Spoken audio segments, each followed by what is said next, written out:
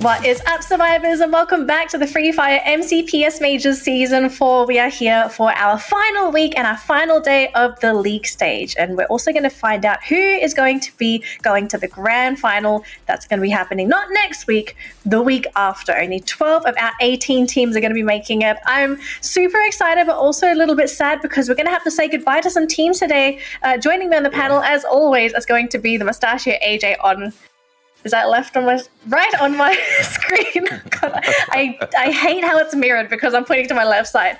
On my right is the Mustachio AJ, and on my left is Neptune. Gentlemen, welcome back to the broadcast. I hope you're not confuddled like I am this morning. Thank you very much, Danny. It is an exciting week, and today is an exciting day because it wraps up 8 long days, 4 long weeks of league stages that, has been quite torturous for some of those teams out there, but quite educational for some of the rest who have been improving and, stepping things up week after week, right? One of those teams clearly on our side has to be the players of Blacklist International, where they seem to have not really gotten a great hold on the competition when we first started on week number 1, but look at them right now, right? Sitting on the 4th spot. We also have Geek Fam, a team that kind of started off flat, making their return after a long time back into the pro scene, but we've seen them climb up little by little. Maybe today is the day where they will show us truly what they are capable of. But Orange Esports, we're still waiting for them to wake up though, Neptune. Yeah, I mean, some of the teams haven't awakened just yet. I mean, I don't know how much coffee they will be needing right now, or whether it's coffee or tea, but they need to wake up. This is the last day of the league stages. Yeah, I don't know. Is there such a thing as like an emergency gardener's hotline? Like they got to call somebody in, there's a time to actually call the gardener in. That's going to be now. I don't know if you use some fertilizer or whatever, but if the orange tree doesn't kick in today, then we're not going to be seeing them at the grand final. And it is going to be disappointing, right? We do see like this team, they have their moments where they can be very explosive, but it seems from yesterday's games, another team may have stolen their thunder, and that team being NC, which was probably the biggest standout team that we saw for the entire tournament. They were dead last, and they've somehow managed to climb out from their grave and are actually making their way to 12th place. I mean, we all agreed yesterday that there's a good chance that this team could even make it to top 12 if they continued with their performance from yesterday into today's games. So I think people that are cheering for NC, or at least new NC fans, we've got expectations for this team coming into today's matches. But of course, everyone has expectations, right? There are teams that are not performing to expectations, others that are overperforming. I'm going to start with Neptune. Neptune, who do you feel like from yesterday's games you feel is underperforming? From yesterday, I mean, apart from Orange, we have Pando EWG, who really didn't do that well compared to the previous day that they have. Even No Escape Revolt. I mean, they are in there on the 16th spot, and like it's about time, similar to what we've seen from NC Sports, wherein they need to put up a little bit of a different tactic from the game to first get survivability, because the placement point is good enough, and then along the way get those kill points. I absolutely agree with those teams, right? I mean, to throw in a couple more in there, Axis Esports as well as Bloody Head, they were quite on par with each other yesterday, picking up, 30 plus points, which really wasn't the kind of Bloody Head and Axis Esports that we saw in week 1. I mean, it seems to be the complete opposite of Blacklist International, where they started off a little bit later in the competition, but they've managed to rise up quite high.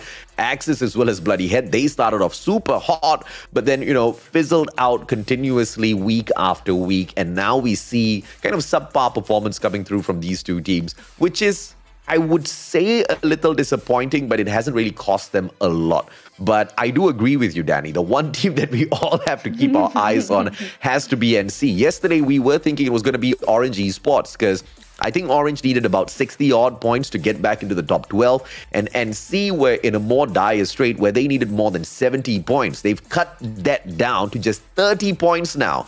They just need 30 over the teams that are, above them to sneak into the top 12. And if they could pick up 40 yesterday, I see no reason why they can't do the exact same today, right? But the teams that they have to go up against in terms of outperforming them on the battlefield would be teams like Toda, Bloody Head, as well as Hard to Get. And we saw the rise of Hard to Get yesterday as well. I mean, I'm not going to count in Sem9 and GeekFam who are above them because, I'm pretty sure these teams are going to be making it through to the grand final. So it's not an easier task today for NC, although they've made great headway yesterday. But Orange Esports, though, I am starting to feel like this team's not going to be making it to the grand finals. To the point that you brought up, maybe we call the gardener in. I do a little bit of gardening as well. And recently I bought this fertilizer. And the guy who sold me the fertilizer told me, don't expect miracles. You need time for the fertilizer to work. So even the gardener can't help out Orange Esports now. Yeah, you can't just prune off the dead ends. Like, this is something this is a long-term issue for Orange. So if they can somehow pull in this miracle and just be, all right, we're going to dominate Kalahari and Bermuda, then I don't know. My hope is just not there for the team. I hate to be that bad guy, but yeah, they haven't proven to us that this is something that we're going to look at. But anyways, very quickly, we've got to remind our viewers our maps that we're going to be playing today. So we had Purgatory and Alpine yesterday, which leaves Kalahari and Bermuda to be our play maps for today. Now, very contrasting maps. You've got Bermuda that tends to be very fast paced, very fast action, whereas Kalahari, it can be a little bit more of a smaller map. Also, because Bermuda is such a classic map, everybody's played Bermuda. Everyone's very confident with the map, comfortable with the terrain. Kalahari, it's its own different beast. Yes, it's been in the game for quite a while, but it asks for a completely different play style. And some teams thrive on this map, and there are others that just sort of sink in the sand. And if you're a team that needs points, you really got to buck up for Kalahari, whether you're good on this map or not. Anyways, we're going to move on here to our final look at the teams. The point system first. We're going to take a look at the teams participating later on because we do need to remember some of these groups. But point system, very, very straightforward. We've had this for every Free Fire tournament so far. It hasn't changed. The team that locks in the Booyah will be taking home 12 points for the team. Second place will get 9, third will get 8, and then you will get 1 point less as you go down the placements. And unfortunately, if you wind up in 11th or 12th, you're going to be going home with no points at all. Now, you can offset your score with some kill points. So every kill you knock out, you will be able to take home 1 point as well. And we have seen some teams really utilize those kill points to save themselves after getting knocked out rather early in those matches. Although some teams are a little kill hungry, stealing the kills from the rest of the lobby. You kind of have to be fast if you want to take those kills from those teams. So if there's a time to look for kills, and especially if you're struggling, it has to be today. You need to bare your fangs, take your claws out, and just get in there and just start going in completely ham for that action. And I do believe we're going to take a look at the groups here in just a second. But are we just going to see the same things as yesterday? Because I don't think we really saw much of a change with these groups. I think maybe the only difference is that we saw a little bit of an awakening with Firing and AV Radicals. Aside that, Group B was more or less NC, which is, I never thought I would say this. I have to agree, right? But we also saw the rise of Thoda yesterday where they hit 70 points. Blacklist International, they've had their ups and downs. And, on day number 4, where they performed abysmally, nobody wanted to see them do, things like that on the battlefield yet again. They kind of rose up to the occasion yesterday as well. So quite a number of teams are really stepping up. I mean, talk about anxiety. Yesterday was one of the best days for anxiety, apart from day number 1, where they first started off extremely hot and then, just disappeared from our screens, not really hitting any MVPs, not really hitting any of those booyahs. But yesterday was a huge day for anxiety. So yes, I am hoping for a little bit more of what happened yesterday, but obviously not with the exact same teams. We want to see some of the smaller teams who haven't really been showing up all that too much in the competition really wake up today and show us that they deserve a spot at the grand finals. Because, I mean, regardless if they want to show it to us or not, if the points don't show it, they're not going to be there. Exactly. Now, this is what the teams are playing for as well. So the prize pool that you're looking at right now, this is just for the league stage. And you're probably wondering, where's the rest of the $70,000? It's in the grand finals, guys. You got to make it to the grand finals if you want that big money. So everything is really on the line for these teams, right? Ultimately, these teams are playing for that grand prize. So if you got to make it, you have to make it to top 12. Neptune, I want to sort of bring up something because we will probably, there's a chance, okay? I think it might, but it might happen. It's Group A versus B for our first matchup of the day. And we saw yesterday, Farang constantly dropping on blacklist. Now, we know for a fact that Farang normally drops in refinery when it comes to Kalahari, right? Are we going to see Farang actually try and just gun blacklist again? Yeah. Well, Farang usually, especially when they drop in on Kalahari, they take refinery. So I'm not quite sure if Blacklist will be taking the same route. So far from what we've seen on a previous game, on previous matchup, they go in Bayfront, so it's a little bit too far in there, and we'll have to find out if the rivalry still continues at this point. Whether who adjusts, Farang or Blacklist, we'll have to find out. Yeah, I mean, AJ, you said yes, right? I mean, what makes you say so confidently that it's going to happen? Because yesterday, I mean, you see it one time, it may be accidental. You see it twice, yeah, coincidence. You see it 3 times, 4 times, it's clearly on purpose. They want blood. But also, if that does happen, I'm looking at a potential 3-way fight on refinery. I'm not going to say which team just yet. I'm waiting to see if they took my advice. If they did take my advice, it's going to be a party on refinery. Let's just see if that breaks down. But yeah, I'm thinking the rivalry continues on today as well. But I don't know who's going to go hunting for who. Right? Yeah. Yesterday, we kind of saw it 50-50. Blacklist won those early engagements twice. And then we saw it go to the side of Farang as well. This time, we might just see Farang move out of refinery and go and hot drop Blacklist instead. I don't know. It could just happen. Oh my gosh. I mean, it'll be funny if they try to hot drop each other, but they realize, wait, we hot dropped each other, so they're on opposite sides of the map. I think that'd be brilliant. We'll let the teams decide. Now, just a reminder to everyone as well, on the stream, we are going to be featuring a super special set with all the teams. And when I say super special, I mean this is a limited time skin that's only going to be available for a short period of time. I do believe it is the Viper Gangster skin. We had this yesterday. We saw all the players wearing it. I mean, it looks so good. Bro, you're running around with a snake on your arms. Come on. I have to agree, right? I mean, that skin just looked way too gangster, no pun intended, and I want it. I haven't gotten it for myself yet. I don't know why I haven't gotten it, right? I mean, it's on a super discount right now. And, I think right after this broadcast, I'm going to jump on into the game and I'm going to draw it for myself. Yeah, and if anyone's on the fence and you don't know if you really want it, you can, if you tune into the stream, pay attention to all the players and their characters, you'll see the skin in action. So at least you get to know what it also looks like in-game. Because, of course, what you see in the picture, it's going to be a different representation once it's actually implemented in-game, right? The art always looks amazing, but you have to think, how much better is it going to look on me? Not me. I don't know how I would wear it. I mean, the snake would probably just wrap me up. That came out wrong, Danny. Dude, it's not for me. I mean, I play female characters. Anyways, all right. Anyways, changing topic. So. For anyone that did see the broadcast as well, we didn't mention this.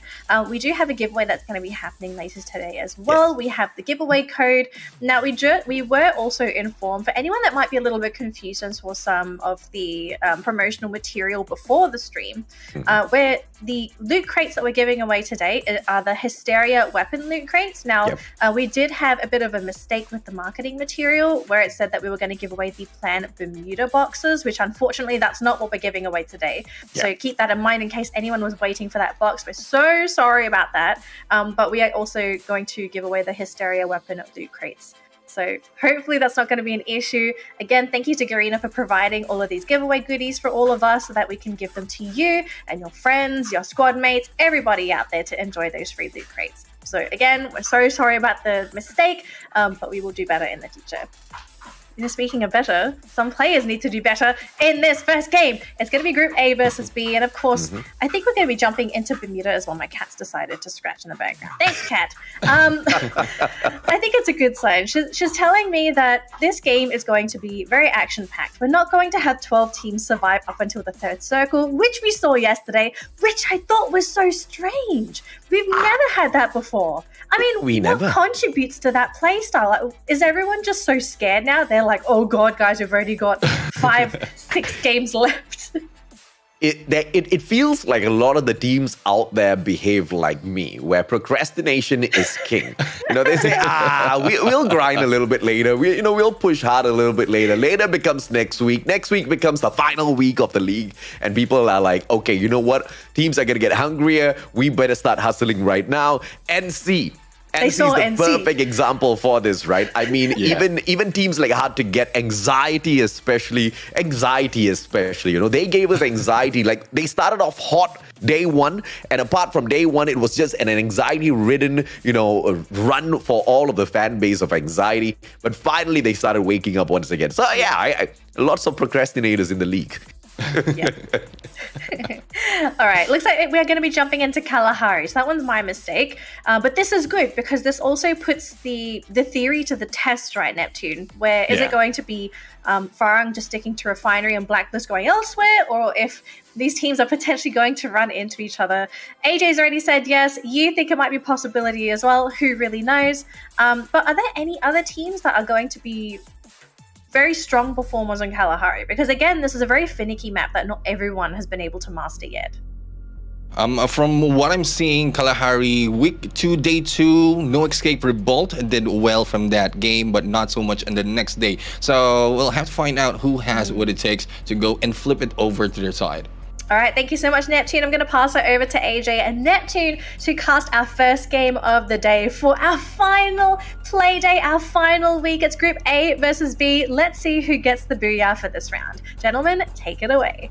Thank you very much, Danalee. As we hop on into game number 1 of the day, Kalahari will be the map, and let's just see exactly who's going to be picking up that booyah, because of course, to kick things off, it's going to be Group A going up versus Group B. Expand's going to be playing. Yesterday, they had yet another explosive day, picking up a total of 12 booyahs so far in the league. I'm pretty sure they want to continue smashing their own record. The closest team to them is going to be playing in this first matchup as well, and that's AV Radicals, who have a statistic of 7 booyahs so far throughout the league. Such a huge difference between the two top teams.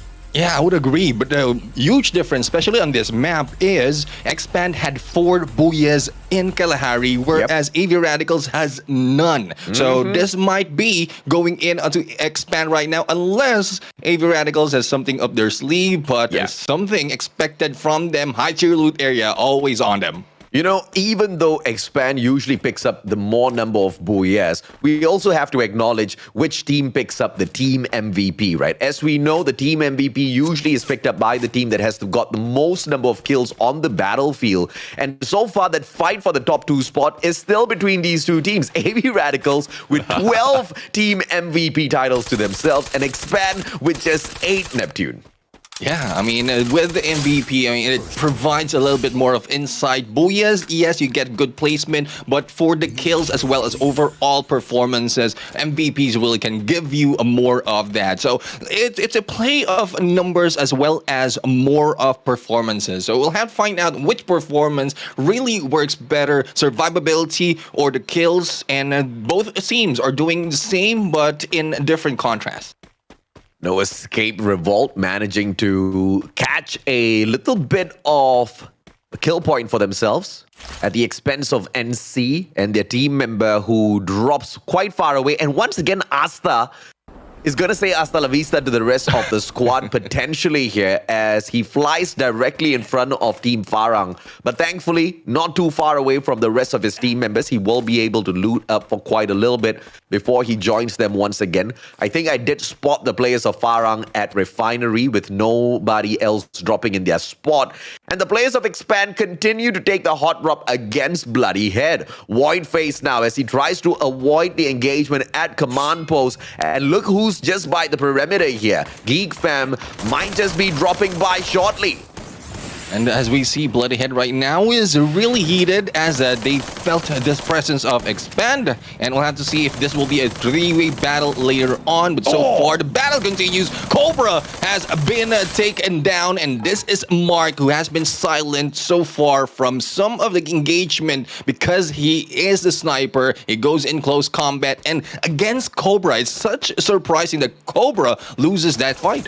I was just about to say Too Fast wasn't there to back up his buddy, but he was at the buy point to buy his buddy back, so I guess that's a backup in a way. Too Fast this time around, though, going to be hunted down by Carloy, who spots his head up top on the roof. Too Fast doesn't know exactly where Carloy is. A quick spray coming through from Carloy with 195 HP left on himself. Too Fast has his eyes on him, jumps away instead. Void face right in front, and Too Fast is not going to get caught out by them just yet, although he is at the verge of getting snuffed out. Pulls out a great glue wall. X-Roy from up top. Woodpecker, he can punish Mark.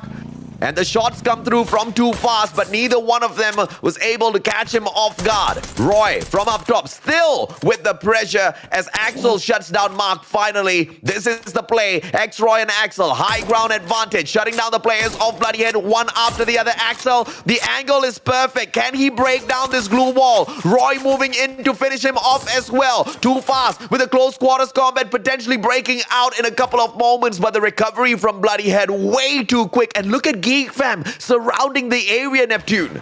Yeah, I mean, Geek Fam is preparing for battle, but I love the position that Expand is taking. They are blocking the exit of Bloodyhead right now, but in if you are in a battle, it's better that you are together. And Bloodyheads right now just preparing just in case they will be taken down. And I don't think they will be stopped at the danger zone at this point. And we talked about this yesterday. No one has been punished by the danger zone so far in most of the match that we've seen. And the battle continues. Cobra right now going in for this close battle. Voidface being hit and Morgana being tagged as well. Marth will able to dance in there from gunshots coming from Cobra, and they still survive. Morgana, danger zone now, saving both teams potentially, but Roy and Cobra not slowing down. Roy catches off Mark, takes him out of the equation. Stray grenade drops. Doesn't pick up either one.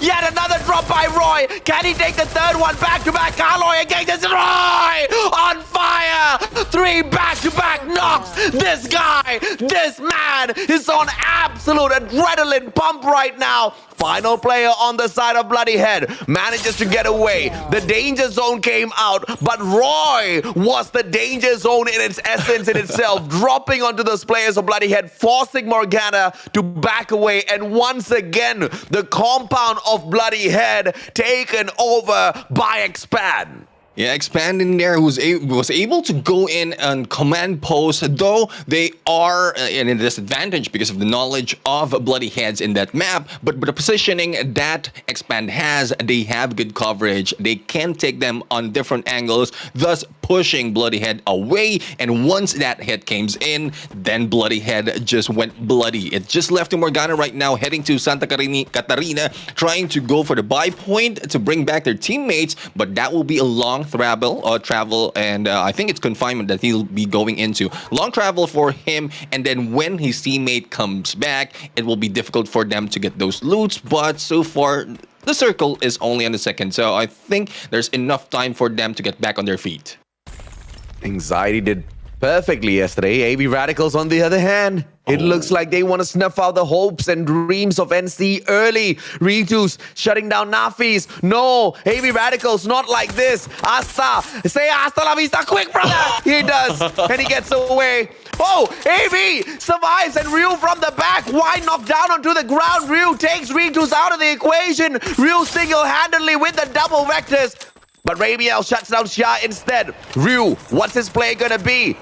One shot, 2 players taken down and out of the equation already. Final survivor at Shrines for the side of NC, but the action continues. This time it's Blacklist International taken on Icon. Double time turners pulled out and causes a little bit of confusion. Zen OP disengages, pulls out the Max 7 through the window. Man flies in, but Zen drops him, and now barricades himself fully with his glue wall so that he can play the game of recovery. Newbie couldn't get away. Cap drops him like it's hot, fires with a side, a beautiful slice, and now Blacklist International with the timing to recover, and Icon can get away.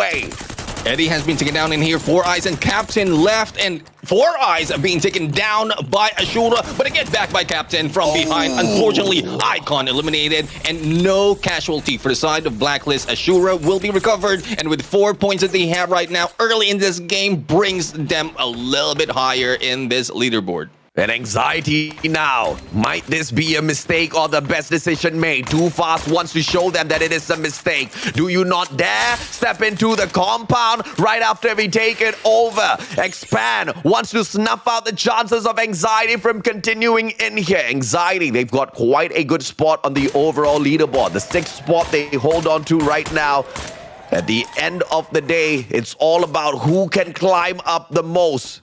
The players of anxiety, the only thing they want to do is run away from command post. They don't want to deal with Expand and all of their prowess. But Farang on the way in as well. If they continue their trajectory, they will come across the players of Expand. And this might end well, might not end well for the boys. Expand, current kill leaders of this lobby. 5 kills, and they're not slowing down at all, Neptune. Yeah, I mean, if Farang will be moving in towards this area, there will be no rest for Expand. Hopefully, they have the resources needed for them to defend command post. So, and also, this will be an inside next circle. So, we'll have to find out. Cobra right now going for the quick takedown against Fuhrer. And Fuhrer will be eliminated from this game. And from the way we're looking at it, Kanoho will be hiding out and planning an approach of exit. But where will he be going to get those recover later on?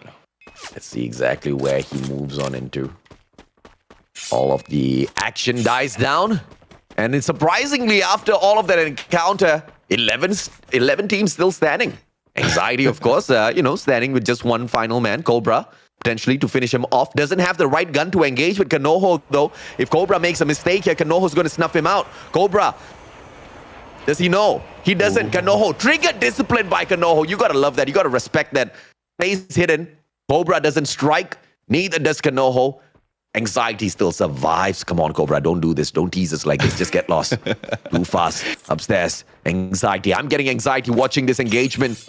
Or non-engagement. Hopefully it doesn't happen. Too Fast backs away. Cobra as well. Hey! Trigger discipline. Pusangala! Now, I was wondering about that plan. I mean, you had advantage against 1, but you took the advantage against 2, making it against you. And, well, Anxiety right now, Anxiety is over, but they are also eliminated from this match. Unfortunate for them. Did we just watch? Why did we just see that there? I am so perplexed. I am so confused. But it's all right. It doesn't matter, I guess. At the end of the day, it's all about who manages to jump on out there and dominate the overall scene. So I'm just gonna give Anxiety the benefit of the doubt that I have no idea why he made that decision, Neptune. He could have gone for one guy, he says no, but when he sees 2, he decides to shoot them. Let's go back. Procrastination. He procrastinated for the one guy, and when it's already out there wherein he needs to move out because the rotation might be going towards him when they turn that corner, then that's when they try to catch him off guard. But unfortunately, well, with the 2 guy, it's very difficult to catch them really off guard. The backup is still there. Even if you get a knockdown, they can still be picked up. Yeah, I mean, it's all about the decisions that you make in life, man. Sometimes you love them, sometimes you deeply regret them. Kanoho deeply regrets that one for sure. I'm seeing a mustachio in here coming from Rosso X.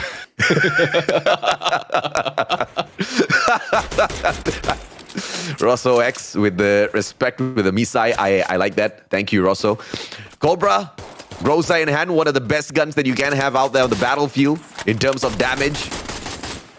Hazik, on the other hand, just trying to spray down 2 glue walls, gets taken down instead. Unfortunate approach by Hazik.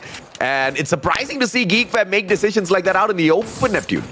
I mean, look, it's better to make decisions than indecision that we've seen earlier. Though out in the open, trying to spray down enemies, you are bound to be taken down. But Roy right now going in, jumping against 3 of Pando EWG. There's no problem right here. But Roy will be continuing on the battle, and the pickup will be done. Pando, the EWG, will be eliminated from this game. We're now left with 8 teams, and the battle continues in this area. Haven't gone so far yet, and I think Expand is taking all of the winnings in this gunfight and vulturing on. Can vulture on in the battle that's happening from the outside.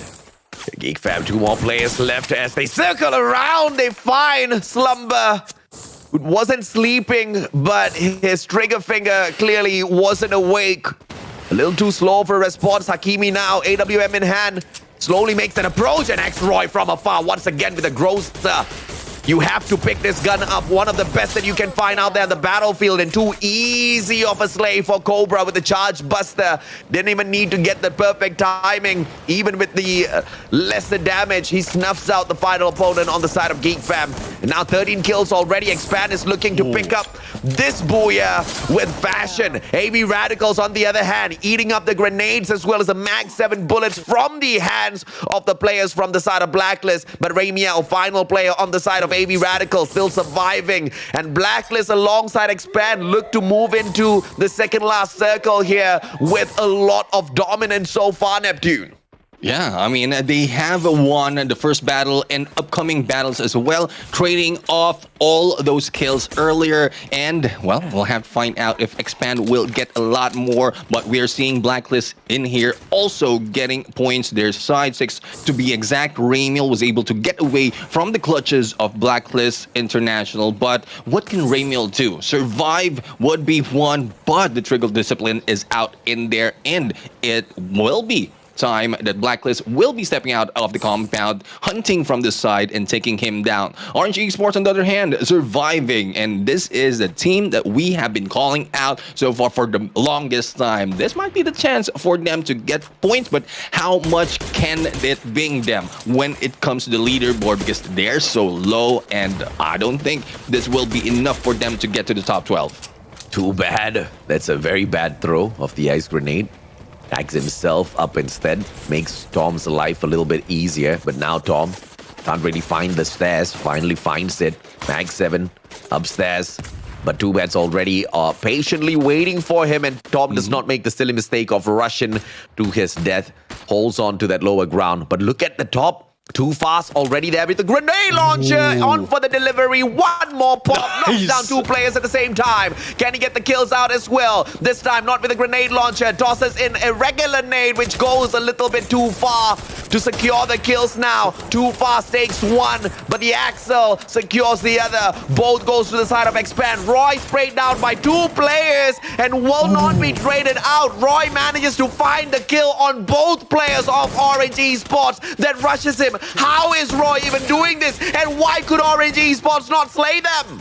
No backup needed for Roy right there, just from Too Fast. But unfortunately, Cobra has been taken down already. Now, Roy is in here. 9 kills already. The pick up from Too Fast is successful. Orange Esports gets back against Roy right there. Tearing him down. But unfortunately, Jesbu brings in that shotgun on him. Blacklist taking this wall as cover as they spray for those coming in from the outside. Good position for the team of Blacklist. They stayed outside of the compound because of the battle that has been happening in there. But unfortunately, Fires will be taken down there from behind by Ramiel, and Ramiel getting the attention of Blacklist. Yeah, Ramiel just playing the distraction a little bit, but now Expand outside of the circle. They're getting their HP ticked away. Axel playing the game of recovery, but he needs to get into the circle quick. Finally breaks down the glue wall, but the circle eats him up alive. Third spot, all Expand can afford for themselves. And now Blacklist and Farang going toe-to-toe with each other, looking for that Booyah. 3 versus 2. Too Bad with a charge buster. Can be responded to by Ashura, who's holding on to those longer angles. Blacklist hunting down the players of Farang. Too Bad, low on HP. Jesbu backs away. God Nade can land on, but he switches out to the M1887 instead.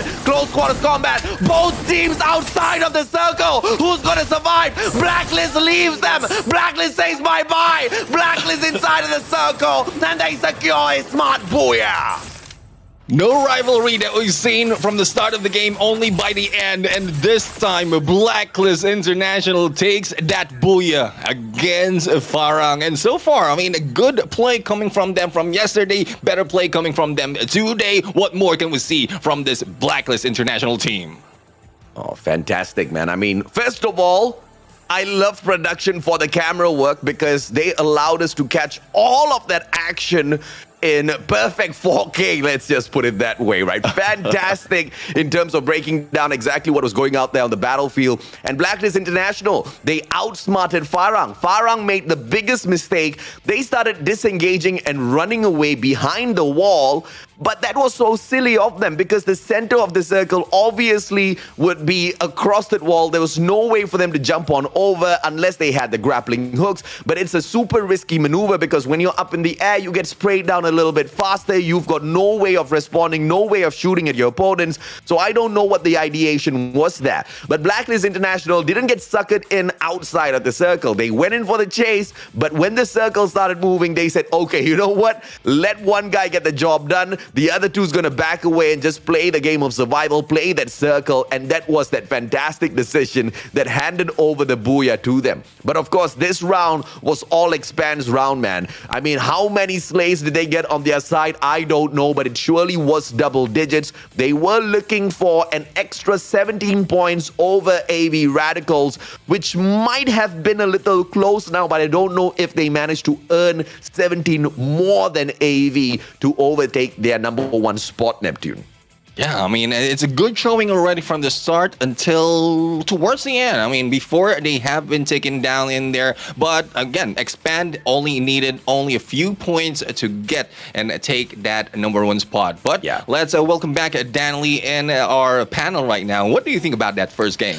Gosh, there was a lot that happened. So AJ, to answer your question, I do believe they went down with about 20 kills. It could have been 21, 22. So I think there's a good chance that they were able to actually take over AV Radicals. Yes, I looked at their kills and I was like, is this Expand or AV Radicals that has these kills? Because it's like the two teams swapped, right? Yeah. So 20 kills.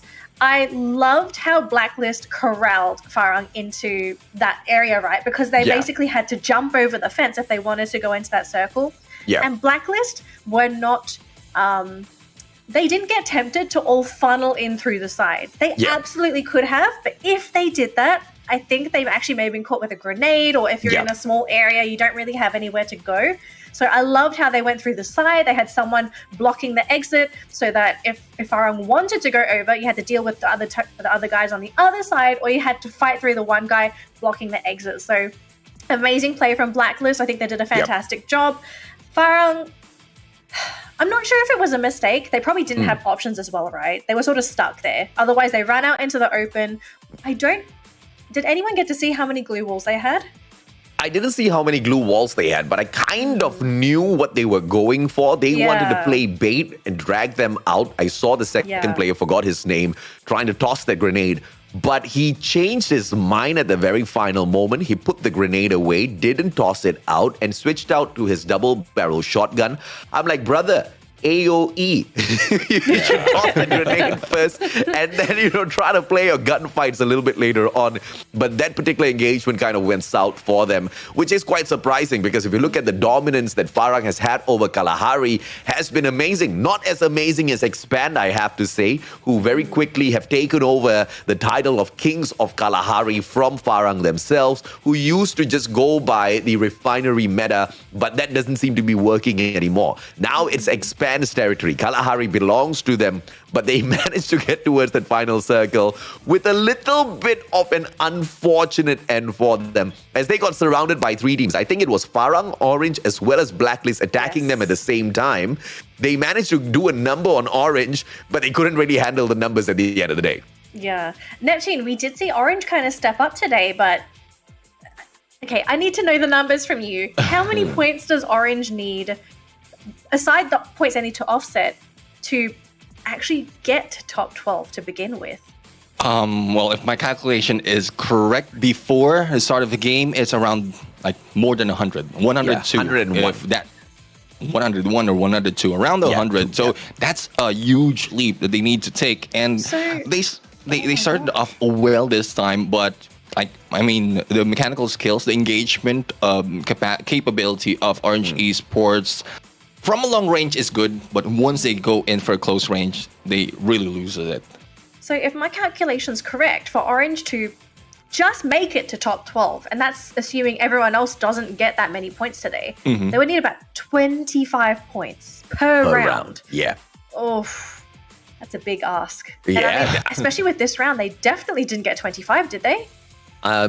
They sure as heck didn't get 25. There's no way that happened. Unfortunately for Orange Esports, it may be a little bit too early to call it, but I'm still going to call it because nobody's capable of miracles like that unless you're Expand or AV Radicals. Orange Esports is not going to be making it through to the grand finals this time round. They kind of slept a little bit too late. The alarm bells went off. The alarm was ringing. They hit the snooze one too many times. But the one guy who did not hit no snooze was too fast. This guy very quickly picks up a great name for himself and picks up yet another MVP title at the very same time. Tufas has been quite the integral member for the side of Expand, and he has been the lifeline for the team multiple times as he's the backup. But this time, he took the forefront in terms of slaying Neptune.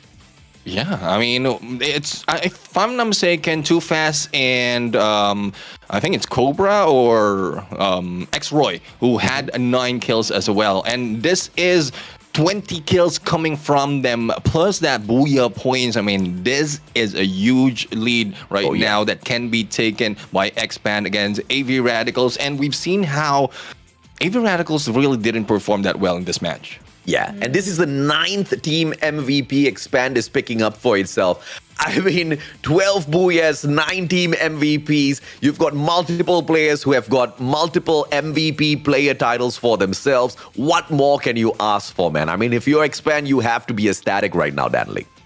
God, I mean, ecstatic, I think, if anything, you'd be just thinking, well, we had a fantastic game against AV Radicals, 28 points for your first game of the day. I mean, that's more than enough points to overtake AV Radicals. Okay, hang on. If we did the math, they needed 17 points to get ahead, right? Yep. Mm-hmm. Did they just scrape by it? And are they currently tied? Because AV got 13. 28, 13, that is what? 15, right? 16. 16. 15. Ah, okay. Oh, 15. Sorry, 15. Yeah, so they missed it by 2 points. GGWP. AV Radicals holding on to the number 1 spot. And with a 1 game advantage over Expand, right? They've got one more game to play. Yeah. So this is great news. But if you're Expand, you're kind of hoping like, okay, we got to crush them this next round. I think this is where the pressure really starts to kick in now for Expand. If they want that first place, they need to go off today to really take over. Because how would you say AV did for their second round of matches? Like, did they do much better with Group C?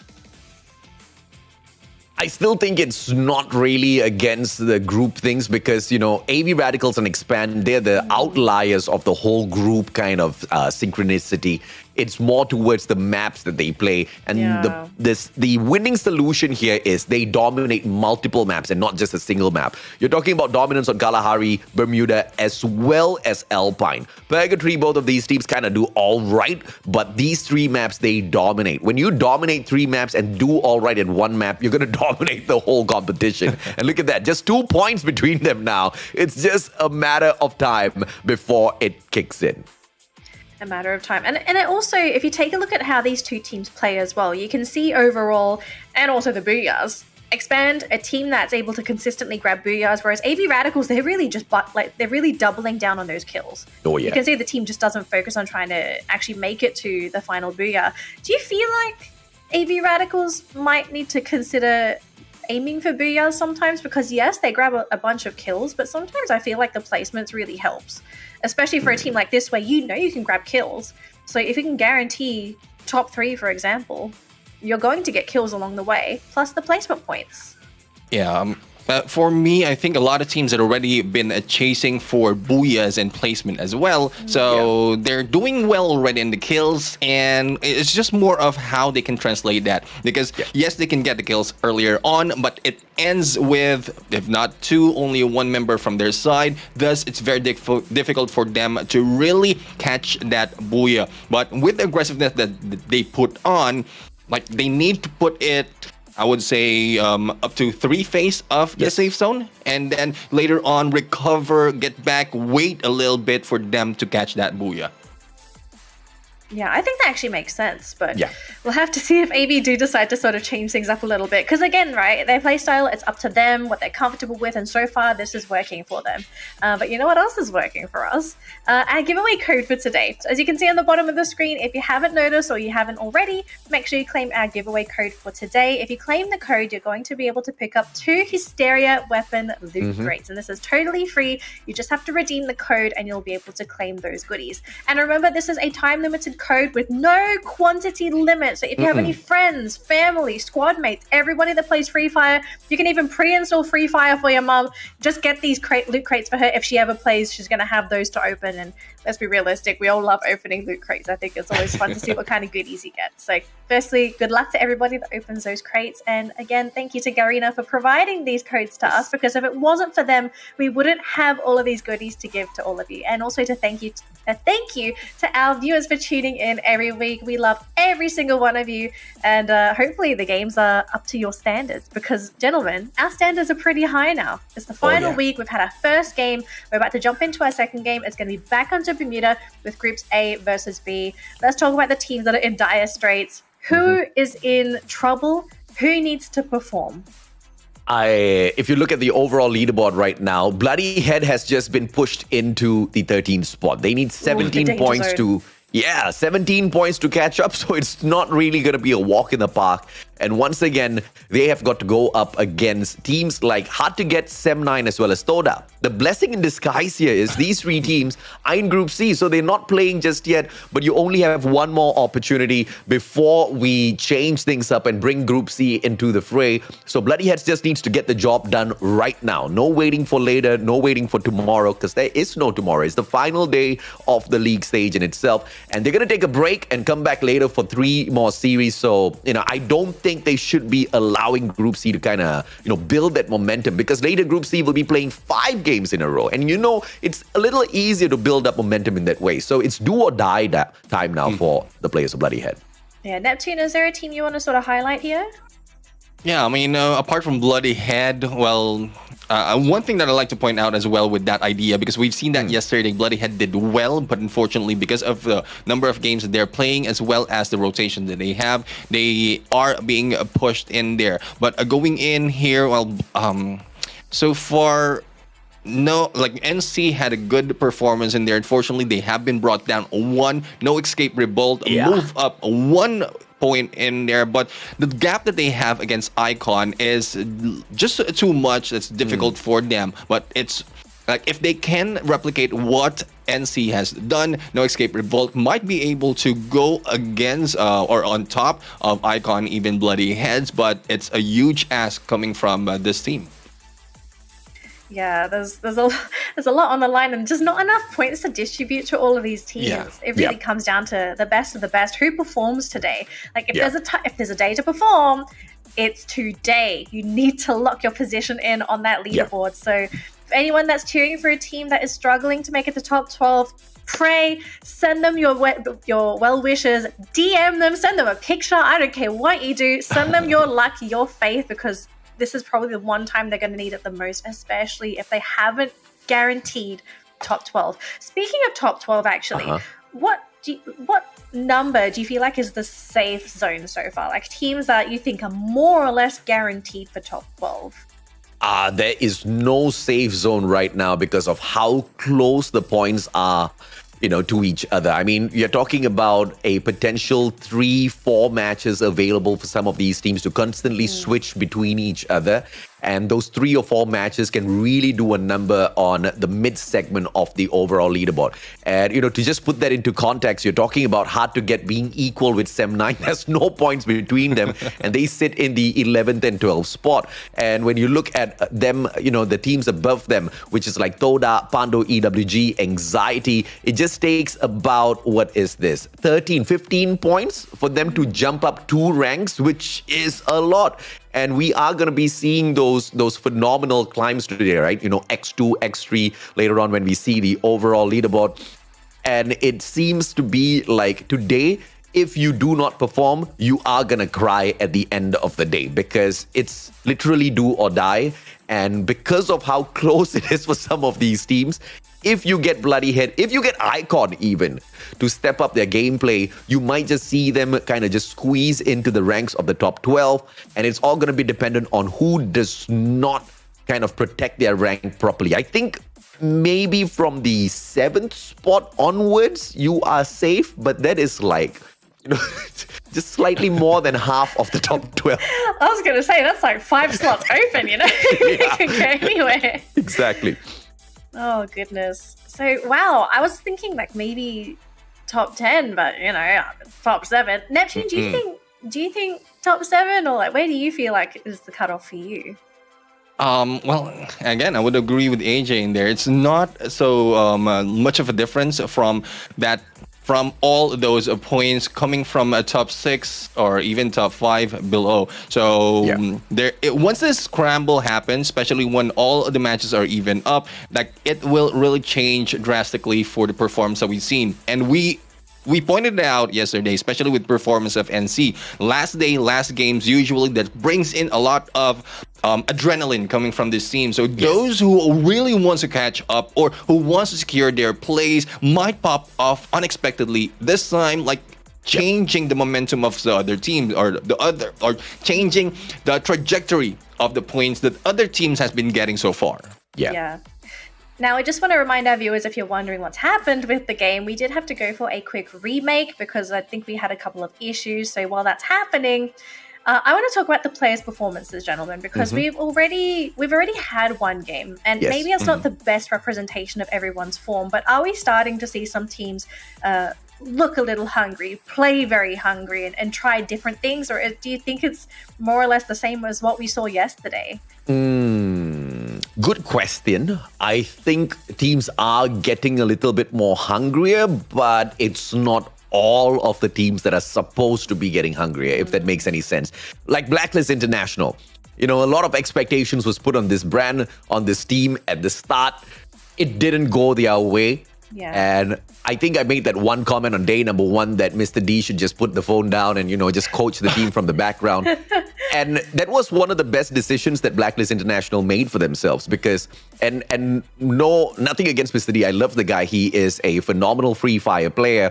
But I think when you take into account his experience in the world of Free Fire, that's what matters the most for Blacklist International. We're talking about mechanical skills. Some of these younger kids, right, they are bionic machines out there on the battlefield that can annihilate you the moment they see you.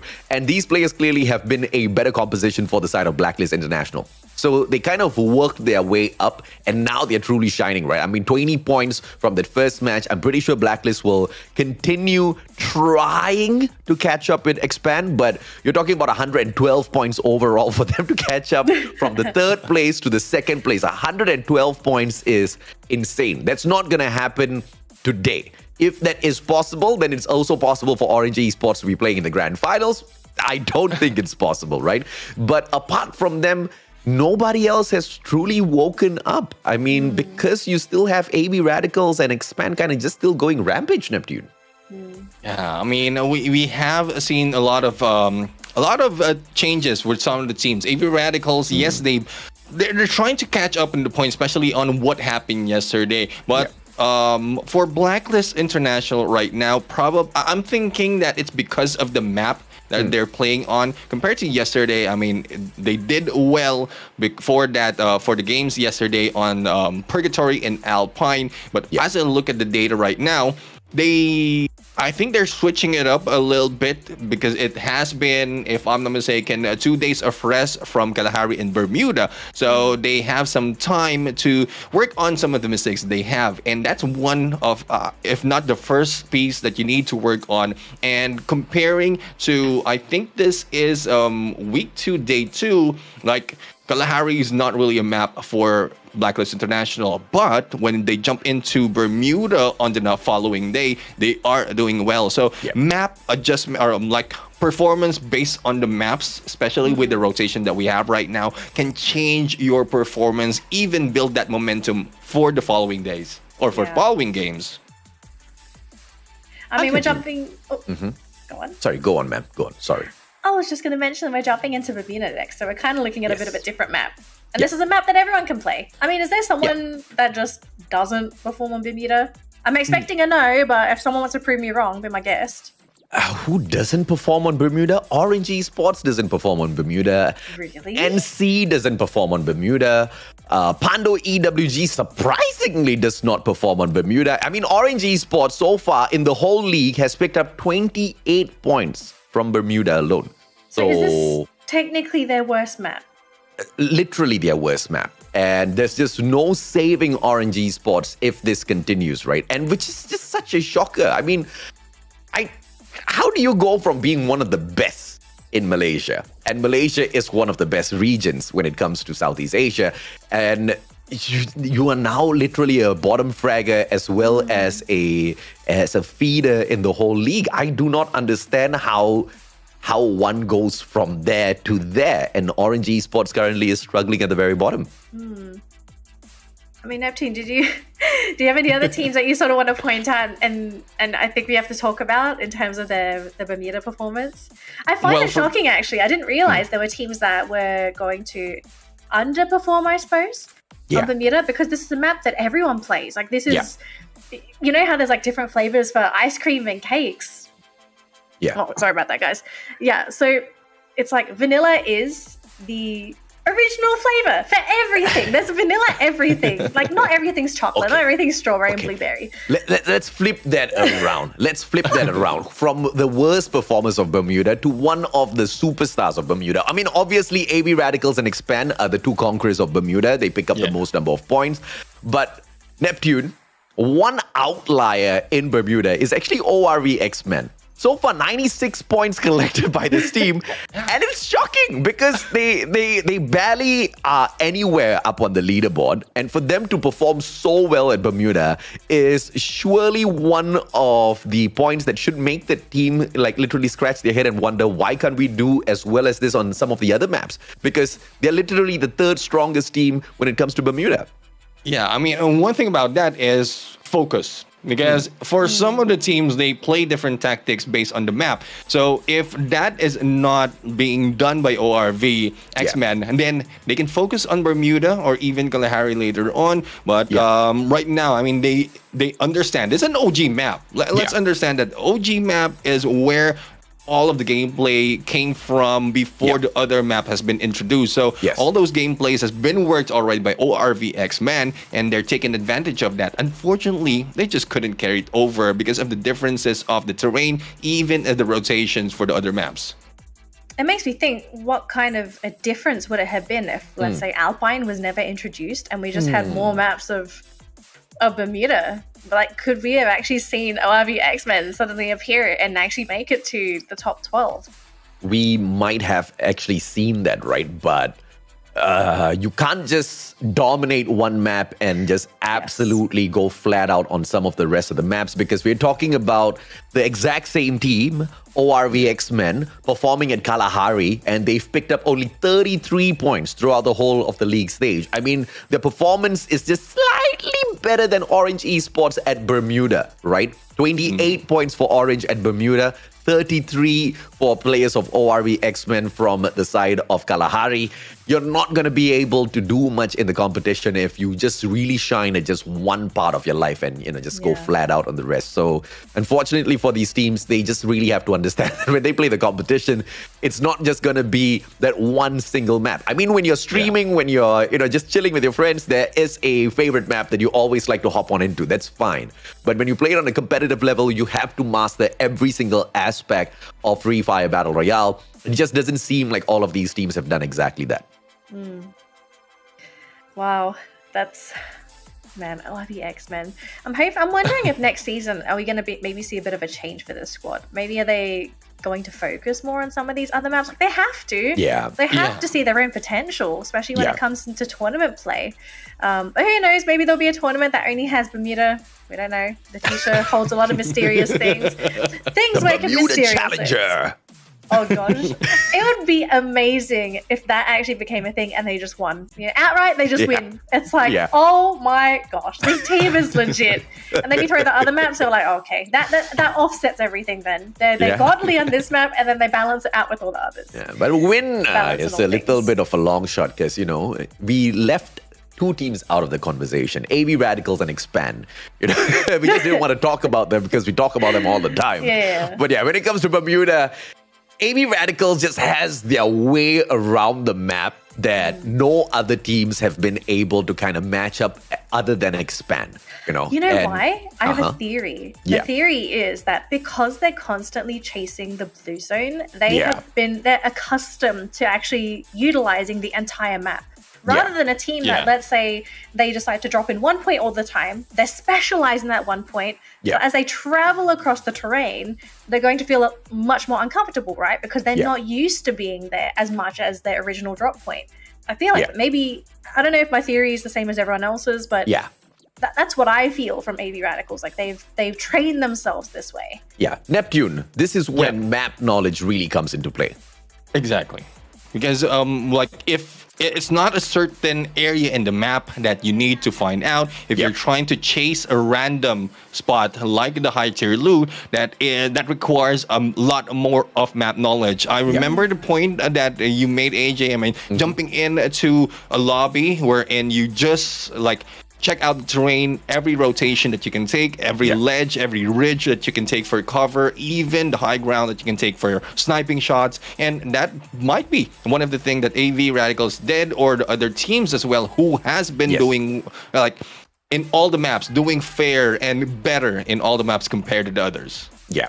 And it's not just about understanding, right? You got to have your practice, your drill runs. When you work in a big building, they've got this little fire drills where they ring the alarm, and then everybody has to go in like in a single file and make their way down to the gathering spot. Yeah, you got to do that when you play a game of Free Fire, because you got to really time how long does it take for you to get from point A to point B. And there are multiple drop spots, there are multiple locations, there are multiple terrains that you have to traverse through in just that one map alone. So can you imagine how many of these drills you would have to imagine, different situations and execute those drills, because you got to get this timed and you got to get it perfect. One wrong move, you get caught out in the open, you get snuffed out. But the question is, how many teams are dedicated enough to the competition, to the brand, to the game, to actually sit down for hours, days, weeks, months, practicing these drills where maybe 80 out of 100 plays are not going to be used at all? But the moment where you start becoming really appreciative is if one of those drills just happens to come in handy out there on the battlefield and you get the booyah out of it, right? And it only is valuable once it starts giving you, something in return.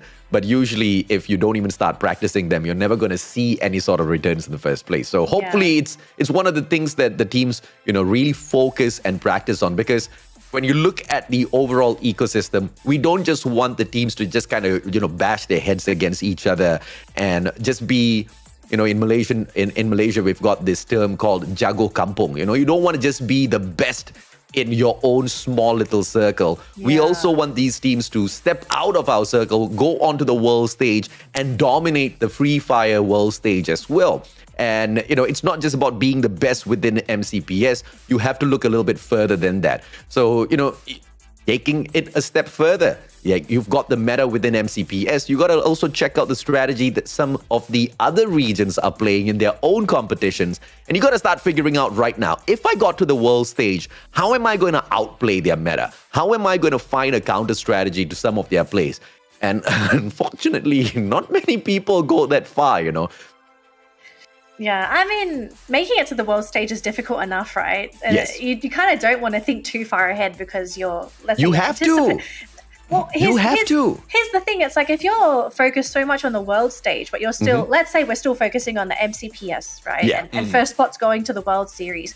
You sort of have to focus on what you're doing then and there at that moment to make it to the world stage. So it's like, how quickly can you adapt after you've focused on one meta and are slowly having to adapt to a new meta? Because here's a new issue as well that you have to consider. The only time you're going to start scrimming with these teams is probably like 1 or 2 weeks before Worlds. Yes. Which is such a small period of time to prepare for an international event.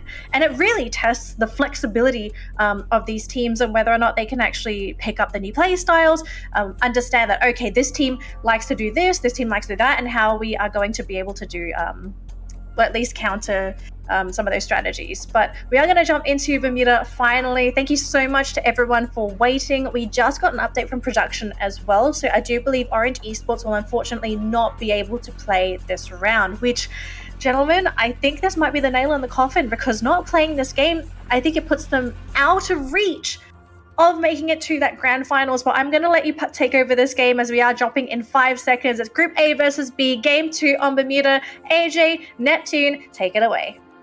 Thank you very much, Danilee. And, unfortunately, Orange Esports will not be in here. I don't think this is just a nail of coffin. I think with what we've seen so far in terms of the numbers, the coffin is already closed. And let's find out if they will be I don't know, not playing this time. There's not so much of chance for them. But for the other teams who are in there in the bottom, we just need to find out if they can be resuscitated afterwards. As we started off, this is Bermuda after so many days. And so far, I mean, this is Expan's map, but we like to find out who else, this is AV Radical's map. And let's find out who else, or will it be another Blacklist International Ultimate? Because from the last time, for the whole day, that's a total of 70 points that they gathered just for one day.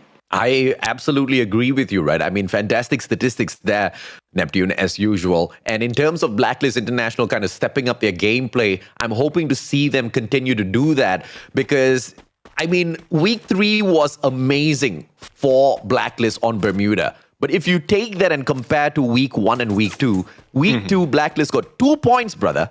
2 points from Bermuda throughout the whole day. And then week 1, they got only 14 points.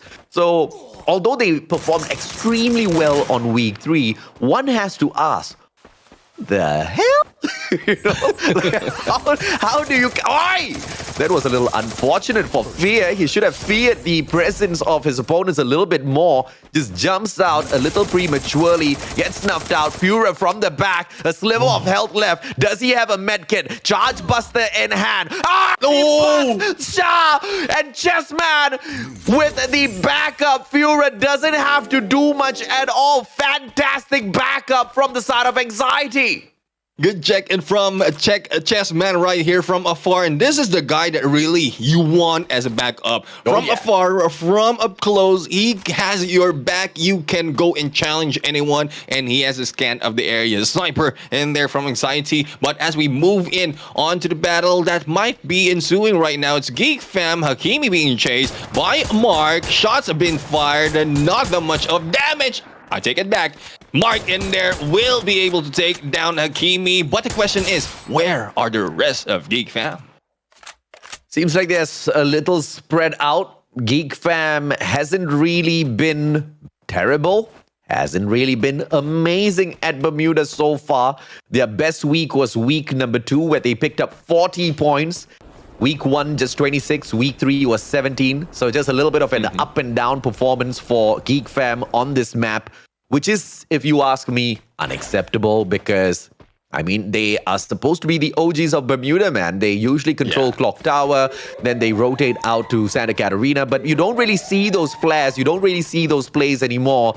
It just seems like Geek Fam, alongside, a team like Orange Esports, has really lost their hunger for the games. And Orange Esports, you guys were talking about the final nail in the coffin. It's not just the nail, Neptune. It's literally the rocks, the sand, everything thrown onto the coffin. And then, they kind of just flatten that sand as well. This is a fresh new grave. And Orange Esports dug it for themselves by not really performing all throughout the league stage and then not showing up for this match. That's a straight up 0 points. It's a little unfortunate for the brand.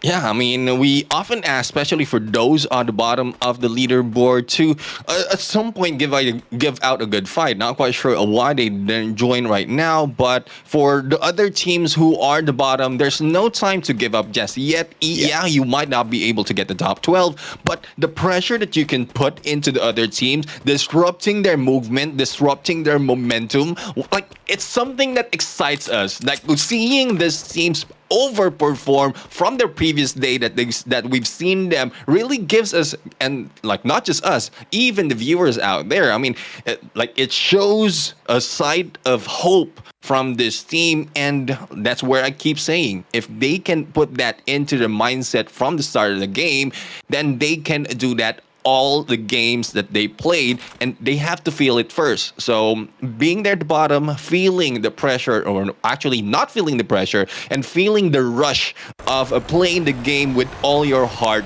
that experience, you need to feel it first to carry it over to the upcoming matches that you're going to.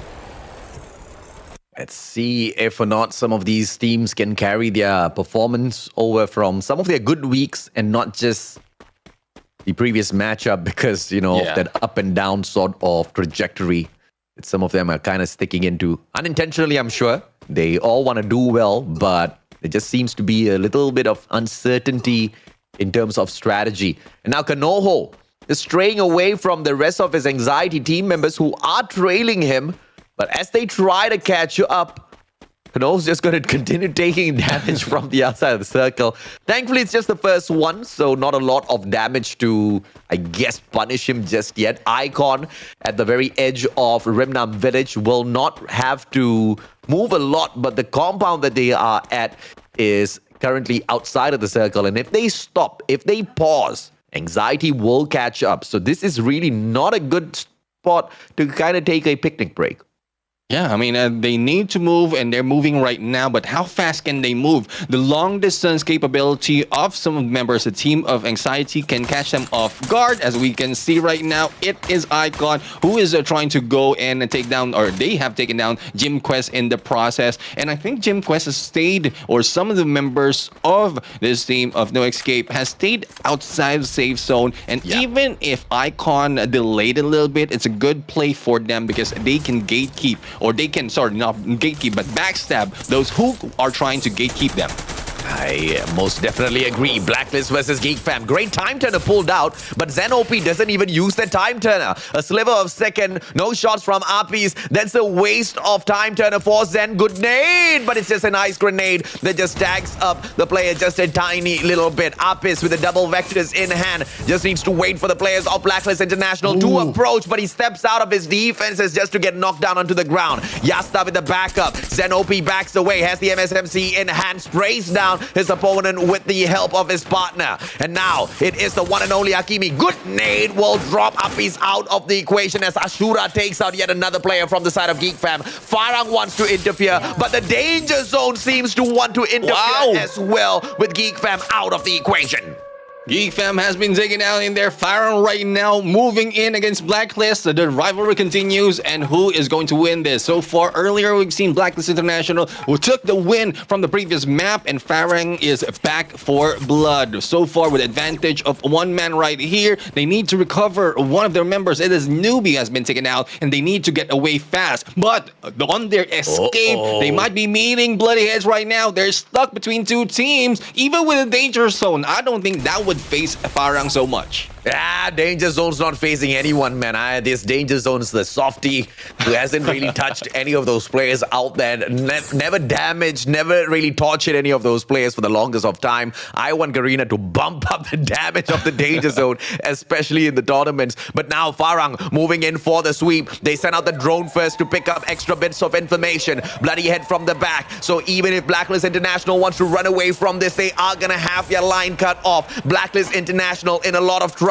A good ice grenade just to display Spade first. Spade backs away, and now Farang moves in for the flush. And as all of this action breaks down, Bloody Head's just listening and watching them.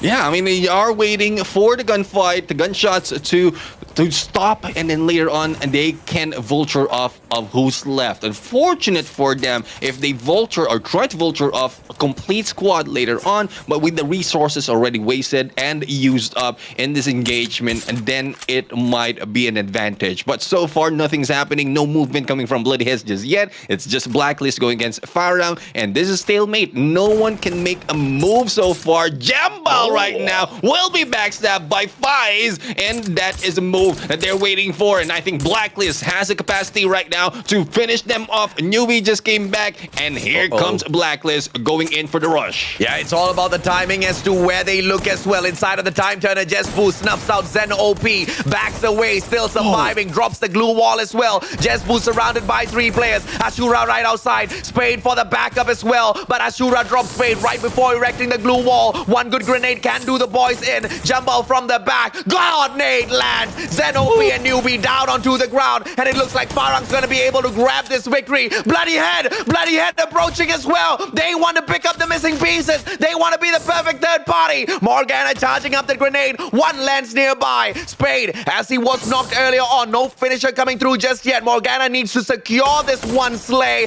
Knocks down Spade. Fantastic approach. Turns around with a woodpecker, but now traded out by Jesbu himself. Fire snuffs out Morgana, steals the kill away. Blacklist International, but Bloody Heads, I wish the approach was a little bit more solid than that, Neptune.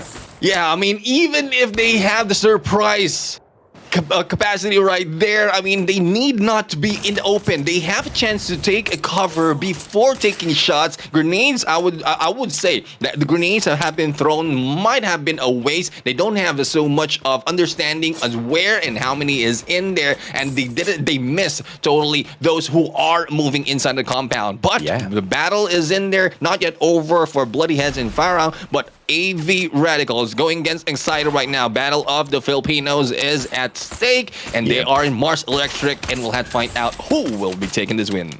An electrifying fight for sure we are about to see as these two teams close the gap between each other. AV Radical starting things off hot. Obviously, Wine opening things up, and the best player to take out of the equation, Chessman. Fierce strikes back. Dynamo knocked down onto the ground. No kill being secured just yet. Off screen, it is Icon taking on No Escape Revolt at the very same time. No Escape, they have no chance against Icon, who have swarmed the outside compound. Anxiety on the other hand. Fear from the back. M8087 in hand, double barrel.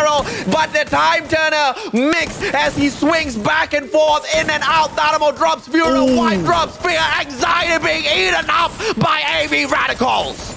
Kano once again, the only one remaining, but not for long. AV Radicals in there getting 4 slays out of Anxiety, and, well, Anxiety in there. They made a good decision, but not so much a decision that they will outlive AV Radicals at that point. Fast, but not so much surviving. So hopefully they will be making better decisions later on. But the battle really from between those two teams are so heated. Actually, from a lot of teams right now, it doesn't seem like this is a race of survivability anymore. They want to get the kills from the start of the game, and then later on, like, whoever is left will be taking that booyah. I think that is what is the mindset of most of the teams that we're seeing right now.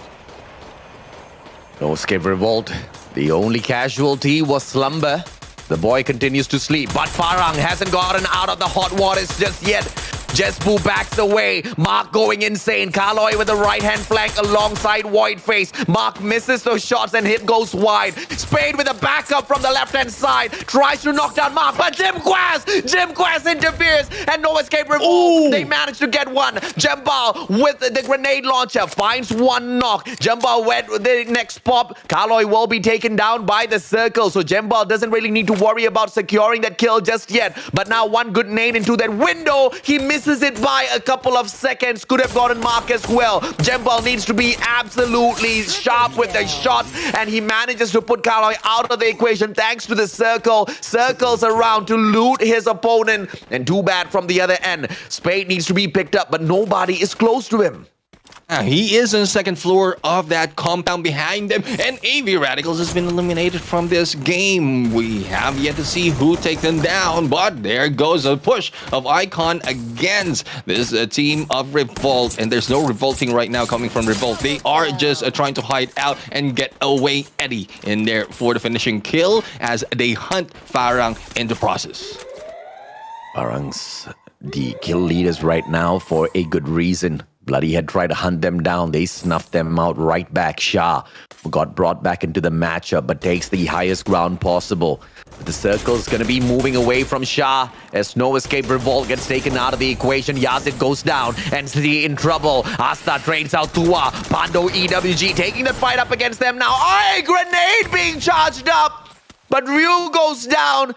Monito Tua, as he gets picked right back up. The players of Pando EWG have managed to overcome this challenge, and NC are about to get wiped out of this lobby. Pando EWG has got the area surrounded already. That one ice grenade isn't really going to be doing a lot of damage. Asta with the Groza needs to turn around. Tua with the charge buster. The timing of that glue wall is perfect. Asta runs out of the window, but now there is a blue zone ticking away at his health. Finally, times runs out, and Bu drops Asta. NC, unfortunately, will get taken out.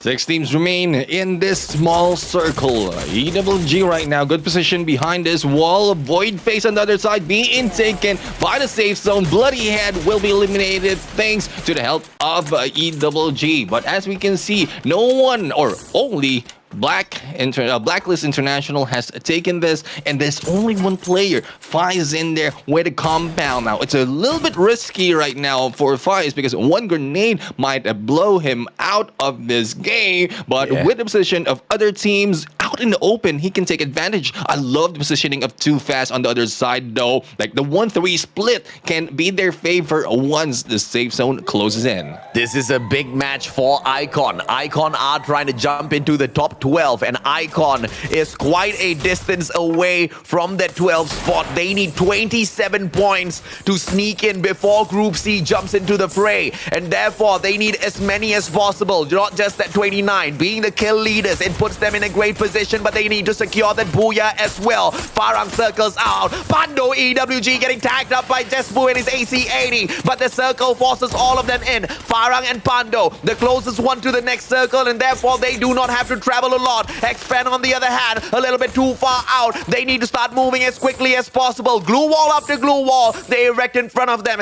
just to block out the vision and the shots from their opponents, and they make it into the circle as well, just in the nick of time, beside the players of Icon. God Nade by Too Fast puts Man out of the equation. Expand doing two things at the same time, and they snuff out Icon with the help of Fires as well, who secures that final kill. Icon no longer those that lead this particular lobby with the kills. X-Roy turns around. Charge Buster timing just a little bit too late. As Spies uses all of those glue walls, but the Axel close quarters combat with the AWM snuffs him out, and Blacklist are out as well. The three-way fight. Pando, Farang, and Expand. Let's see if Expand can continue to conquer Bermuda.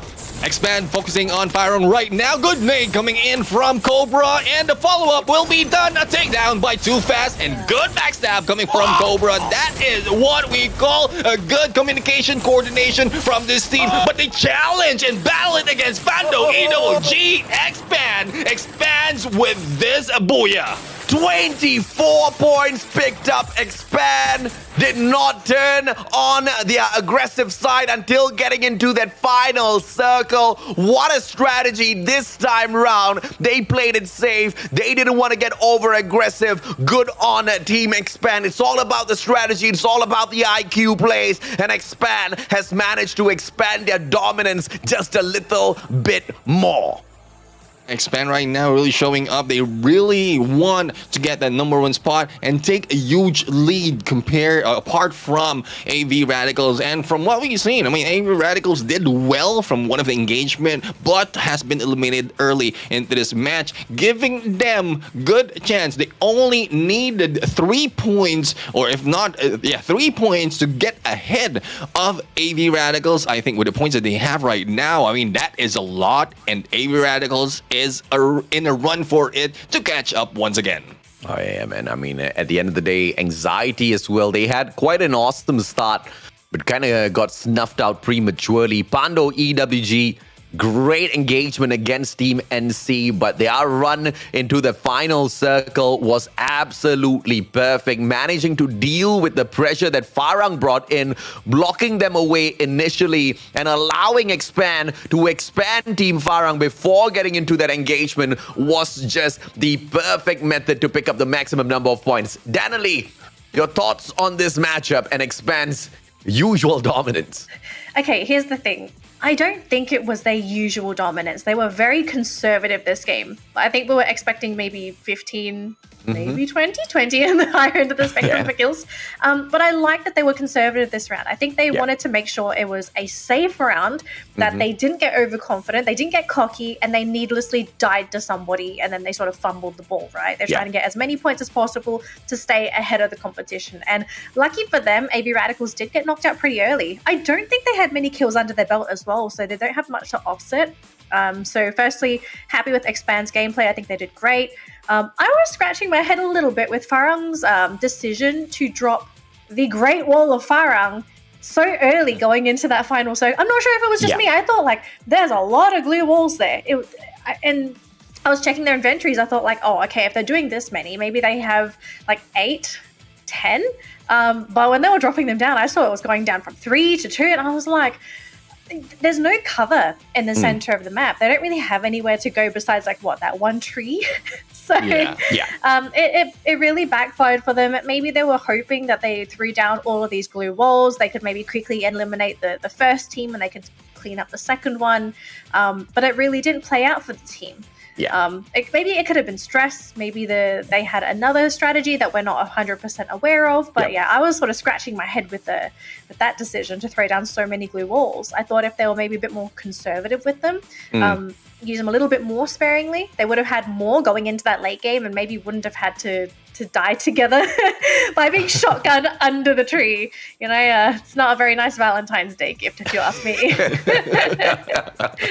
I do agree. It's just that, it just became a little bit chaotic with Pando EWG on the right, Expand on the left. They had to deal with two teams at the same time. So to a certain degree, I understand the flurry of glue walls that they threw out.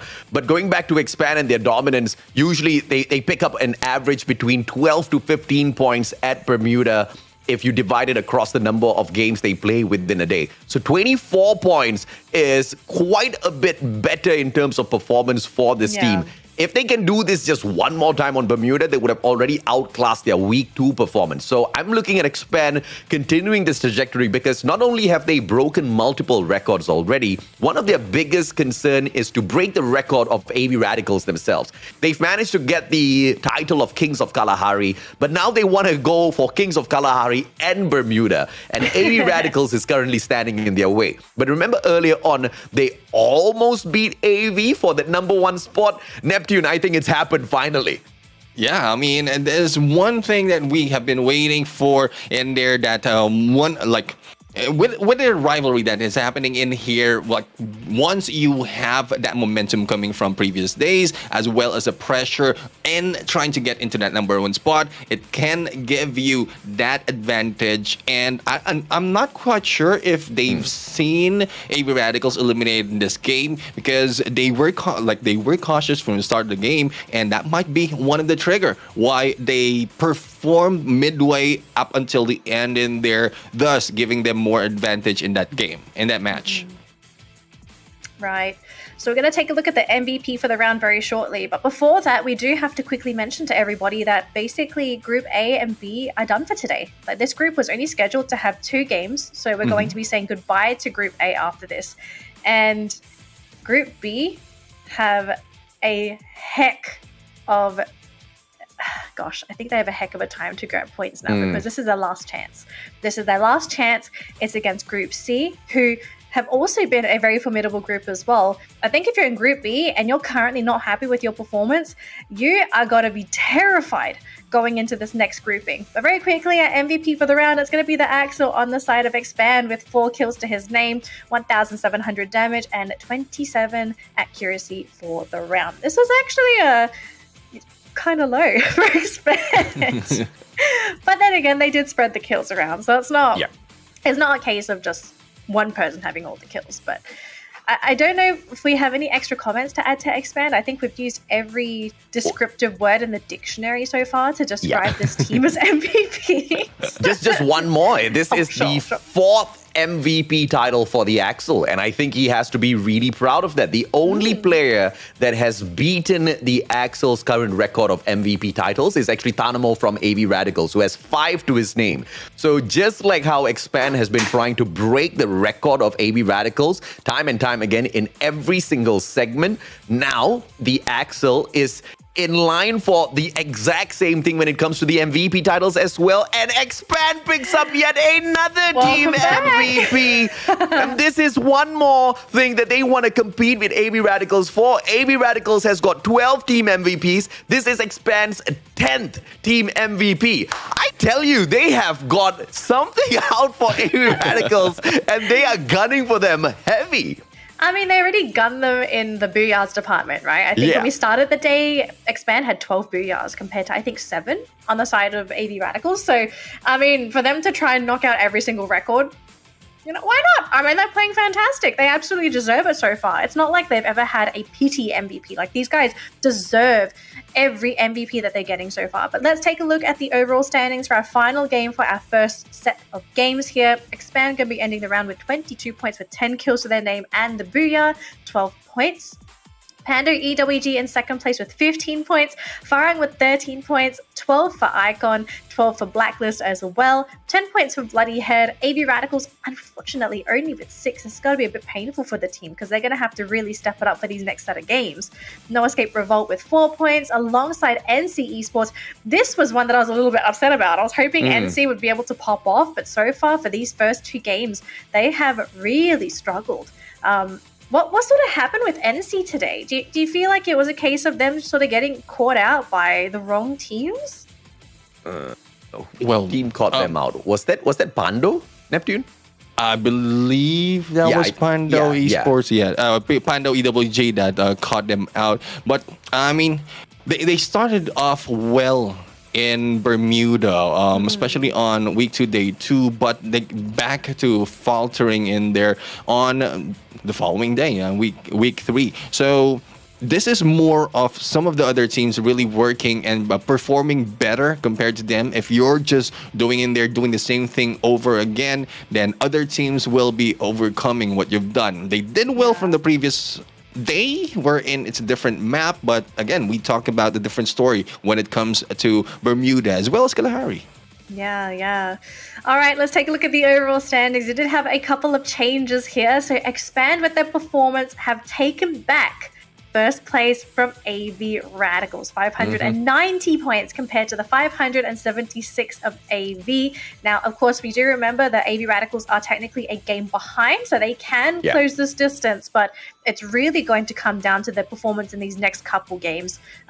So AV Radicals, a lot of work ahead of them. Pando, though, climbed up 3 spots, gentlemen. They have done a fantastic job this round. Yes, ma'am. And this is what we were talking about as to how close the points are out there on the leaderboard. You are going to see a lot of these 3 spots jumps, 2 spots jumps for sure in the mid segment of the leaderboard, because the fight for the top 12 is going to be super hot in here today. But I'm happy to finally see a little bit of a shorter performance between A versus B, as we only have 7 matches in here for all of our games. And the next set of matches will be between groups B and C. And we have got a marathon, technically 5 back-to-back matches for Group C, where we can see teams like Toda, Sem9 as well as Hard to Get really step it up, because they are on the verge of losing their spot.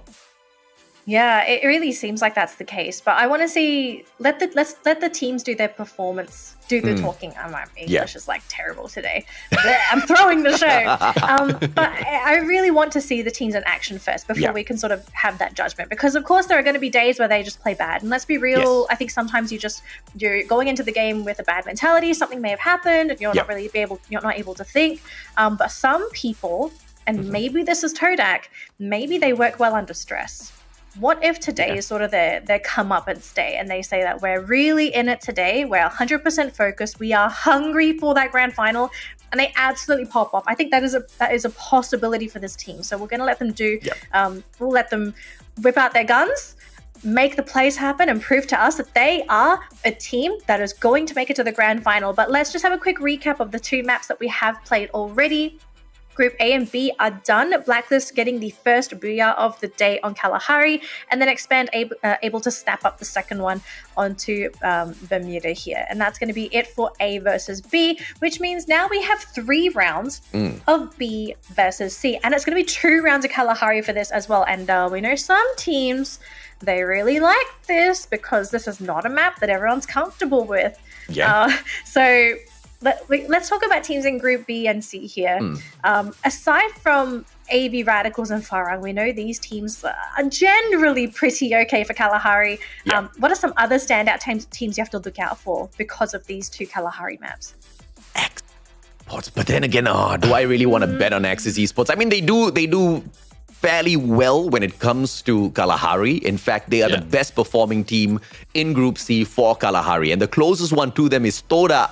And Toda is just a surprising, wild name thrown down there because they have been quite abysmal throughout this whole competition. And not just this one, the one before this as well, I believe in the challenges, they weren't really showing up all that too much. And, it's been disappointing. But if there's any team that I think we can throw into the list of performing from Group C, it has to be Axis. All right, so we'll have to see if Axis can do it. Now, Neptune, I'm going to ask your thoughts about this a little bit later on, but we are going to go for a quick break first. So, as always, fam, if you need to go to the toilet, if you want some snacks, do it now, but make sure you're back in 5 minutes to catch the action for Groups B versus C. We're going to see all of your wonderful faces after this. Booyah!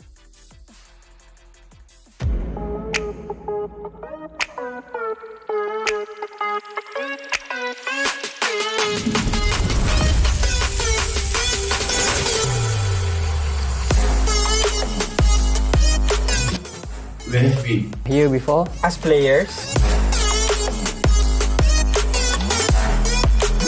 And as fans, some of us are returning major veterans. Others, Challenger Series contenders. Joined by both fresh. And returning faces looking to steal the glory. 4 countries. Stronger together. We fight to make. With the booyah once again. MCPS. power in Numbers.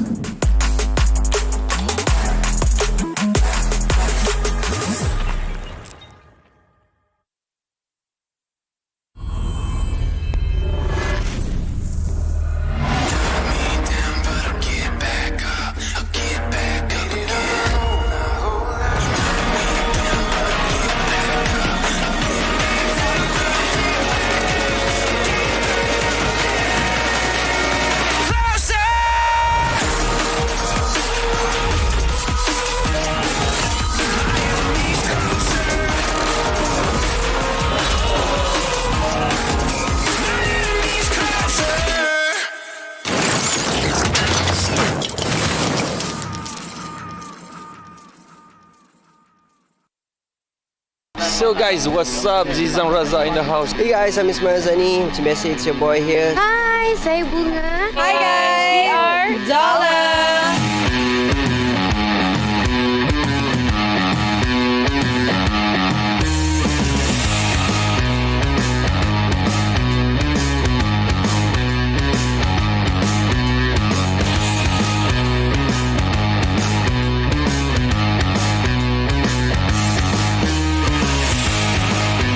Look at that. Tengok kita punya set, kita punya team, kita punya crew. Oh, memang happening guys. So obviously the set here is very epic. Kau boleh nampak green screen yang sangat-sangat besar. I mean, how big the scale is. Like, you have to show the top. Oh my god, that is so small. That is how big it is. Bukan satu, bukan dua, ada banyak. Sebab dia more to action. Lompat lah, baling grenade lah, macam-macam lah. Biasa lah mungkin. Biasa saya lompat Burj Khalifa, KLCC, Gunung Everest, saya lompat. We had an amazing car, amazing set, amazing people around us as well.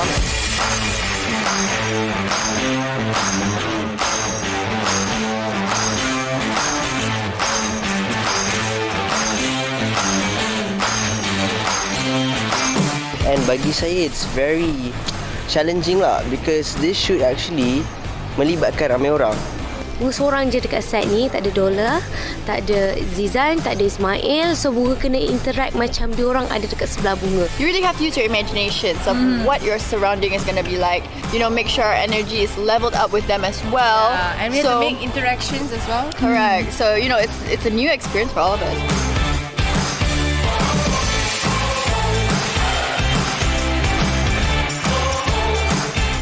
Free Fire kali ni lagi padu, lagi hebat dan saya tahu semua tak sabar. Saya pun tak sabar nak tengok hasil dia.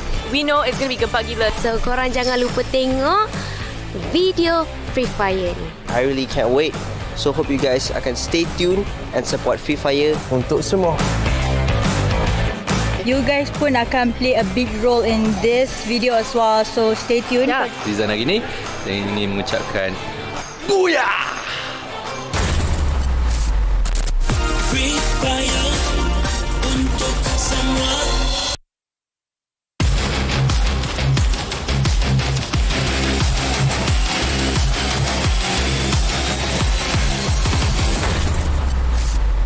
Free Fire untuk semua.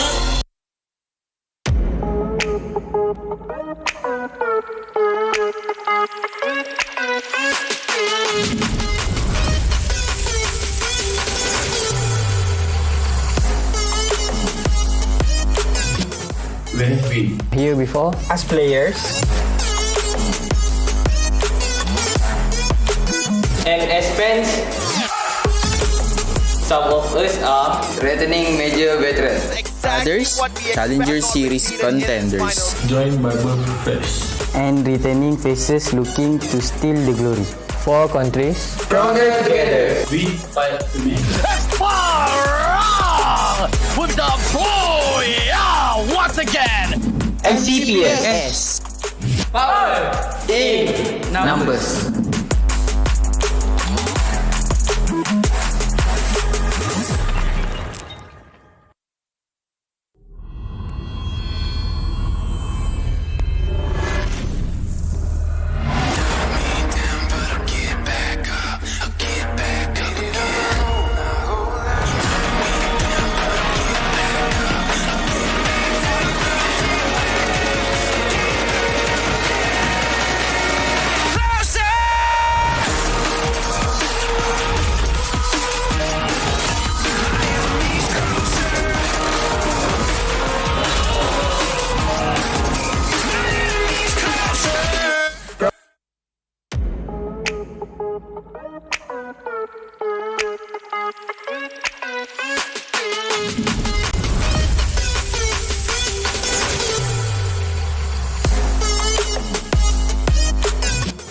We have been here before, As players,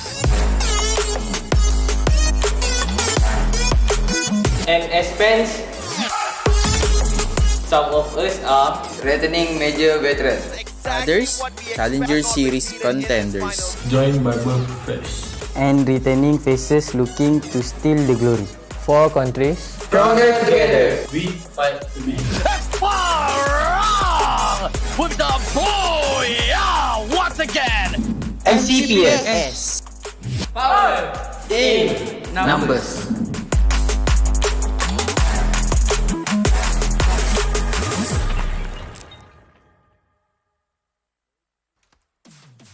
Hello, survivors, and welcome back to the Free Fire MCPS Majors Season 4. It's going to be our next groupings for today, which is B versus C, and we have three maps for these groupings, and it's going to be so exciting because we know for a fact that firstly, B are on a timer and C are just starting their matches for the day. And AJ, Neptune, welcome back to the broadcast. I want to hear your thoughts on what you think could happen in these upcoming matches.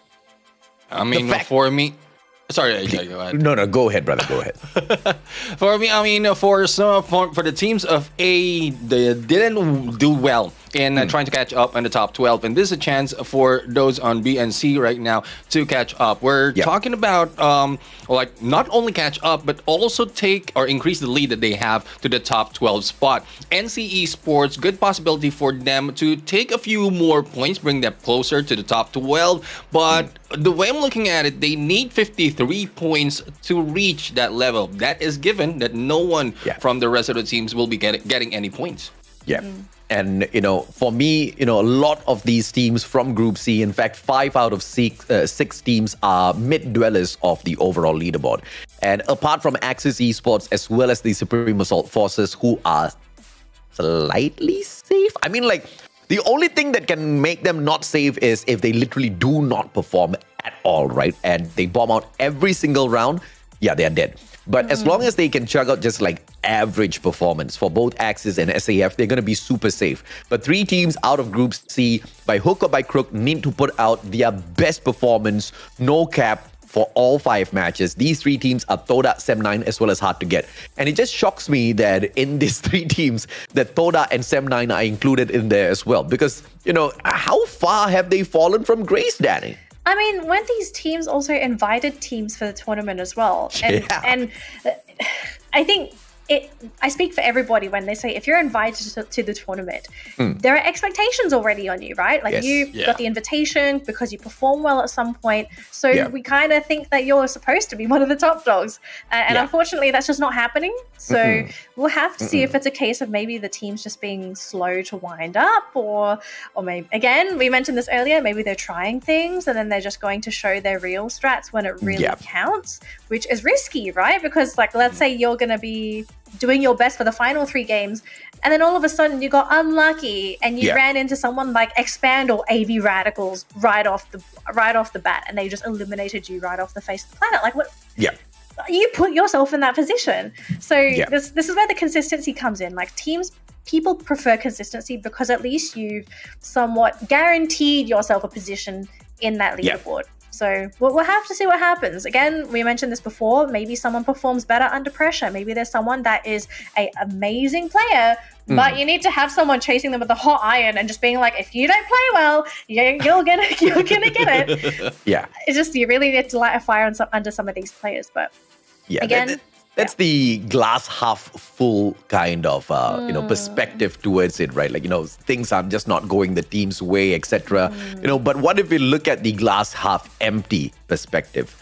Being the invited teams, maybe they just felt like they didn't need to hustle as much as some of these other teams. Maybe they felt like, they were good enough to get invited and therefore they don't really have to put in the great work to make sure they continuously dominate the competition because it might just be that, like some of the engagements are extremely soft out there, Neptune. We were not expecting it from some of these teams at all. One thing about being an invited team as well is probably they're not that prepared. Because compared to when you're aiming to be in part of a tournament, you prepare that well. And being invited, I mean, I don't know if they know it like firsthand how far they knew it and they just jump in here. Oh, we're invited. Let's go play and let's use the same tactic as before where everyone is already improving in the gameplay as well as the strats that they're using. Yeah. Absolutely agree. Yeah, so everyone's moved on and they're sort of just stuck in the sand. All right. Exactly. I mean, that, which is exactly why you got to be a wiper gangster out there on the battlefield, right? And if you guys have no idea exactly what we are talking about, we have got, the current promotion running. And I call it a promotion because it's just the usual draw, Danny, except for this time round, instead of spending 249 diamonds to get 10 spins, you just have to spend 190. And not only do you get 10 spins, but you get an extra 1.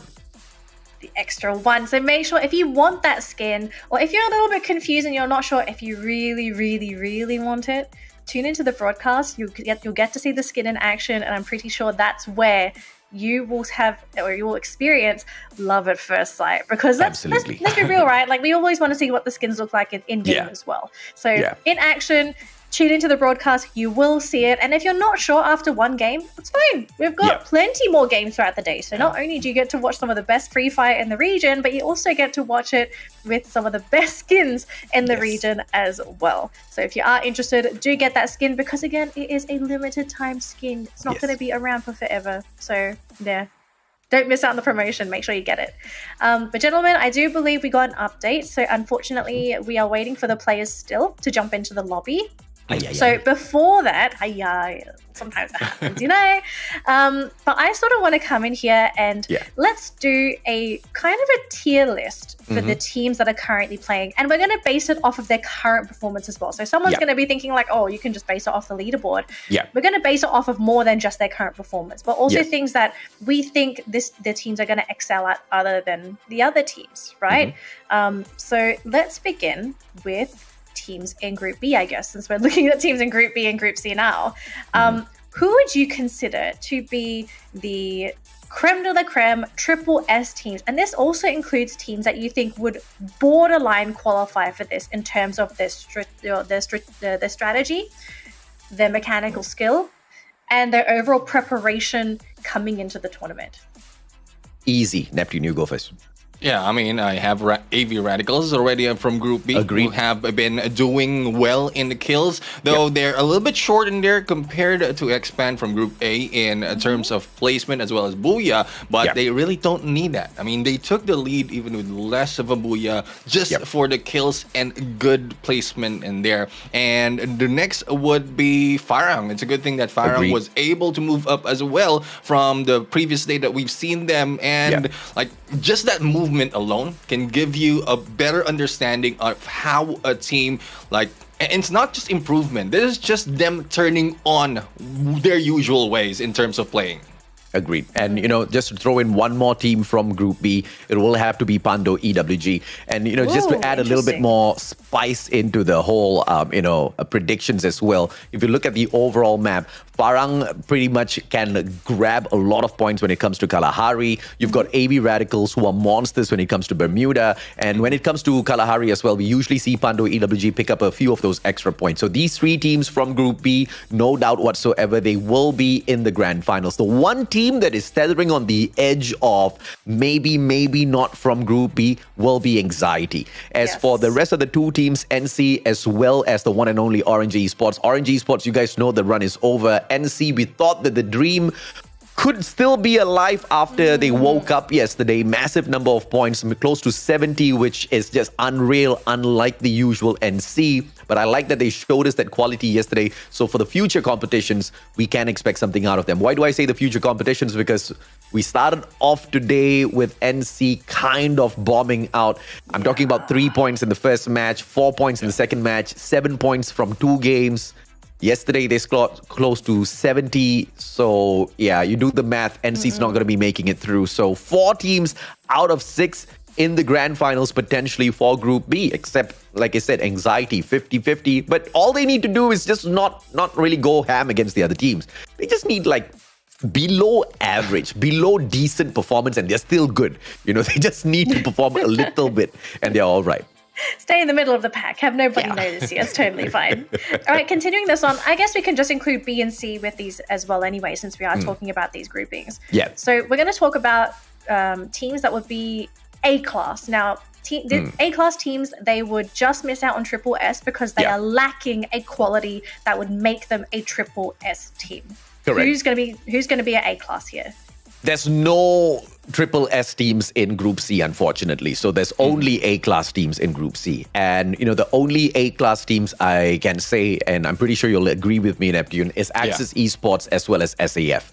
You know, and both of these two teams have been pretty close to each other on the overall leaderboard. But that being said, the B-class teams, which is Toda, Sem9, as well as Hard to Get, are not too far away. The only problem that I have with this team is they're tethering on the edge of, you know, getting kicked out of the top 12, which is not good at all. And they've got Group A kind of vying for those spots. The one plus point is they have got 5 matches to go, and Group A only has got 3 matches to go. So that is the one advantage that they do have, Neptune.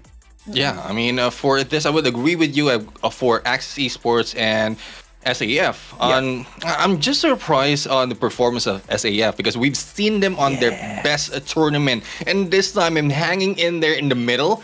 Yeah. I don't know what's happening. McCrory has lost the fire. Probably a lot of people have been using the meta that he's been using, and he just went in. Oh, it's already in style. I don't want that anymore. Like he's not using the grenade launcher. He's not using the grenade anymore. And that is where they pop off, not only in terms of kills, but also getting good placement. Because clearing clearing the area with nades and then grenade launcher really paves the way for them taking that booyah. Absolutely agreed, man. I'm so disappointed to not see McRory play those styles anymore because, one of the biggest difference that SAF kind of brought into the competition was how aggressive they used to be. McRory was always leading the front lines, always opening up engagements with his grenades, be it, team members or their opponents behind blue walls or inside of defensive compounds. It mattered not to SAF. It mattered not to the SAF of old with McRory and his crazy grenade plays. And like you said, not even the grenade launcher anymore, and I don't understand this child. You don't understand this child, my goodness.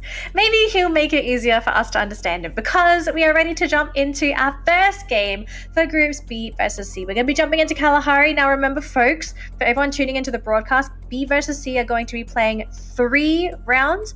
2 of them are going to be Kalahari, and we know that some teams are going to favor this, others are going to hate it. But let's jump into this game here, gentlemen. Neptune, AJ, take it away. Thank you very much, Danielle. Ladies and gentlemen, boys and girls, the second match at Kalahari for Group B. For Group C, this will be the first one of the day. Let's see exactly who manages to climb up the leaderboard a little bit more. My eyes are on Axis Esports, Neptune. Axis Esports, let's just run over their performance real quick here. They started off week 1 really hot. Week 2 fizzled down a little bit, but they still stayed good at Kalahari. Week 3 was one of their worst performances with just 21 points over the matches at Kalahari, but it still kind of keeps them as one of the dominant teams at this map. Let's see what they can pick up here on week 4. Yeah, for Axis Esports is more of the compound, but with the elevation that Kalahari has to offer, I mean, the compound gameplay that Axis Esports usually does or usually take is being hampered because they need not only to get long distance information from the window, but they also need to take advantage or take in consideration the height of the opposing team that they have going against. So Axis Esports might use that later on. And also one thing that they offer that we've seen so far is a little bit of rivalry from the start of the competition between Axis as well as SAF. So we might not see it this time, but later on, I think that will continue. Let's see what else continues here for the players of Orange Esports as ORV takes those spot shots against them. ORV X-Man! Jazly takes the initiative and will be able to trade out Perrin from the side of Orange Esports. Tom and Decos. Decos is already on the way out. Tom is going to play the distractor for the players of Orange Esports as the second last player, and it looks like it is going to be enough. But shots with this one grenade should be able to put Tom out of the equation. Good dodge here by Tom. It's purely by his game sense. And now the flank finally comes through. Not the player on the side of ORE, but the players themselves. Shot sprayed down onto the ground. Tom, great engagement. Dodges the shot. But since the flank had already started from the side of ORV, Jazly as well as flank. It's so confusing to say flank with this guy on the team, man. Jazly as well as flank managed to find those angles. Yeah, I mean, flanking and being flanked, I mean, that will be confusing as well. But I'm quite surprised Z-Cause has pulled away from this fight, because if you're going to choose, if you have to choose who from Orange Esports can you put in this track ORV from the engagement while you get and revive the rest of the team, I would choose Z-Cause because he did well in dancing around multiple opponents from the previous round that we've seen, from previous matches that we've seen, and this time it was Decos assigned to pull out from the gameplay from that compound and then try to recover, bringing another cost in this live of Orange Esports that will need 3 revive from this team. It's still early though, they can recover, but this is one of the risks once you have only 1 in your team, similar to what we're seeing from SAF. Let's see if SAF can get out of this sticky situation. We talked about the team a little bit, as to how they are all right, and the worst thing that could happen to them is if they bomb out, and that's the definition of bombing out super early. Just a single player left in there. AB Radicals, on the other hand, have got a big fight in front of them. Sem9, the giants of old. Not really a giant right now. Raja gets taken down too easy. Wine from the back. Raja will be put out of the equation first. Lemon runs away as quickly as possible. Ritu straighted out by Man04. No snuff out coming through just yet. Thanamo, super aggressive play. Wine give it the backup. Drops Man04 down onto the ground. And Wine snuffs him out as Thanamo recovers. Ritu's picked up. Lemon has been found. And Sem9, they have sent out one player to play the game of survival. And as Lemon loses his life playing this distraction, the players of Sem9 should still continue surviving. NC puts an end to the players of ORV. Lemon with a sliver of health manages to dodge those shots and get up to the second floor. Buys a lot of time for the survivor on his side.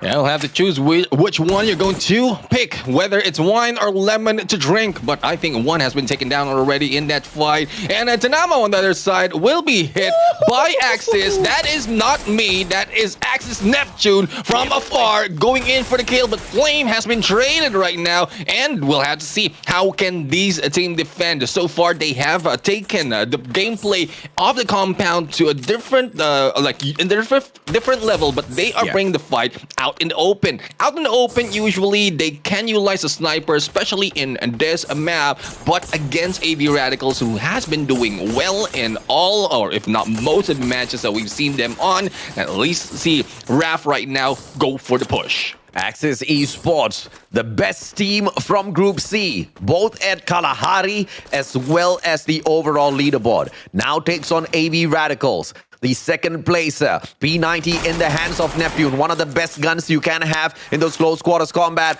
The rate of fire as well as damage is unparalleled.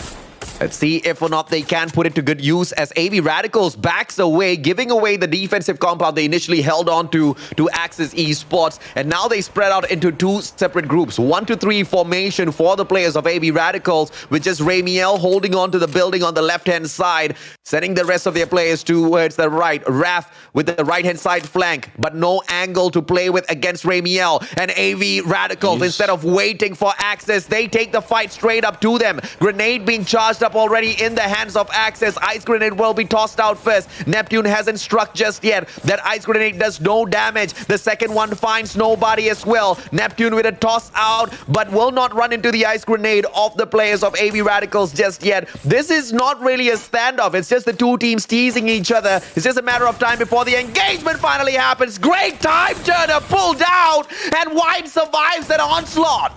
And this is one thing about Axis Esports. You can push them out of, or you cannot usually push them out from a compound. They utilize this to their favor for the cover. But this time, I mean, AV Radicals was able to push them out, put them out in the open, giving a hit from Ramiel in there as a sniper. And also, with Wine not going solo right now, a little bit cautious with two backups on them, AV Radicals might be seeing a win for this fight. But now it's balanced in the 3-on-3. Damage has been done already for both teams, and Neptune right now trying to recover from this battle. So far, Ramiel has already joined the mix.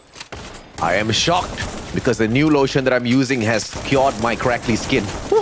I know, too much information, but AV Radicals getting snuffed out by Axis Esports. Two players down, make that three. Vegeta strikes, and Axis wants to live up to their name as one of the dominators of Kalahari. Now they dominate AV Radicals themselves. One final survivor in the name of Thanamo. Thanamo runs out, but will the danger zone finish him off? Sneaks outside of the danger zone. Thanamo still hanging on for his dear life with the grappling hook. Repositions towards the left. Raf finds him. Thanamo still misses that, and he gets away for the time being. Raf, this is all about the timing. Thanamo snuffed out, and 666 Raf, one of the best acquisitions from the Indonesian circuit, gets it done for the players of Axis once again.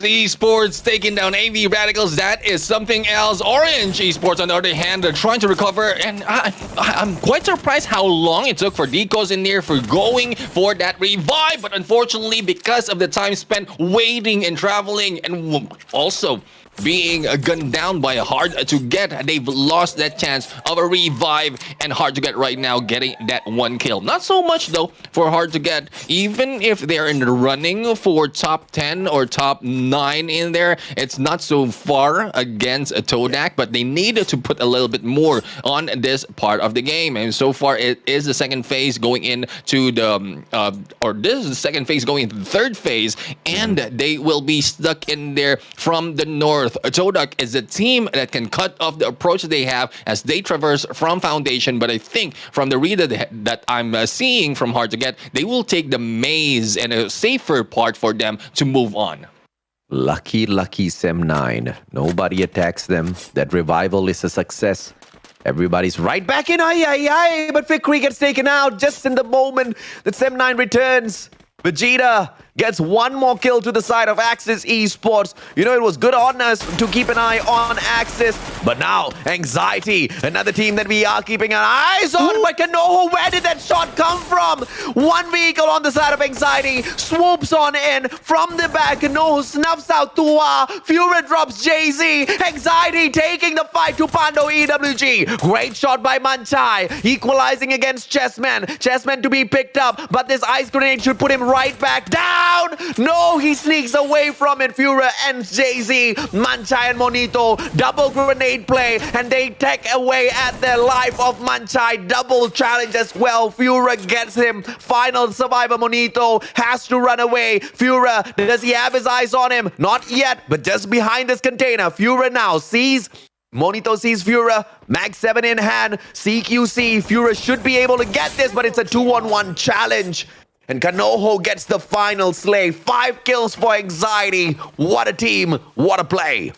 5 kills, I mean, in a way for them to beat their week 3 day 1 performance, and I hope they can also beat the day before that. 14 kills is what they have in 1 day of playing in Kalahari. That's the highest that they have so far, if I'm not mistaken, probably 15 as well, but we'll have to see. But so far, Anxiety, they are doing well from the previous competition that we've seen, but not so much in this one. And the pressure might be because Expand and also AV Radicals has thrown them off in their gameplay. Hopefully, they can recover that, choose a different approach in every situation. Pando EWG is one wherein they got the distance in here. The movement as well as that kill coming from Kanoho is the trigger that they can take this team down, and they just have to fully recover every time one gets knocked down, and the 2-2 split really works for them. Fikri doing a lot for Sem9. Revives the team, gets snuffed out. Now it's time for the team to return the favor, but they find no revival points. They find no buy points as well. No vending machines around them. Even though Garena has been kind enough to drop their recent update and increase the number of vending machines found out there on the battlefield. Now, not only do you find them inside of your defensive houses and compounds, but you also find them randomly littered out there on the open grounds, which is a game changer. But although it's a game changer, we have not seen the teams really make use of the revival system in the recent past. In fact, the number of revives have just been dwindling down little by little every single time we jump into the competition. Yeah, I mean, it's because of the risk that you have, especially in the late game, wherein you will be seeing with a parachute, and you will be gunned down early before you are dropped. I mean, you're dropping into a compound. Another thing is it can provide the location of the other teammates wherein you are dropping into, and then once you are on land, you will not have any of the utilities that you will need. The SAF right now being taken down in there, but the battle continues. NC going against Farang. This is not so much of a challenge for Farang, but they need not to be complacent because NC might have something up their sleeve. They are not letting go of the position, sticking together, but I think this smaller compound is a disadvantage for them, especially with nades that might be coming in later on. What can they work with this NC? Now they have to deal with Farang Sem9 on the right. Grenade! Run away, NC! Pulls out a glue wall, protects themselves in the nick of time. But Jembal now, ice grenade. Just takes away at their HP little by little. NC does not know who they engage with. But if they know what's good for them, They should not engage with anyone. They should run away. But no compound to work with. They break away to the right, they find Toda. They move in front, they find Semnai. They move to the left, they find Farang. If they stay, one of them might just attack their defensive compound. And now the circle's going to be moving away in a few seconds as well. NC is stuck, Neptune. Yeah, they're stuck right there. And, well, even if Man 04 is the only one in that small area with a compound that's close to them, they cannot get out because Farang is just putting a lot of pressure on them, taking out the glue wall that they have, going in for the rush. Too bad. And that 180, no hit just yet from them. Time Turner pulled just in the nick of time. And there goes a grenade that might finish them off. But no, the defensive approach of NC right now going in, stepping on each other for information. NC quickly being eliminated despite of how well they held their ground. I don't know if I would call that well at all. I mean, it was just way too defensive for me. NC could have attacked Farang, punished them. One of the players could have jumped out of the compound, flanked the players of Farang from the back instead. But none of those plays were made. In fact, they all just stayed huddled up in a small little corner, allowing Farang to take easy shots at them. The shotgun player got the most number of kills. That in itself should show you how terrible the defense of Farang was. Because when you're in a small little corner, one pump out of that shotgun, multiple, spread damage coming through from that shotgun just tags up so many players at the same time, making it super easy for Too Bad to get those 3 kills. And now Axis, on the other hand, dealing with the players of Anxiety as well as Hard to Get at the very same time. Good snipes from Raph! Puts Batman out onto the ground. Can he get the kill as well?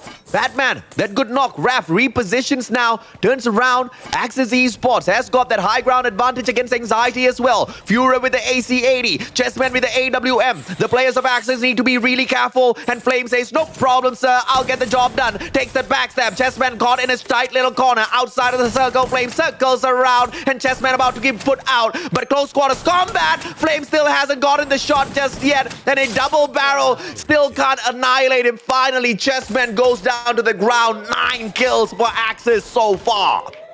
And as we can see, Axis in there finishing off. There's another team will be moving in. Hard to Get coming from Maze, as we read earlier. They are in a challenge against Axis Esports. The 2 teams who are side to side earlier on will be moving in against each other. Hard to Get right now in a running to take more points right there in the leaderboards. We are seeing Neptune moving in. Batman taken down from behind from Todak. Vegeta taking a damage against Farang. And this is not just a focus to one team by Axis Esports. They are trying to do several things at once because they want to defend the corner that they have in this area. Axis Esports. Ooh. Ares down. Neptune has got the charge buster to work with, but takes himself down as he unfortunately fires the grenade launcher straight into his own glue wall. What an unfortunate situation. Can they pick him up? Neptune's going to be very important. JC doesn't get to run away. Ice grenade pressure now. The players of Toda drop by, which means Neptune is not going to be safe. It's now easier for Toda to get this victory. They circle around that right-hand side flank. Flame goes down first. Raph still surviving, but he has got no close quarters combat gun. M1887 going up against a sniper, but Raph pulls out his own shotgun. He has the double barrel. He sits down inside of the truck and he gets snuffed out. Toda secures the booyah with 20 points. 20 points indeed for Todak, and they are in their way to take that number 9 spot. Anxiety has been taken down early into this game, and with the points that they gathered right here, I mean, really brings them up. Probably taking over not only Anxiety, probably but same as SAF, even Axis Esports. I love the fact that we are going to be seeing a lot of these double jumps today. And as the teams frog leap over each other, they have to make sure that they don't put themselves in the exact same situation, because what Toda has done against Anxiety as well as Supreme Assault Forces now with just this matchup alone, they should be able to, get caught out in the exact same way by SAF and Axis the moment the ball is dropped. Now, Anxiety and SAF might have seen the downfall. Let's see if or not Axis Esports will be able to sustain their lead against the players of Toda, because it was quite a fantastic performance from Axis in this round, no doubt at all, Neptune. Yeah, I mean, they know how to manage a compound as well. Because, like, if you're Access Esports, you played so much, taking compound after compound to your defense. Pretty much they understood as well how it will be countered by the other team, so they understand as well how they can use that to their advantage. But unfortunately, in the final moment, they're out in the open, and only 3 teams, and also back-to-back battles against them. They started losing most of their teammates and the gunfights as well, and we know how Access Esports depend on each of the member of these teams. Thus, like, they couldn't take that booyah, but they are in the running in there for a great booyah. But let's welcome Danley back to the panel right now. Let's think what she thinks about this game. It was a shocking game. And a good shocking, okay? It's not a bad shocking, but firstly, AV Radicals getting eliminated by Axis. Did not expect that. Axis to be playing so well today. Did not expect that. Todak! Hello? Okay, hang on. AJ, I need a translation. Yes. Did you see the message that one of the Todak players showed on their phone? It said, IGL old Todak. Yeah, in-game leader of the previous Toda. Oh, okay. Yeah, so that's basically he's saying that he's back and he just wants to lead the team to success. Hopefully that is the case, because the 2 teams that we expected to step up from the side of Group C did exactly that, right? Axis Esports as well as Toda. Axis was on fire from the get-go. Like you said, even we were shocked as they snuffed out the players of AV Radicals. And for the Toda to kind of just keep their heads down until they reach that final circle and then really pop off shows the strategy behind, like what he said, that in-game leader, calling the strats, calling the shots out really well all throughout that matchup. I'm actually wondering, has he only come in for today? Because it was a very different Todak than what we were used to seeing. Yeah. And for this much improvement to come from a team where one of their old leaders comes back and assists them, it just goes to show how important it is to have the right leader to make the right calls so that it helps guide the team to make the right decisions. Yeah. I mean, I'm kind of excited because now that we have this information, we sort of have this information, how is Todak going to play for the remaining games of today? I mean, they've got 2 more games to go, which, yes, I don't think they're 100% in my safe book yet. I'm still a bit worried about the consistency issue, but I mean, if it was a leader issue, a leadership problem, and they've solved it today, I actually think my faith has been restored in this team going into the grand final, assuming he's also going to be there to assist them for that grand final. Yeah, I mean, I would agree to that point we're in. Just in case you just jump in today, it brings into the story wherein the performance of Todak is because of him.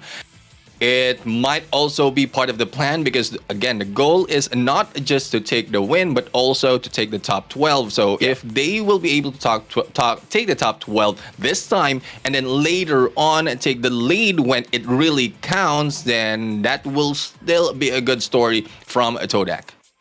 Ooh, come on. 5 revives? I mean... Look, everyone's scared to use the revive system in Kalahari. I mean, it's pretty open. It's not like some of the other maps where you can sort of just hang on a roof and be happy, you know? I mean... But we can do better than 5. I'm sure we can do better than 5. I suppose. I mean, we also have to consider how the map played out in general, right? Like, where did the majority of the kills happen? Was it during the early game? Was it during the mid game? Because revives are really difficult to make happen, I feel, especially in the late game. Because firstly, you have very few revival points to work with. Secondly, if you do find a vending machine, you're also sort of banking on the fact that firstly you've invested in that your teammates can actually land somewhere safely, right? Because Kalahari is just such an open map that there's a very good possibility that they're just going to be spotted whilst flying down. Someone just shoots them for free kills, you know? It's like, oh, okay, it kind of wasted those resources. So maybe it was just a case of everyone not using the revives because the game was a little too far gone. But we will leave that game aside anyway as we look at Vegeta here on the side of Axis. He'll be awarded MVP for the round with 7 kills, 3,003 damage, and 28.6% accuracy. I do want to bring the discussion back to Axis here because I actually feel like they played fantastic during their late game. Yes, they didn't get the booyah, but this was a very, very exciting axis that I kind of hope to see more of. I feel like over the past couple of weeks, and I'm not sure about you, Neptune or AJ, but I feel like they've become rather passive the past couple of weeks. We saw them really kicking it into gear for the first couple of weeks, and then Axis sort of faded into the background. They chose not to play the same style. They're just sort of bringing it back again. I would say for Axis Esports, passive is their gameplay, the usual gameplay that I have.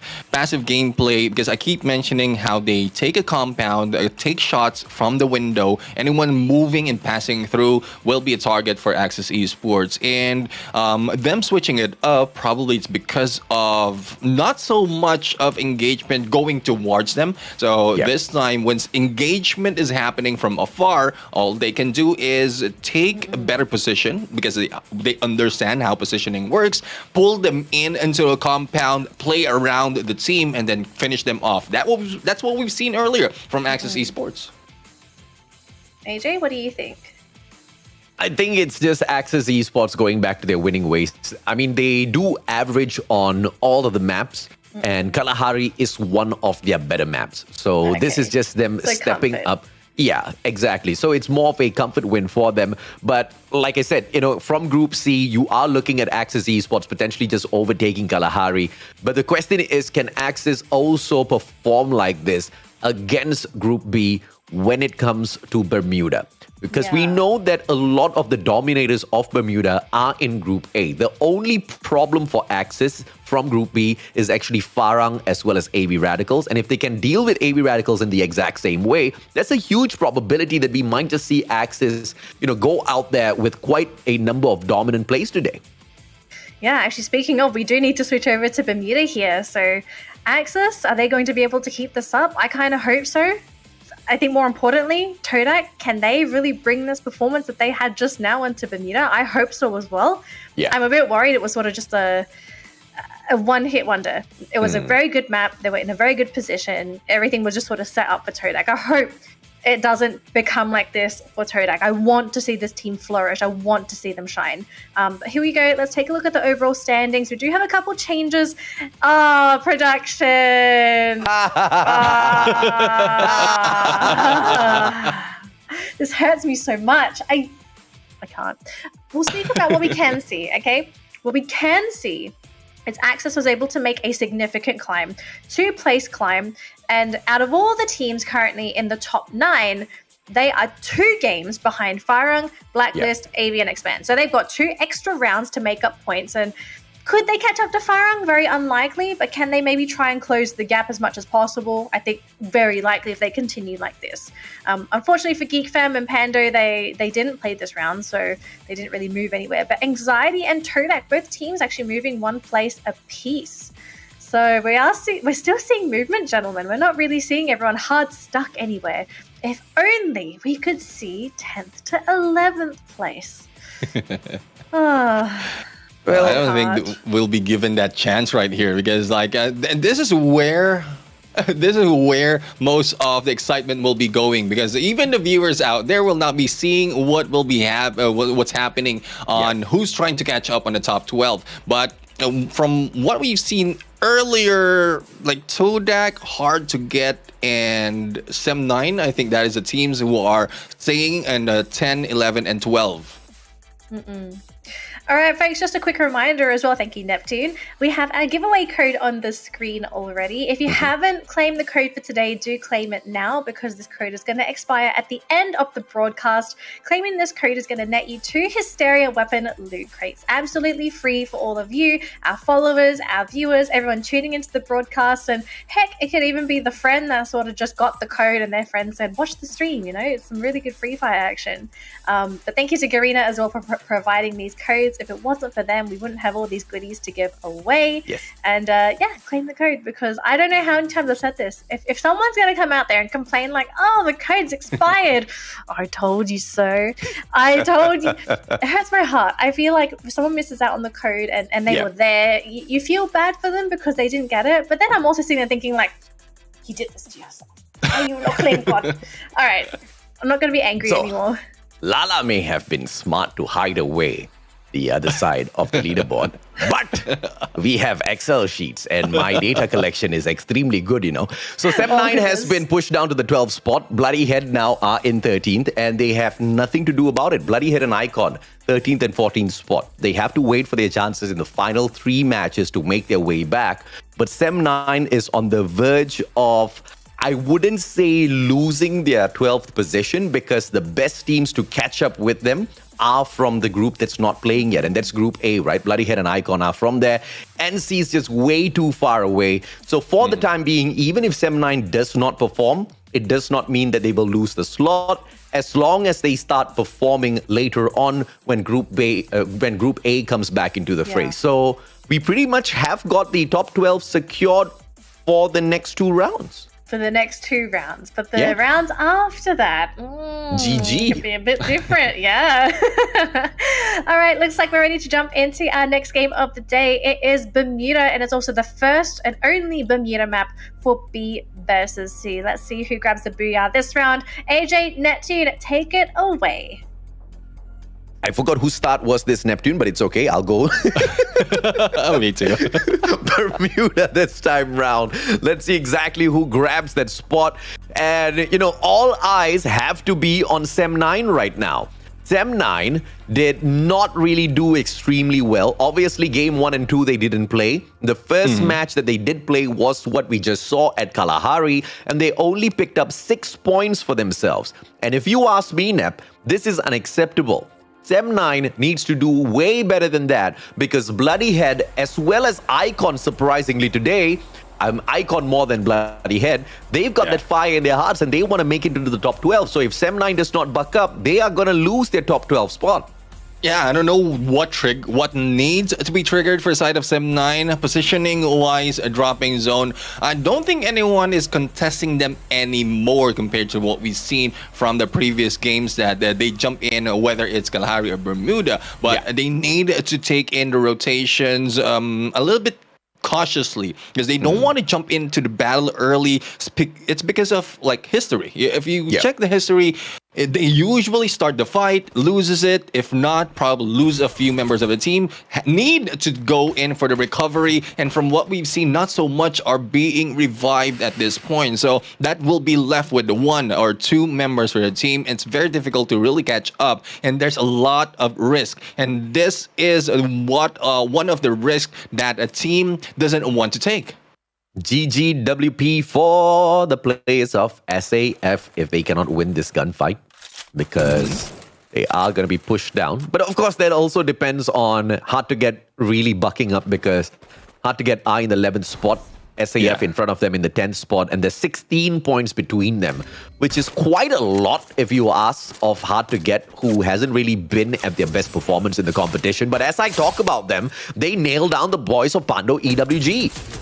Yeah, I mean, Hard to Get has a good showing for them, and it's just up to aggressiveness. They are usually well known on their aggressiveness. They've lost that into the fight, and if they can bring that back, they can catch up into kill points. But aggressiveness at this point only works for some of the teams. One is AV Radicals, but from what we've seen earlier, they are aggressive and they are losing gunfights. So other teams are smartening up, and as we see right now, it is SAF that's one of the team. Oh, McDo got super lucky there, because he missed his shot and he almost got taken down. Thank goodness McRory was a monkey who climbed up onto the roof, just appeared out of nowhere, saved his brother. But AV Radicals should be able to survive this one, because Thanamo is at a revival point. It's going to take a while, but reviving the whole team shouldn't be a problem for him.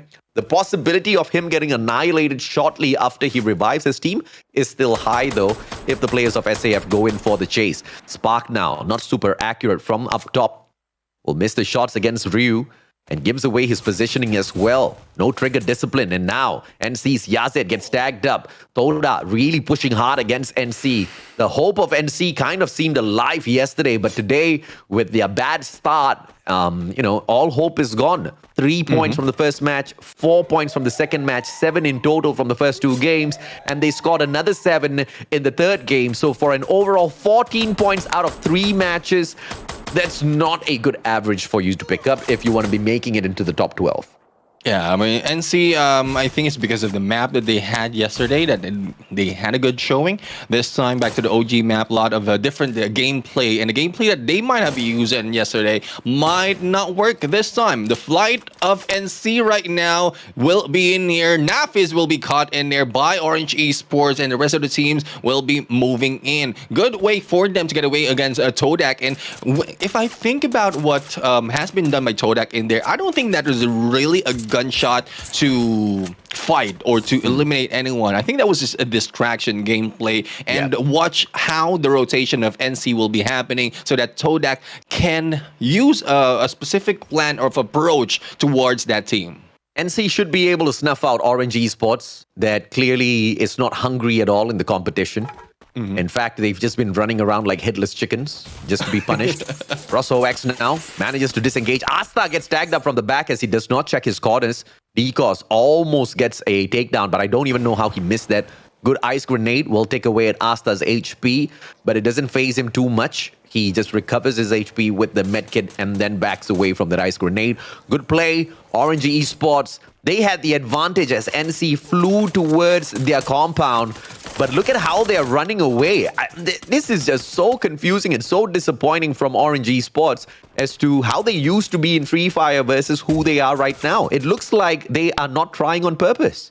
Yeah, I mean, there's no clear plan on them, just hiding out, and Torm is the only one in there getting clear or getting near, really, from this fight. But Torm has an advantage right now. Once that time turner has expired, he might throw in a grenade. There goes Asta, fully for a rush, but Decos and Rozo in there, and I think it's just to wait for them to get bored, and once NC gets bored, they will be taken advantage by Orange Esports. Asta right now being picked up, no follow-up coming from Orange just yet. Yeah, great glue wall thrown out here by Ryu as he picks Asta up. Oh, shots from afar. Toda out of nowhere comes flying in as well. Spark with the early drop. Ames drops in as well. Nafis now gonna get caught out. Spark disappears for a moment, reappears, and Nafis runs straight back to his death. Orange Esports will survive as Toda cleans up NC from the lobby.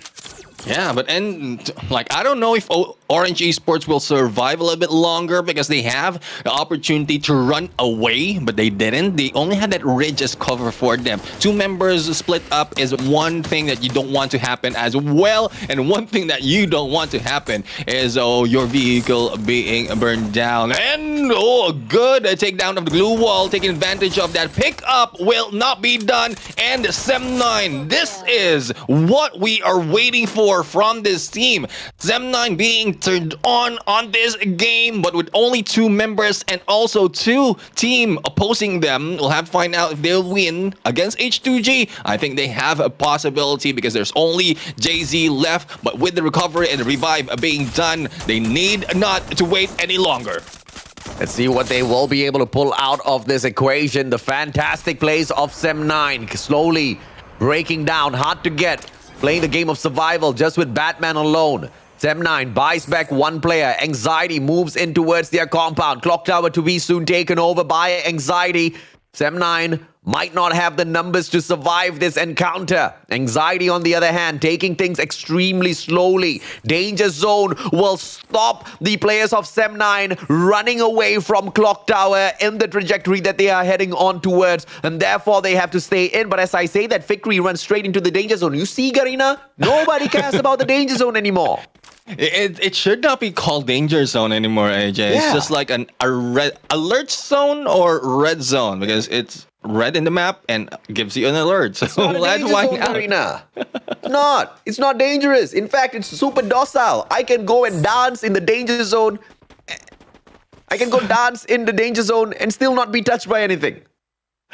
Unless another team appears. As we continue on, we have Todak right now having some visitors coming from SAF, and no better place that hangar right now being taken by SAF. Nades being thrown by McCrory, misses a chill by a bit, but that could have been good nade coming from McCrory himself.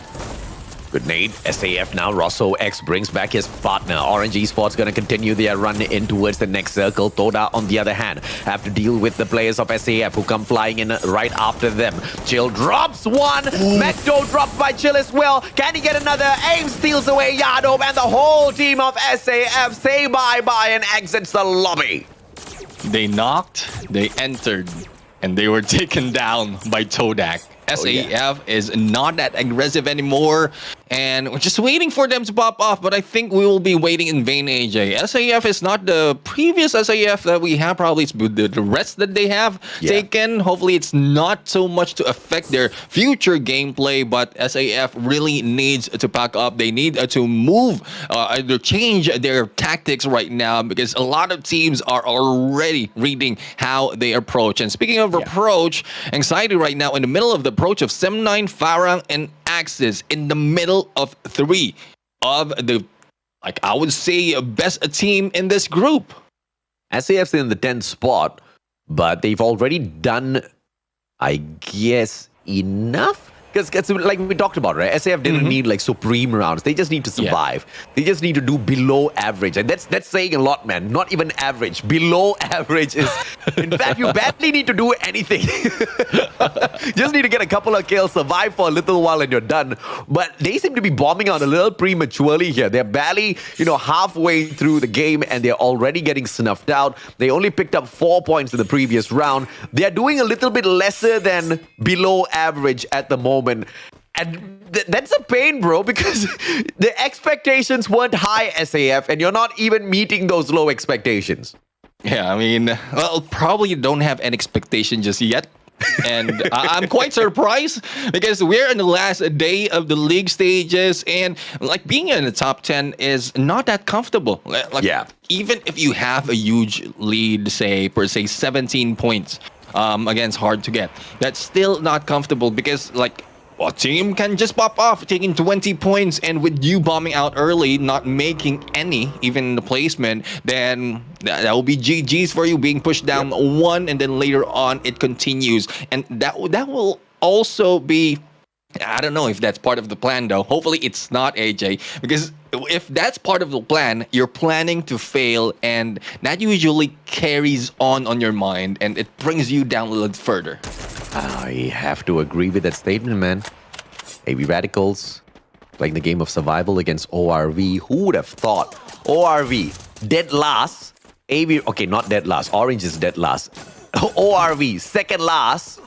Able to tease AV Radicals, who used to be the dominant ones in the lobby. Thanamo circles around. Time Turner pulled out, runs outside of the Time Turner, manages to jump back in to shut down Jans, but it's a 2v1. Flank drops him, picks Jans up instantaneously. Thanamo exits. AV Radicals are struggling in this round, but it's not going to affect them all that too much. Shots has the Mac 10, manages to jump on down to see if he can engage. Does engage really well, and takes his opponent out of the equation. AB Radical still surviving up top on the roof, though. And Wine might just lose his life in the next couple of seconds, as Orange Esports DCOS already has his eye on him. Yeah, I mean, AV Radicals are a little bit spread out right now. If I'm not mistaken, they came from outside of the safe zone, from the circle, and they were just like staggered all throughout the map, trying to run in. We're not quite sure why and how that happened, but Wine is the one closest in here on the safe zone. Ramiel and going in for the revive still. The dream is alive for AV Radicals, but they need to regroup. They need to recover, and here comes Shots right now, putting in shots against Wine, and Wine, the aggressive member of this team, will be taken down. I haven't spotted Expand at all. Have you seen them on the map by any chance, Neptune? Expand. Okay. Fair enough. Wait a minute. This is Group B and C. Okay. Fair enough. Okay. No wonder I haven't seen Expand anywhere. But the players of AV, as they circle around, they will try their very best to hold their ground. Farang, on the other hand, loses Jembal as well as Jesbu. Brain fart moment from the Mustachio continues in here on the side of Farang, as Too Bad loses his HP to the circle. They are all getting damaged and they just need to move as quickly as possible. Too Bad, medkit timing is just perfection. Anxiety, on the other hand, a sliver of health left for Fear. Can he get out of this? Needs to pick Fura up. Instead focuses on his recovery first. Fura picked up at the very same time. Fantastic response by Anxiety. Anxiety right now surviving the fight with only 2 members, but who will be meeting them once they move out? It's Axis Esports in a compound that will not be easy for them. Orange Esports, on the other hand, the movement from this team right now is a little bit better. They have won their previous gunfight, but they are against Pando EWG. Tuwas being tagged up in there, but not yet down. And we'll have to find out if this defense will work for Orange Esports. But Torm in there being taken out with a grenade launcher. Expanse not playing. The players of AV Radicals should be able to overtake them in this match. They just need more than 10 points. If they can get 11, they get that number 1 spot right back. Neptune, what a grenade, brother. I didn't know you could toss it all the way from the commentary table. Yeah, I tried. And read that situation, but like I said, like Axis Neptune is a better player than I am. Jay-Z down on the ground, all thanks to Decos and his Groza. Bonito sneaks away, has got the grenade launcher. Don't do it, Decos. This will be the end of you, brother. Groza in hand, goes in for the shots. The players erect their glue wall. Decos, on the other hand, manages to back away in the nick of time and therefore does not get tagged up. Jans, on the other hand, drops flame from the side of Axis. ORV going up against Axis Esports and a double down by Axis. They don't want to engage. They want to play defensive. Vegeta holding on to the ground, but Sem9 appears out of nowhere, sniping him right back down. Then ORV can play against EWG. Does exactly that. Shots now, knocks one down, takes the kill and goes back into hiding. Lemon takes Neptune out of the equation. Victory drops Speedro. Sem9 eating 3 teams at the same time, Neptune.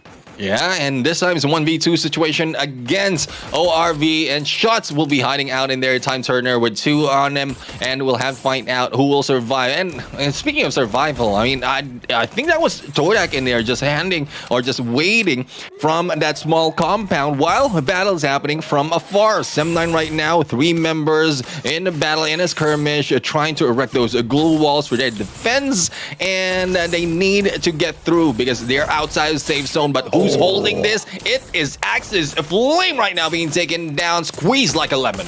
Bad nade, grenade launcher response. Lemon backs away. Fikri runs straight towards his opponents, only to get taken down by Vegeta. Fikri a little unfortunate. Is he gonna bleed out? The recovery by Sem9 is a little slow. Axis Esports only has 1 last guy to depend on. Their Indonesian import.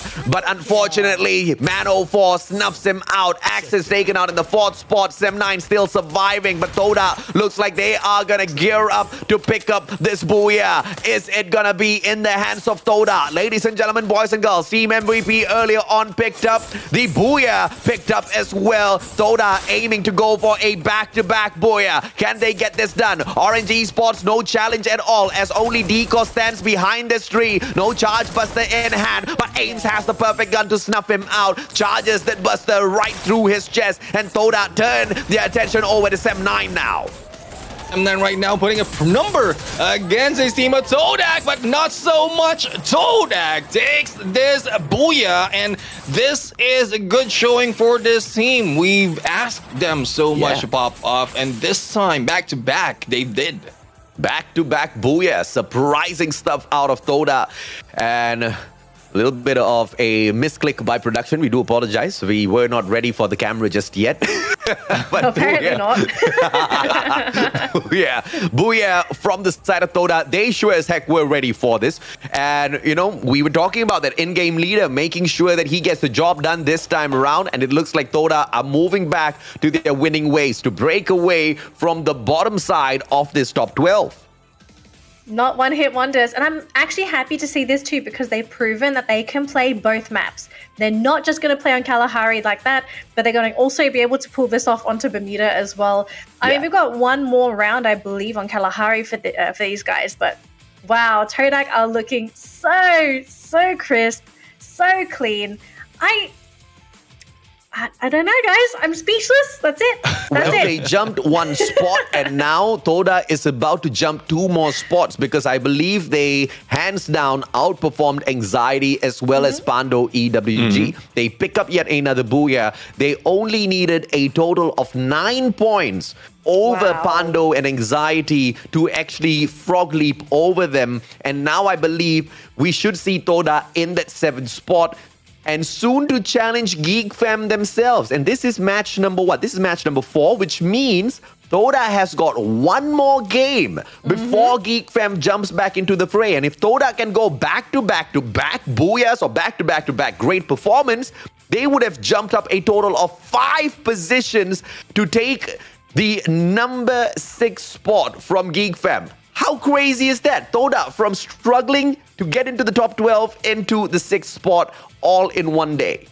Promote the leader. I'm telling you right now, you got to promote him. You got to give him a raise. You got to give him a holiday. Whatever he wants, you give him what he wants. No more holidays. No more holidays. Okay, no holidays. Okay. Holidays after. But they need to do something with this leader because the team, with this one change alone, Todak have improved so much. We thought they were potentially going to bomb out. I think at one point we all agreed, like, oh, there's no way Todak can make it, especially with how they were performing over the past couple of weeks. But now Todak, they're making the climb. Like, this is supposed to be an impossible feat, which they have finally made possible. So Todak, big win for them. We do need to mention a couple of other teams, right? ORV X-Men. This was supposed to be their map. I'd argue they bombed out. They were supposed to do well. So ORV, they are out of the picture. I mean, even AV Radicals, like, where were they? They were around. They were just chilling, Neptune. Yeah, I mean, they're just still chilling. We spot them from different parts of the map. Not quite sure why that happened, how that happened, but they're just chilling. They're. I think they are just laying back. They want a little bit of pressure in there later on if they try to catch up against Expand, if they want to. So we'll have to find out, because that's not so much of points that they need to go against Expand later on. Yeah. Well, here's my concern though. I feel like you kind of don't want to sit back in these last couple games as AV Radicals. Like, you kind of need to get those points if you want to lock in first place. Unless they're sort of saying, like, we kind of don't really care about first place now. We really want to try and do other things to get ready for that grand final. Which I think if I was AV, you may as well just go all out. Go all out, just lock in that first place. But they chose not to. So I'm now wondering, assuming they do well for this final map, it's Kalahari, they got 1 more round to go. How many points would you need to sort of feel comfortable before Expand play their next 2 games? Expand have 2 more games. There's only 1 more game for AV Radicals. They needed 10 points to catch up with Expand. Yeah. And I'm pretty sure they did decently, but I don't know if they breached the 10-point gap yet. So in this final round, if they want to put like some solid distance between themselves as well as Expand, they have to hit a 30-plus bomber of a round. And there's no if, buts, or maybes about that. And even if they do hit the 30-plus bomber, there's no guarantee just yet, because Expand has been on fire today. In fact, throughout the whole day, Expand has picked up already 50 points, guys. And I mean, how insane is that? Expand only played 2 games. Exactly. So that's like the thing that I'm a little bit worried about. Like, so they had to pick up 50 points from 2 games. I mean, 1 game, no? They have to pick up 50 points from 1 game. It's impossible. It's time to break the record, right? I think at this point the record is like what, almost 30. What was it? 39, record? I think. 27. Yeah, 39. Yeah, 39. So they got oh my gosh, another 10 kills on top of that. If they pull it off, I mean, it would be a new record. A miracle as well. A lot of stuff has to happen, but we'll see if AV Radicals can pull it off. It's up to them if they want to do it as well. But we are going to award MVP to Decos now. This one's a bit of a surprise though, gentlemen. Is there anything in particular you want to sort of mention about this? Like, why Decos got MVP? Because they finally started playing, maybe, Neptune? Yeah, I mean, if I'm not mistaken, we saw 3 of the members in there from Orange Esports. Yeah. Though we mentioned that they might not have a plan to go in for the defense in that area, and that small ridge that they have on the edge of that waters. They were able to stay in there, take down the team, even defend themselves against a different team later on. And like Orange Esports right now, if they have done this and even more earlier into the game, like MVPs all the way for not just for Decos, but also the rest of the players. Ooh.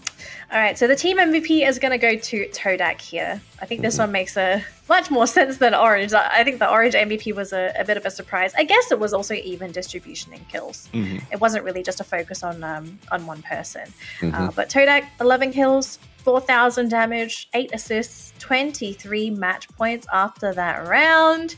This team is on the up and up and up. Yes, they're not going to get top 3, but I don't think that matters. They've redeemed themselves. They've literally climbed Mount Everest to get to where they are now. Holy They've got one moly. more climb to go. I think they have done the impossible. Yes, ma'am. I think they have jumped 3 spots. I think No way. they have secured the 6th place. They needed 22 points to replace GeekFam in the 6th place. GeekFam's not playing. GeekFam's in Group A. They got 23. Let's see the current standings. Obviously, this is not going to show us if they took that 6th spot, but 23 points guaranteed on the leaderboard just shows that Toda is on fire. Oh my gosh, I want to see the overall standings. I guess we can't see what's on the right-hand side, but we're kind of caring about what's on the left-hand side, right? Because that's where Todak is right now. Todak used to live on the right side of that leaderboard, gentlemen. They used to. And now they decided, we want to live the atas life. We're going to migrate to the left side of the board. Oh, yeah. And they've earned their place here. Oh, goodness, my cats are going a little bit crazy. But 23 points here for Todak. Sem9, okay, I need to ask, gentlemen, is this a little bit late for Sem9? Because I think this was another team that we sort of felt was on the edge of elimination. Yeah, not too late.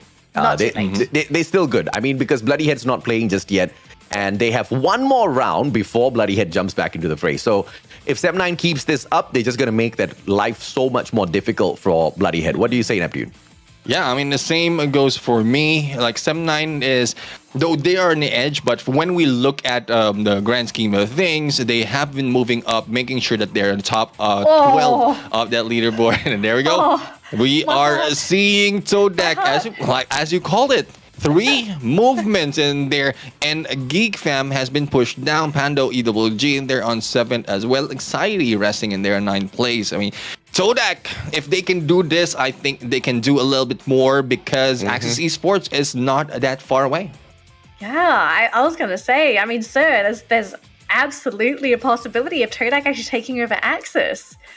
Ooh, things are getting really spicy here, but my goodness. Todak, massive improvements. Bad news for GeekFam, though. They actually dropped 2 spots, which, little bit sad. Anxiety went down 1. I mean, it's not too terrible. These guys are still within the top 12 ranking, so they're okay with that. But of course, the to be announced is still triggering me because I really want to see what's happening down here. It's okay. You know, you've got 2 of the best data analysts for Battle Royales with you, Danny. You've got me, of course, and you've also got the one and only Neptune. We can tell you exactly who's not making it just yet. And you know, here's the biggest flaw in our productions plan. Here's the biggest flaw in Lala's plan. Lala, you look at me, boy. I'm talking to you. You blocked out the bottom.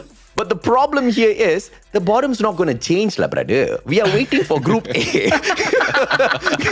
It's all about what Group A does. It's all about Bloodyhead and the Icon. And Hard to Get now obviously have moved down to the 12th spot. Sem9 has climbed up 1 rank. They are now in the 11th place. And that's all fine and dandy. But we'll only see the true challenge for the top 12 start in the final 2 matches of the day when Group A jumps back. Because now it's all about whether or not Icon as well as Bloodyhead do that impossible run and make that breakthrough into top 12. Yeah. Now, we're not going to talk about that yet, right? Because we do have our final game for Group B versus C before we switch on over to the other group. So, gentlemen, back on Kalahari. And yes, we know some teams are going to be favoring Kalahari. Yes. You know what? I'm looking at Todak. After those two games, I'm thinking, okay, it's probably going to be another Todak game. They're looking fantastic. They've proven that Kalahari and Bermuda, it doesn't matter what map it is, they have the game plan, they have the leader, they have the guidance. Yeah. The question is there any of the teams out there that can actually compete with this newfound guidance that Todak has actually taken? And I mean, there are a couple teams out there that are pretty good on Kalahari as well. Yes. Who would you say are going to be the biggest threats here for Todak actually going into Kalahari? For Kalahari, I would say it'll be this team. We have a group B and C. Farang will be in there, who's always a threat in Kalahari. They have taken high ground, especially with the refinery that they are taking in there. For Group B, another one is AV Radicals, but I'm quite surprised with the performance that they have in previous two rounds. Hopefully they heard us when we called them out that they need to do a little bit more to take that number one spot, because even if how confident they are, and usually it's that confidence that brings them down to that second place. Yeah. And, since Team A is not playing just yet, Farang obviously has got great dominance on this map, but we have to move that conversation back to Axis Esports as well, because they are the greatest representatives for Group C.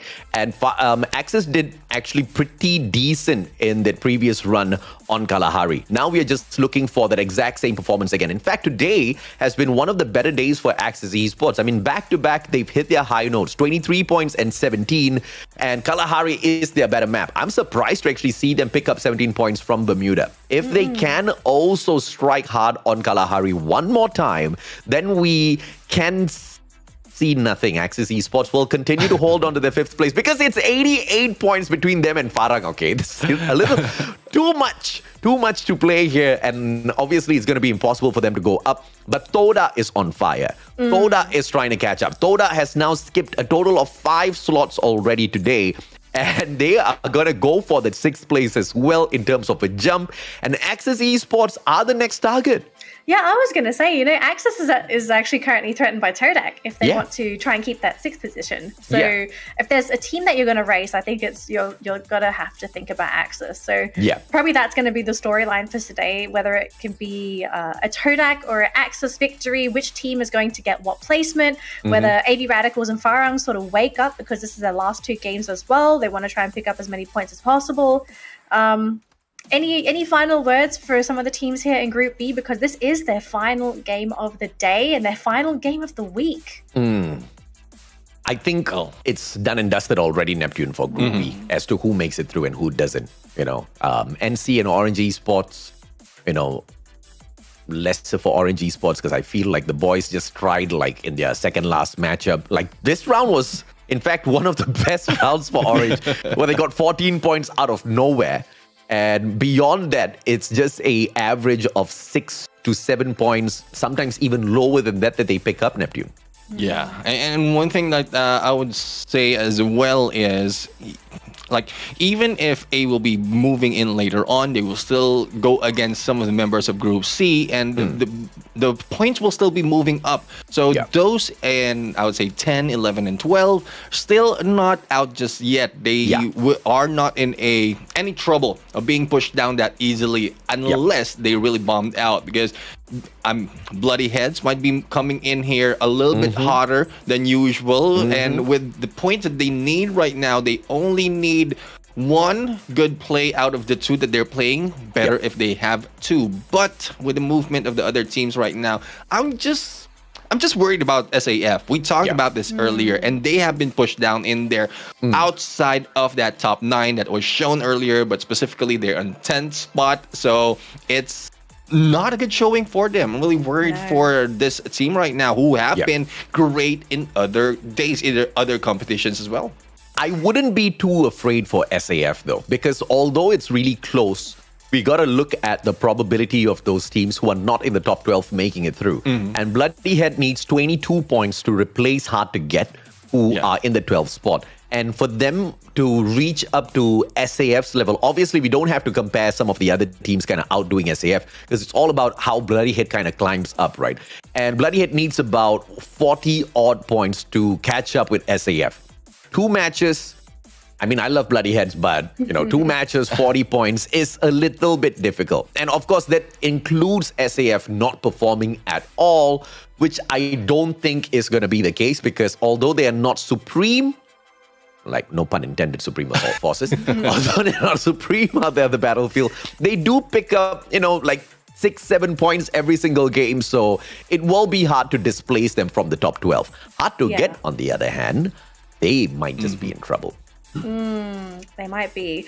Maybe it's time to whip out some of those last minute tactics. Jumping onto teams during the drop points to contest your position with them, right? Like eliminate them early, force them into only ending the round with 1, 2, maybe 3 points. But of course it's risky, right? It's a 50-50. I think if you're in dire straits, would you go for that kind of play? So we'll see if anyone is desperate enough to try and go for some of those hot drops. I suspect today we're going to be seeing at least 1 or 2 as these teams scramble to pick up points and make it for the top 12 grand final. But gentlemen, we are ready to jump into Kalahari. It's the final game here for Group B versus C and the final game for Group B to ever play. Neptune, AJ, take it away. And as we step back in to the multidimensional desert of Kalahari, I mean, the high ground advantage that has been taken by Farang, I think it's coming back into play, AJ. Not a lot of teams has been doing that so far in this game. Most of them have been rushing in, especially in the early engagement, and then rotation-wise, just takes advantage of their position. Not necessarily the high ground. Even in lower ground, they can take down the enemies from the other side. But as we go back, no one is jumping in on Refinery, and Todak right now is stepping over onto Shrine. So the middle of this map is a little bit clear. ORV and NC, what are you doing at Foundation, huh? Somebody pick this man. Farang taking a hot drop against Hard to Get. If Hard to Get gets annihilated at this point, Bloody Head might just be in the grand finals. Can Farang help out their brothers from another mother and in fact from another nation, the one and only Bloody Head? They need to snuff out Hard to Get, and if they do exactly that, Bloody Head will just need one solid booyah before they can replace them. Spade gets the first one done. JC taken out of the equation, but 4 bits from the back. VSS perfection. That SMG is spicy as it hits. Jumbo super low on HP. Can he secure one? Too bad turns around. Batman and Aries taken out of the equation already. Hard to get with one final survivor who manages to get away. 4 bits right now on their way, far away from this area. ORV on the other side being taken down by NC. 3 down already, and 1 will be recovered in this fight. Jazly's the only one in here, and Jazly will not be surviving anymore. Not surviving at all as Orange Esports plays the game of I'm just gonna hide. Let's see exactly who seeks me out. SAF, Anxiety. 2 of these teams both safe and both close to each other on the overall leaderboard. Just 6 points between Anxiety and Supreme Assault Forces. Anxiety in the 9th place, SAF in the 10th spot. Ha ha ha, Lala. You cannot trick me by hiding the leaderboard. I still can count. Vector from the back. It's going to be Furo. Turns around. Oh, double Vector still doesn't get it. Fear. Ooh. No fear at all. Mag 7 supremacy flies into his opponents. And McRory turns things around just a little bit, but gets sprayed down either way from afar. Let's go with the supreme attack. And it looks like SAF might just get downed and out by the players of Anxiety, who turn things around extremely quick. Yeah, Kanoho in there, a little bit sneaky in that approach, trying to get probably a surprise hit or a backstab, or just planning to take Chessman out. Let's go right now, just hiding out. Macdo is already out and about, coming back later on if he gets revived, but missing that opportunity for the shot will be this team of SAF. Anxiety right now moving in against Let's Go, Kanoho and Chessman for the double team. Kanoho will be taken down in there. Ooh. But there goes Let's Go, still on fire. Yeah, Let's Go turns the corner. Anxiety, Chessman knocked down onto the ground. And now, all alone, Let's Go's just doing it for the team. Aye! From nowhere! Nafis knocks Pure, takes him out of the equation, and it looks like now SAF have to back away as well as NC drops by to say hello. And remember, once again, ladies and gentlemen, boys and girls, SAF is in the 10th spot. Anxiety 6 points ahead of them, but Farang loses their lives. Toda snuffs them out, and therefore Farang cannot continue running away. Axis Esports can't catch up with them. Farang needed 9 points to catch up with Blacklist, and it looks like Toda ended that run for Farang a little prematurely. Poor thing, Farang. We do feel for you. And this is their final round on top of everything else, Neptune. Yeah, I mean, that is one possible reason why they drop in, not in the usual spot, but NC right now popping off. NC, where has this been hiding so far? From yesterday, it dropped off from the mid toward the end. This time, they started off hot in the middle of these games. Not NC, though, it's still too far, but I love the showing from this team, not really giving up on the hopes. Let's see exactly what we can find out there on the battlefield as we continue running on. As NC is on fire once again. Fear almost taken out of the equation already. Ryu jumps on in. Anxiety snuffed out in the 9th spot. And therefore, SAF should be able to overtake them unless Axis Esports retires McDo from this round instantaneously. Neptune, grappling hook, up top. McDo runs away, has got a secondary in hand and nothing else to work with. And it looks like time is going to run out for McDo. Question is, apart from McDo, who else survives on the side of SAF? Oh, smart play by McDo. Super smart. But Raf is running straight towards him. This is a GGWP, McDo. Yeah, I think they know all the hiding spot in this area. If you've been spotting once, you will be sighted in there trying to go in onto the edge. Raph right now just wrapping around, and no surprise right there. I mean, it has been expected on a 1v4, even with Saf Let's Go in there. A little bit too sneaky in hiding out, but a lot of teams are already taken over the edge of this area. So Neptune will not be able to survive that battle, as well as Raph. Flame and Vegetated 2 down in for this team. AV Radicals right now for the approach, and this is them trying to catch up on the points that they need earlier, and hopefully they can get a lot more to get to that number 1. This is the final chance for AV Radicals to pick up 8 points and put some distance between themselves as well as Expand. But they wasted the previous round, and this round, the biggest question is going to be, what can AV Radicals do? Today has been a terrible day for AV Radicals. The previous match, they only picked up 2 points, Neptune. The game before that, they picked up 4 points. Second game of the day, they picked up 6 points. I mean, this has been by far one of the worst days for AV Radicals, and it's one of the worst days for them because mainly Expand will continue to conquer at the Kalahari as well as Bermuda play. So the probability of Expand holding on to the number 1 spot is extremely high, looking at how they have got 2 more matches to play, and this is the final round for AV Radicals. But Wine goes down. Toda, and looking at how they are on fire today, they might just retire AV Radicals prematurely, and it looks like AV Radicals will not even be able to get up to that number 1 spot before they exit the league stage's final match for themselves. Dynamo, high ground advantage, backs away, but he backs outside of the circle.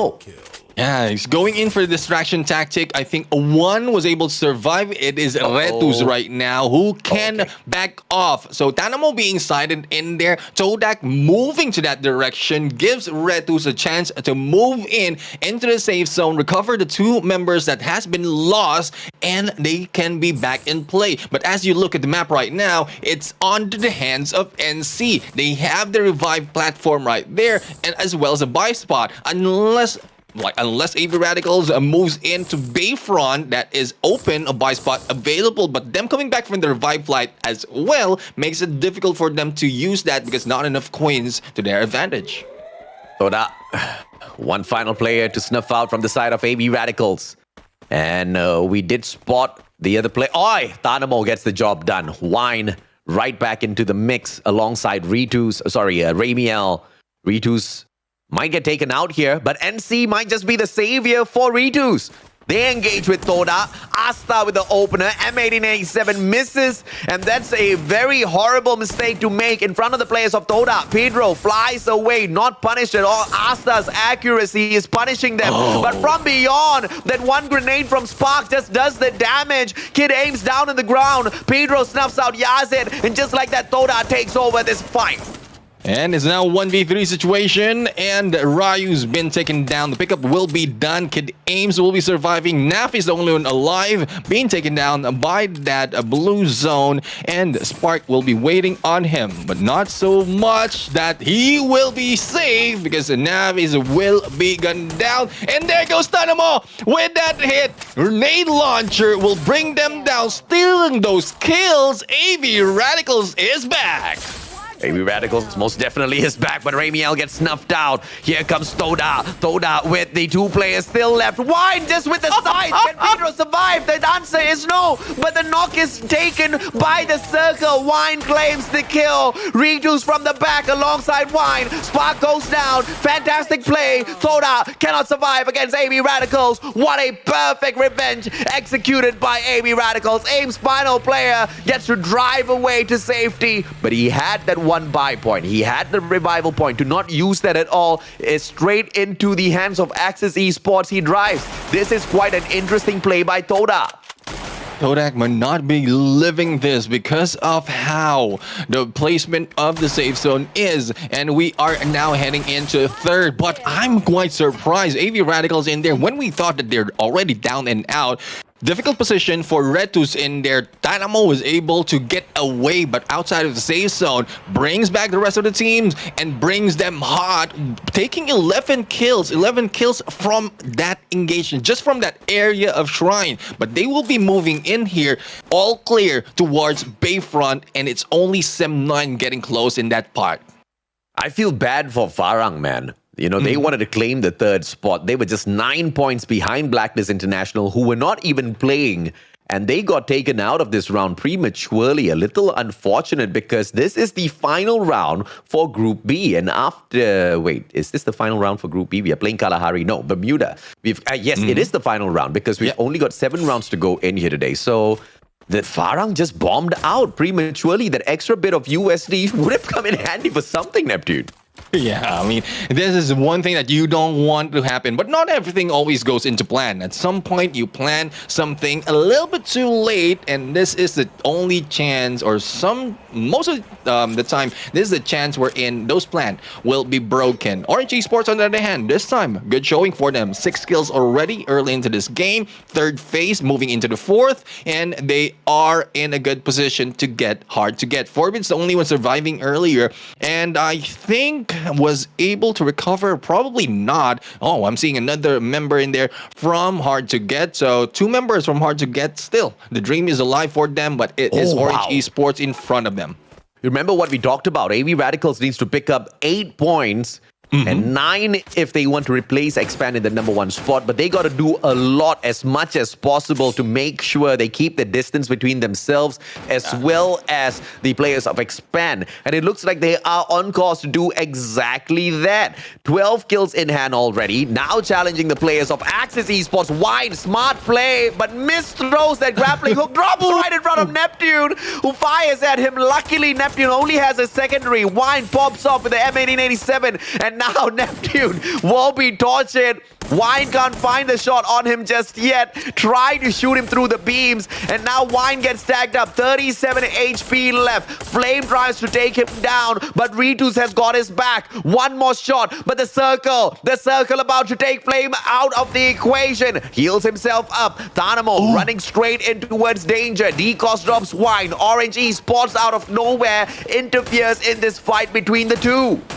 Sisraf right now putting a little bit of pressure, and not just a pressure, the takedown from the side. Flame in there, burning Tanamo on his heels. Axis Esports, even if Neptune is taken down there and made a little bit of mistake, the team is still alive, but the push of Redus in here, we'll have to find out if he will survive. Boxing him out in there. Only one good nade can take him down, but no nades being done by Redus right now. He want to use those guns. They want to use a shotgun, And we'll have to see. Reloading right now and waiting for this glue wall to expire. How much more can Flame take in this fight?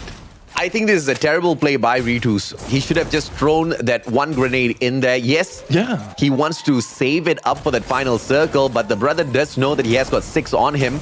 Ramiel out of the equation as Raf puts him out. Ritus waited too long! But Phil was able to turn things around against Flame, but he gets taken out by the circle. Ritus, what have you done? And that was a 1v1 situation, but the team is still alive with 2 members. And if Flame can move in a little bit, probably a pickup can be done, but I don't think that is a plan. Axis Esports right now, Raf in a good position to take anyone from above, also being spotted by those on the open area. Hard to get right now, surviving with 3 members when we thought this team is already out, going in against Todak, and Ames takes them down, but Todak eliminated in this game. It is Sem9 right now doing damage, taking this compound to perfection in the middle of the safe zone, just gutting anyone who's running in. Sem9's waking up. Sem9 wants to continue climbing up the leaderboard. And if Sem9 can get the booyah this time round, ladies and gentlemen, boys and girls, they will do the absolute impossible. They will be able to jump out not 1, not 2, not 3, but 4 spots. Can we see Sem9 do that? I think it's going to be possible. And doing that will kick GeekFam out of the 8th place. As hard to get gets taken out. 8 kills already for the players of Sem9. They need to secure 16 points. 8 of it already to their side. All they need is a booyah. That booyah will give them more than 16. So they just need to slow that pace down. They've already got the circle here, Neptune. Sem9 does not need to get aggressive. And good hold by Sem9 right now is Axis. Vegeta, the only one surviving, and Z will be rushing in. Missed by Vegeta, but not anymore. But the backstab coming in, moving in the time turner, and Vegeta will be taken down with Ryu in there into the mix. But he is going solo right now in this play. And it's not only Sem9 with the full squad, but Orange Esports onto the side. His movement needs to be that quiet, but with the gunshots earlier, I think he's the target of Sem9. Bro, I cannot believe what I'm seeing, man. Sem9 is about to jump up 4 slots. If Sem9 can do the absolute impossible here, I'm gonna have my mind blown. Sem9 picks up yet another kill. 10 slays already. Can they pick up 26 points? Is it even possible? No, it is not possible. Only, what, how many more players left there? Only 1 more player left out there.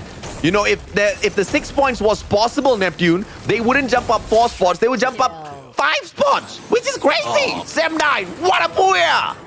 Yeah, booyah by Sem9 right here brings them a lot of points, and I think the read that you had is 3 or 4 spots on the leaderboard that they can take after this game. And this is one thing that we really didn't expect for some of the teams, especially in there on a little bit too late and popping up into the game. Production just teasing everybody, huh?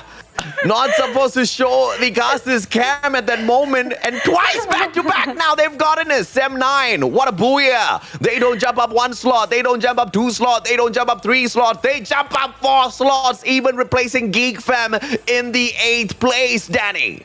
Man, this is such a nice storyline for Sem9, because I think for the longest time we were sort of pitting GeekFam against Sem9. Now that this is more like this is a backstory sort of situation, and for them to make this comeback, I think they've got to be so happy with themselves that they finally redeemed themselves. They've proven that they're not the reject team. They are a formidable team, and I think you also got to be a little bit worried if you're GeekFam as well, because now you're starting to see Sem9 perform. You're like, oh, hang on. I don't think we were the ones replacing them. We were the replacements. I mean, technically they were the initial replacements, and then the current GeekFam is the replacement of the replacement. But you know the gist of it. But what makes this victory from Sem9 so much sweeter is not only do they jump up 4 slots, they also jump up 3 slots. They also take the one and only GeekFam out of that 8th position, which is the sweetest thing that could happen for them. Man, it's sweet revenge, as some people would say. It depends if you want to be petty. I don't think the players are petty, but they're going to be happy with their position. So congratulations to Sev9. But let's go down and sort of break this game up a little bit, right? Yeah. So unfortunately, Todak were not able to make it to the end game. I think they ended up in 5th or 6th position, which is okay. I think they've already redeemed themselves with their previous 2 matches. They are in Group C, correct? I just want to make sure my information is right. Todak's in Group C. Todak is in Group C, yes. Okay, Group so C, they've got yes. 2 more games to go, so they're totally Correct. fine. But you know who doesn't get to play anymore? Oh, man. AV Radicals and Farah. What happened with that Axis and AV Radicals engagement? It was so mind-boggling to me that they were so spaced out and they still continued to try and push into Axis there. That was so strange. I would say for Axis, it's off that they are a little bit too far from each other. Neptune, no, not me, Axis Neptune is in there just hanging back, coming back from their revive flight, being seen by Wine in there, but unfortunately Wine even misses those shots. And with the distraction Neptune has done, like another member from Axis Esports just gunned them down. And that's one thing. If you're focused on one thing and not really understanding your environment, especially that area of refinery, you'll be gunned down as easy as that. Correct. Yeah, it was a very open area, very risky. Maybe they thought they could quickly get the kills and run. But that didn't happen. They had to fully commit, and they committed to the point where their entire team perished, which is very unfortunate. I think for Axis, it was pretty much a win. It was either a case of the team just dies and AV Radicals continues, or Axis makes it through. So I think the team did the best that they can in that situation.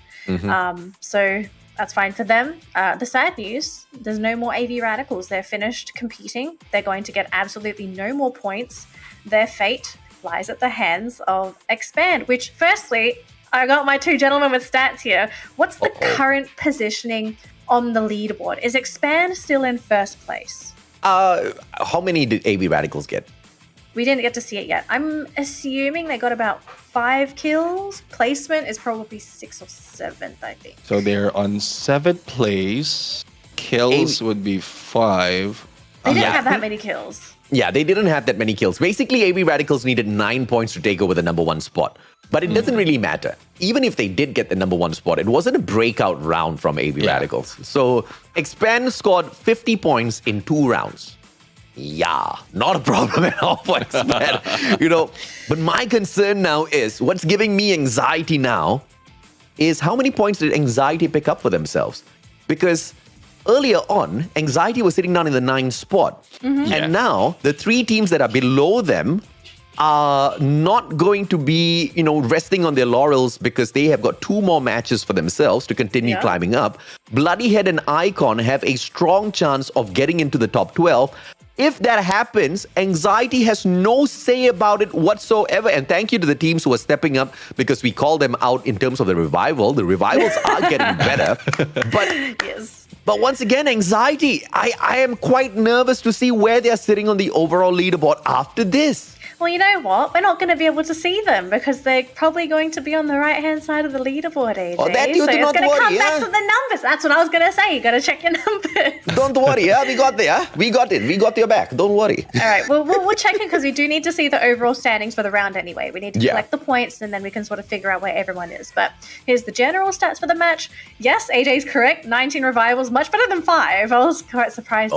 Did people forget about the revival system? But let's take a look at our MVP for the round as well. It is Deco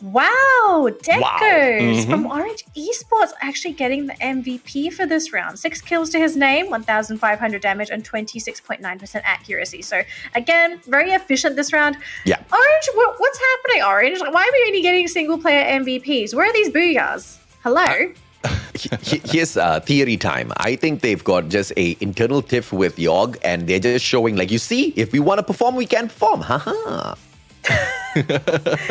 Not the right way to do it, but okay.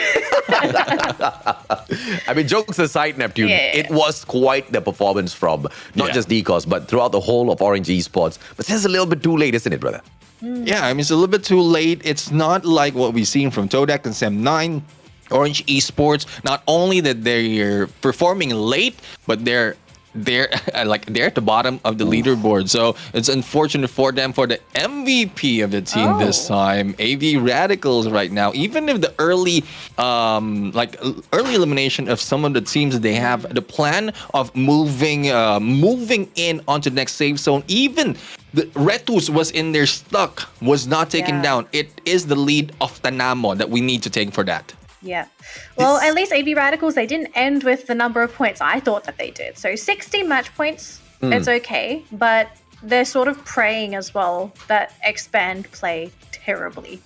And when I mean terribly, I mean they need to end with like single digit points if they're going to somehow maintain first place, which for Expand is impossible. We just haven't seen Expand falter so far. But you know, sometimes Lady Luck works in mysterious ways. And speaking of Lady Luck, Sem9, 24 points to end the round with 12 total kills, 12 points from the Booyah as well. NC, a valiant effort from this team. Unfortunately, I don't think they're going to make top 12 at all. They finished the round with 18 points. They really needed to finish with, 20, 25 plus for every single game today. And they just weren't quite able to make it. Same thing with Orange. This orange tree just didn't bloom. I'm not sure if it was the wrong weather, they didn't plant the seed right, or maybe something was wrong with the seed. But Orange Esports, I think we've got to say goodbye to this team as well. They're not going to make it to that grand final. AV Radicals are 16 points. Todak, valiant effort today, and that we're still going to see them for 2 more games, 12 points for the round. Axis, 10 points. Reasonable effort this game. I was kind of hoping Axis would be able to play a little bit better today, but sometimes you run into the wrong teams, and the wrong team was AV Radicals. They sort of put a damper on their day today. But here's the overall standings. The handicapped overall standings, because we only get to see half of it. And here we go. So we do see AV Radicals making their way back to first place, but with only an 8-point gap. If Expand just blows on the leaderboard, I think they'll already be able to take over AV Radicals next game. So look-see, Sem9, look-see. Yeah, we're going down, okay? Sem9, yes, they climb up to 7th place. They're right under Todak. They are over Geek Fam. Big congratulations to this team. They're stepping up. They're proving that they are still going to be a contender going into the grand finals. They jumped up 4 spots, guys. It could have been 5. It could have been. Ma'am, I think if there's they played 14 amazing, points there, ma'am. They it's called a miracle, Sam. Miracles happen. It might not be Christmas, but sometimes they just happen. Yeah. But it's fine. We're going to see more Sem9, right? Yes, we will. We're going to see Group C. Yeah, so there's a chance we could see some shuffles from 5th to 7th, right? Because Axis, they're still running from Todak. Todak is going to be running from Sem9. So there's a lot that's going to be happening with these final 2 games. I'm really excited to see what happens now because firstly, Group B are done. They are stuck with their points and they are praying to the Holy Spirit that they keep the top 12 placings. But if you also want to pray about something else, make sure you're going to pray for the loot boxes that we are giving away for today. If you haven't already, the giveaway code is just down there. You're going to get 2 Hysteria weapon loot crates absolutely free, courtesy of Garena themselves. Thank you so much, Garena, for allowing us to give away all these goodies to our loyal viewers and our loyal fans that are tuning into the broadcast. This code can be shared with your friends and family. So if they're not tuning into the broadcast, you can share them this code, but tell them they have to claim it ASAP because the code will expire after this broadcast. Praise to the Holy Spirit that you get all the best stuff inside, and good luck to everybody that opens your boxes. I hope you get all the best goodies. I know it's not Christmas time, but that's okay. Sometimes you deserve a little bit extra in the middle of the year as well. Gentlemen, we're going to take a look very quickly at the recap for the matches that have just concluded, and we're going to take a look at what's happening next. Todak claiming 2 Booyahs for Groups B versus C. Phenomenal gameplay from this team because we just found out their old leader came back to guide them to victory, and so far it has been working for this team fantastically. And to round out this group as well, Sem9, they get the Booyah there onto Kalahari, which pushes them up, as AJ said, 4 positions, now sitting in 7th, possibly able to contend for 6th, maybe 5th. I think it's a bit of a stretch. most likely 6th, but who knows? Yeah. But we will be rounding out the day with Bermuda and Kalahari for groups A and C. And guys, I am so excited because I think now we're going to find out who's going to be the top 12, who really puts the pedal to the metal to climb that leaderboard, and maybe to see some of the magic come out from these teams as well, because even though you're guaranteed top 12, getting a little bit of money is it's a nice little incentive. Yes. So I'd like to see some of the teams sort of pull out some crazy things, because we saw in that last round when we dropped into the match, it was 3 hot drops. Bro, I don't know, when was the last time we saw that much action? Yeah.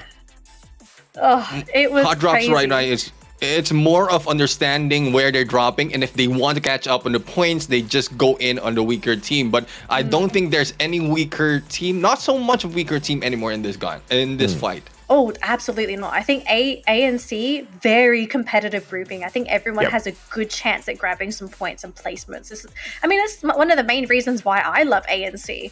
But we've got to calm down now. Let's save some energy, because we are going to get the players ready for the lobby. As a quick reminder, if you just tuned in right now, we're going to be jumping into groups A versus C. Group B is done. They are watching. They are waiting. They're going to be cheering with us to find out who is going to be the top 12 teams to make it to the grand final. But as always, since we're going for a break, make sure you go to the toilet now, charge your phone, grab some snacks, call your friends, but make sure you are back in 5 minutes, because we will come back with the final 2 games for the league stage. See you after this.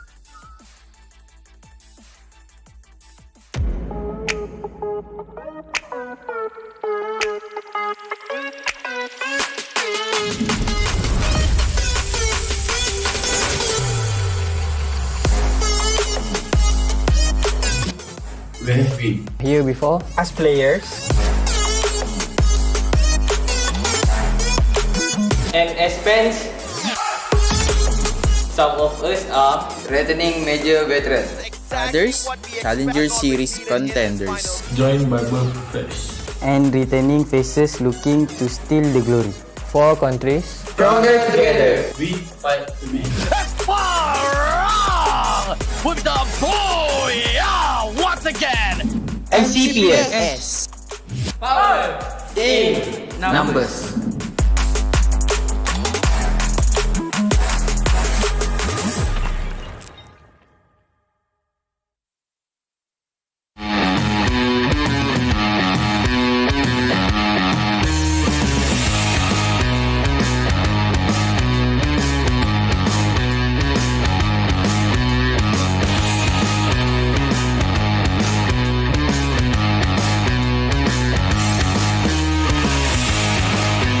Look at that. Tengok kita punya set, kita punya team, kita punya crew. Oh, memang happening, guys. So obviously the set here is very epic. Kau boleh nampak green screen yang sangat-sangat besar. I mean, how big the scale is. Like, you have to show the top. Oh my god, that is so small. That is how big it is. Bukan 1, bukan 2, ada banyak. Sebab dia more to action. Lompat lah, baling grenade lah, macam-macam lah. Biasalah untuk dia. Biasa saya lompat Burj Khalifa, KLCC, Gunung Everest, saya lompat. We had an amazing car, amazing set, amazing people around us as well.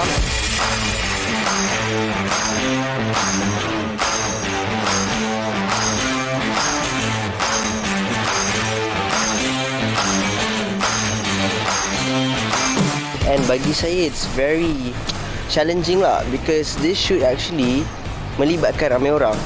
Bunga seorang je dekat set ni, tak ada Dola, tak ada Zizan, tak ada Ismail. So Bunga kena interact macam diorang ada dekat sebelah Bunga. You really have to use your imaginations of what your surrounding is going to be like. You know, make sure our energy is leveled up with them as well. Yeah, and we have to make interactions as well. Correct. So, you know, it's a new experience for all of us.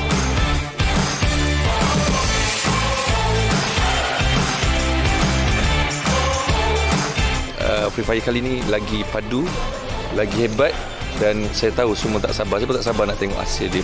We know it's going to be gempak gila. So korang jangan lupa tengok video Free Fire ni. I really can't wait. So hope you guys akan stay tuned and support Free Fire untuk semua. You guys pun akan play a big role in this video as well. So stay tuned. Yeah. Zizan hari ni, saya ingin mengucapkan Booyah! Free Fire untuk semua.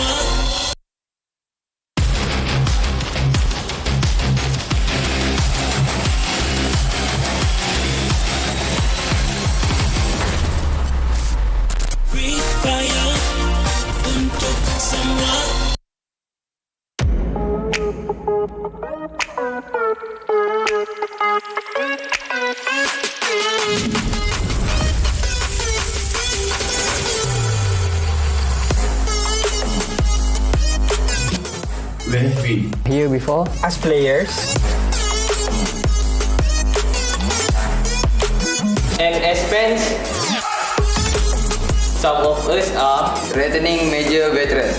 others, Challenger Series contenders. joined by both fresh. And returning faces looking to steal the glory. 4 countries. Stronger together. We fight to win. With the boy, once again. MCPS. power in Numbers.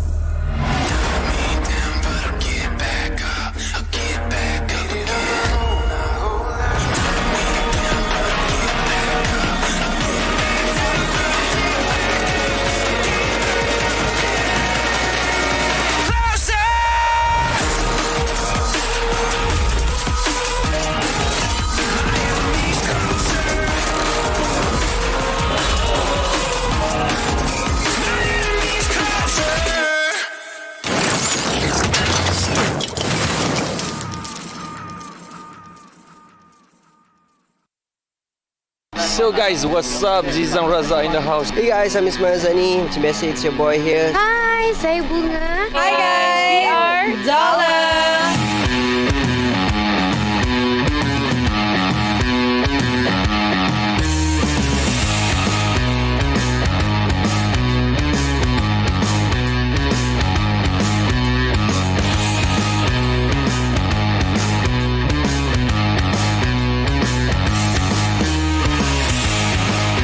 So look at that. Tengok kita punya set, kita punya team, kita punya crew.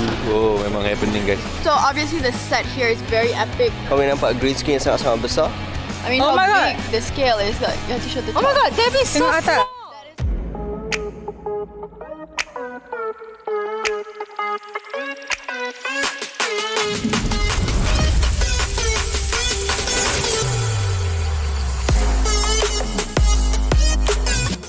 Where have been Here before. As players, and as fans, some of us are Returning major veterans. others, Challenger Series contenders. joined by both fresh. And returning faces looking to steal the glory. 4 countries. Stronger together. We fight to win. With the boy, once again. MCPS. power in Numbers.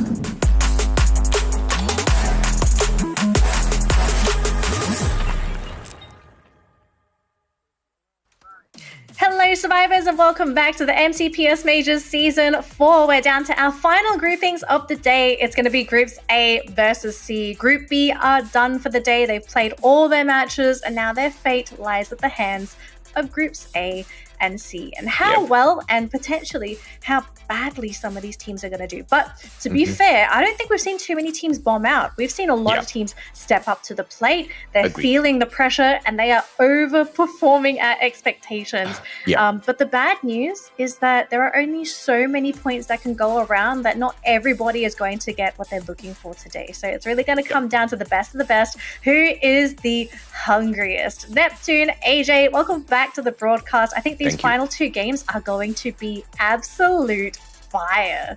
I agree, man. It is. 2 teams, Neptune, from Group B that were in potential trouble. Pando EWG as well as Anxiety. Pando picks up 31 points, and unfortunately for Anxiety, they continue to give me anxiety, picking up 25 points. And now they don't play anymore, which means there's a high probability of them getting kicked out of the top 12. And they, mind you, are in the 9th and 8th spot, which is not safe at all, Nep. Yeah, I mean, and that's one thing if you are not really performing in that game. But like these teams still have 2 matches, A and C. Those in the A and C spot really need to catch up with a few more points in this game, but it depends on how weak those on the top will be performing, because that will only give them a chance to get this much points to move up several levels. Right, Neptune. Well, we're going to jump into our first map of Group A versus C, and we're going to start off easy mode with Bermuda. This is something everyone is comfortable with. AJ, Neptune, I don't have anything else to say. Let the games begin. Thank you very much, Danny. As we hop on into game number 6, the second last one for the day, we will be wrapping up things on match 7, Kalahari. This now is a question of whether or not Anxiety and Pando EWG from Group B, who no longer play today, will be able to survive in the top 12, Neptune. Yeah, let's talk about that a little bit, because so much for the drop points. Hot drops, well, it might happen earlier, but depending on where they will be choosing to. But going into Pando EWG, so far they are on the 8th and Anxiety is on the 9th spot. If, like, for Geek Fam, who has been pushed into the 10th spot, they only need 5 points to take one level up. And I would say 7 points or 6 points to be able to replace Pando EWG on the 8th spot. So pushing 2 of them down. But how much more do we need really for Pando EWG and Anxiety to really be out of that 12th spot? Because I think it's not that near though, AJ. It's not super near. The players of Bloody Head need to be able to get a total of 49 points, which is asking for a lot. But Bloody Head, they have been a team that has shown us that they've got great quality. And this is a El Clasico matchup between Bloody Head as well as Geek Fam. Early opener, Yasta makes one mistake but pulls out a timely time turner. And Morgana makes use of his own time turner against him, but still gets nailed down by Yasta. Bloody Head potentially bombing out super early here. And Anxiety eases up a little bit of their stress in their hearts because of that one takedown. But it's not over just yet. Bloody Head, they quickly exit Pochinok and they leave that one player on their side just to deal with the rest of the players of Geek Fam to play the game of distraction. Neptune jumps on in. Let's go. Gonna suffer now as he jumps on right out of the house. Uses the time turner of Neptune against him. But Neptune with just 5 HP left on him survives that encounter. And that was a 1v1 out of nowhere. Access Esports as well as SAF is out of the picture from this battle that's happening. And I think there's a little bit of miscomm coming from SAF because usually they go in for the challenge against Access Esports. Yeah. But with this position of Neptune as well as SAF, like the one member, let's go, being taken down, I mean, it's a miscomm coming from SAF right now. I think they are really faltering in terms of communication as well as the gunfights that they're doing. It is not likely for SAF. And Access Esports, we know they are a strong team from previous competition and also jumping in here, but the improvement that they're doing overall, not just going in for the compound gameplay, they are doing well in close counter, even on a long range. So how much improvement from Access Esports, and then the reverse happening from SAF, that is really called for already, that Access might be able to overtake and take down SAF at that point. Bloody Head taking over the spot of Anxiety might be a long shot, but Bloody Head doesn't need to aim for the stars. Bloody Head is just 28 points behind Hard to Get, and they are quite a number of points. In fact, I believe about 40 points behind SAF. So SAF is not in a lot of trouble, but Hard to Get needs to make sure they do not falter early. Kaloy gets caught out. This is that distraction gameplay that we were talking about a little bit earlier on, that Kaloy is going to be playing against the players of Geek Fam to allow the rest of his team members to back away. Now, the revival has been done. Geek Fam is in a full squad once again, but Kaloy can't seem to peel away from Mars Electric as Geek Fam slowly surrounds his position. And this might just be the end for Kaloy. Yeah, Kaloy right now being rushed in. Appy's turning that corner, missing that shot. Kaloy going in, putting a number against Hasik. But Kaloy will be moving in. The pickup will be done. And here comes Kaloy. Not so lucky anymore with the double vector and double team being done in there. Geek Fam survives. Kaloy right now will be knocked down. And Voidface is the one defending the fort right against Geek Fam. But what can a few members of Bloody Heads do in this fight. Voidface, even if Morgana will be brought back in here, Voidface going alone right now, positioning wise, not so much an advantage against Geek Fam. Voidface, this is the perfect distraction. As he gets put out of this equation, Voidface, can he survive a little bit longer? Needs to get away first. Cannot take on the whole squad of Geek Fam all on his own. Jumps on into yet another engagement. Quickly snuffs out Hakimi. Needs to take that kill, but is met by Yapis instead. And the double vectors was too good. And he does not secure that kill point. Instead, Apis does over him. And Geek Fam is the one really reigning this area at this point. And Bloody Heads right now, like, distraction is working for them, but not so much, because once you get that distraction, it's not like the trade will be 1-to-1, recovering one, losing one, and then it will be back and forth, especially if you don't have a good distance against your opposing team. So Bloody Heads, not quite sure what the plan is right there, but that is not working to their favor, especially they are in the running for top 12. SAF right now, McRory popping off with double kill against Zen Op, and we'll have to see who else can be taken down right now. It's McRory in a compound against Axis Esports. Neptune is the one who will be targeted next. Vegeta hasn't been spotted yet. The angle that he holds on to is good. McRory trying to get him from up top on the roof. But Vegeta's a little smarter with his positioning. Faiz knocks down Raf. Axis Esports loses their star player. And as Neptune circles around, Yadop gets caught out in the open. Flame with a flank. And Yadop goes down. Fantastic setup by Axis. And the execution is even better. They take one life back for the one that they just lost. Stuff right now. Again, another bomb out. Seeing and Blacklist will be jumping into the picture. Probably taking down McDaw in the process, unless McDaw will be hiding in there, but not so much hiding in that fence. And Zen Up will be moving into the face of danger. Well, will he be able to make it? He did, and McDaw is flying high like a butterfly, but into the hands of Axis. See if or not the players of SAF can continue moving up. SAF wants to prove themselves against the other teams as well. And there's quite a bit of money to play for.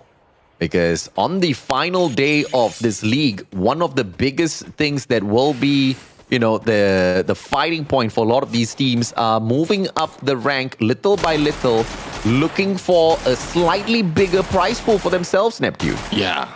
I mean, that will be the target right now, because as we broke down earlier with how much Bloody Head needed to get to the top 12 and push down hard to get probably SAF in the process, it is a lot. And with the performance that we've seen on the early games at this point, it is not showing that they'll be able to do that unless the second game or they come back in this game. It's not yet over. ORV X-Men will be taken out in here from the fight, and this is Expand. And with this team of Expand leading the pack, leading this whole group with in terms of kill as well as a challenge for that booyah, it will be difficult for the other teams to really catch or get those points that they need to jump up to the top 12. See if or not No Escape Revolt can snuff out the hopes of Sem9. Sem9 currently playing for quite a bit of money here. In the 7th place, they have got $950 in the pocket already. They want to make that 1,000 USD. And the best way to do that is just to go up by one spot. If Sem9 can do the impossible, no, Sem9 will not be able to do the impossible. They can't catch up with the 5th place no matter what they try. Because it is going to take a lot. But that being said, 28 points from 2 matches. Do we really want to count Sem9 out just yet? If they win this fight against No Escape Revolt, get away safely, there might be a chance here, Neptune.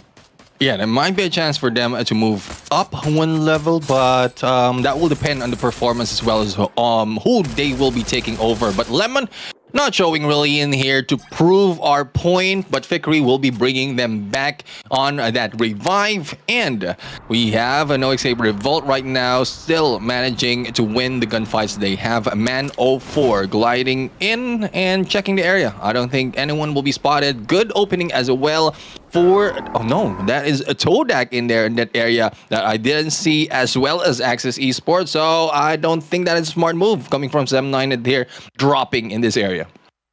One would think that there's nothing much to play for already if you are not in the top 12 and you cannot secure a good spot. But if you are No Escape Revolt, you want to earn an extra $100 for yourself. Yeah. And all you need to do in order to get that is jump from the 16th place into, at the very minimum, the 14th spot. Yes, you don't make it through, but an extra 100 USD, looking at the current currency power of Malaysia, it will do the team quite a bit. Yeah, I mean, and then there's a good motivation actually for all the teams starting in this competition. It's just to gauge yourself if you can do it. Neptune right now moving in for the fight. Todak is down and on that rooftop, and Todak will be eliminated right here with from the hands of Axis Esports, and 7 kills already from Axis Esports. I mean, these team are really popping off, and not so much early, but they've taken great strides right now, making that lead for those following them really hard to reach. And this is one thing about Axis Esports. They might not be dominating the games, but when they go into the gunfight, they understand their positioning as well as how to play it to perfection. Thus, they can take the lead for those following them on the leaderboard. That I have to agree with, man. SAF currently in the 11th place. They want to push on up. And for SAF to earn a little bit more money for themselves, all they need to do is secure a total of 15 points, which is not a lot to ask for if you are SAF. And that 15 points can earn you an extra $150. Holy Lord, I want to get that extra $150 USD, man. Morgana straight down onto the ground. This is a bad game for Bloody Heads, who are trying to survive, who are trying to look for extra 28 points out there on the battlefield as compared to the players of Hard to Get. If Bloody Head can get that done in this matchup in itself, they will make it into the top 12. And all they need to do is just play well in the next game to secure the top 12 spot. Things are tense here. If you are a Bloody Head fan, you all have to hope and pray that they make it through, because the chances look quite slim with their positioning as well as progress in the current game, Neptune. Yeah, I mean, so far they have been playing the revive gameplays in so many instances already, and trying to avoid any gunshots in this position that they have. Geek Fam from the outside, as well as a battle happening, and there's no escape coming from Bloody Heads just yet. They will be taken down one at a time. Geek Fam closing in a little bit, and it might end this team of Bloody Heads right here. Numbers advantage already on Geek Fam, plus the positioning. Geek Fam is on hunt, on the roll, and goes for the takedown. It's Mark and Kaloy, the only one remaining, and it's now left to Mark, wherein he is out of sight. They're trying to get in. Revive will be done once again, but how many times can Bloody Head do this? Back and forth on the revival. I think this is all over, man. Mark outside of the circle. One final shot from No Escape should get the job done. Mark's not down yet, but on that note, Slurpee, final bullet. And the players of Bloody Head, they will unfortunately suffer the wrath of No Escape Revolt.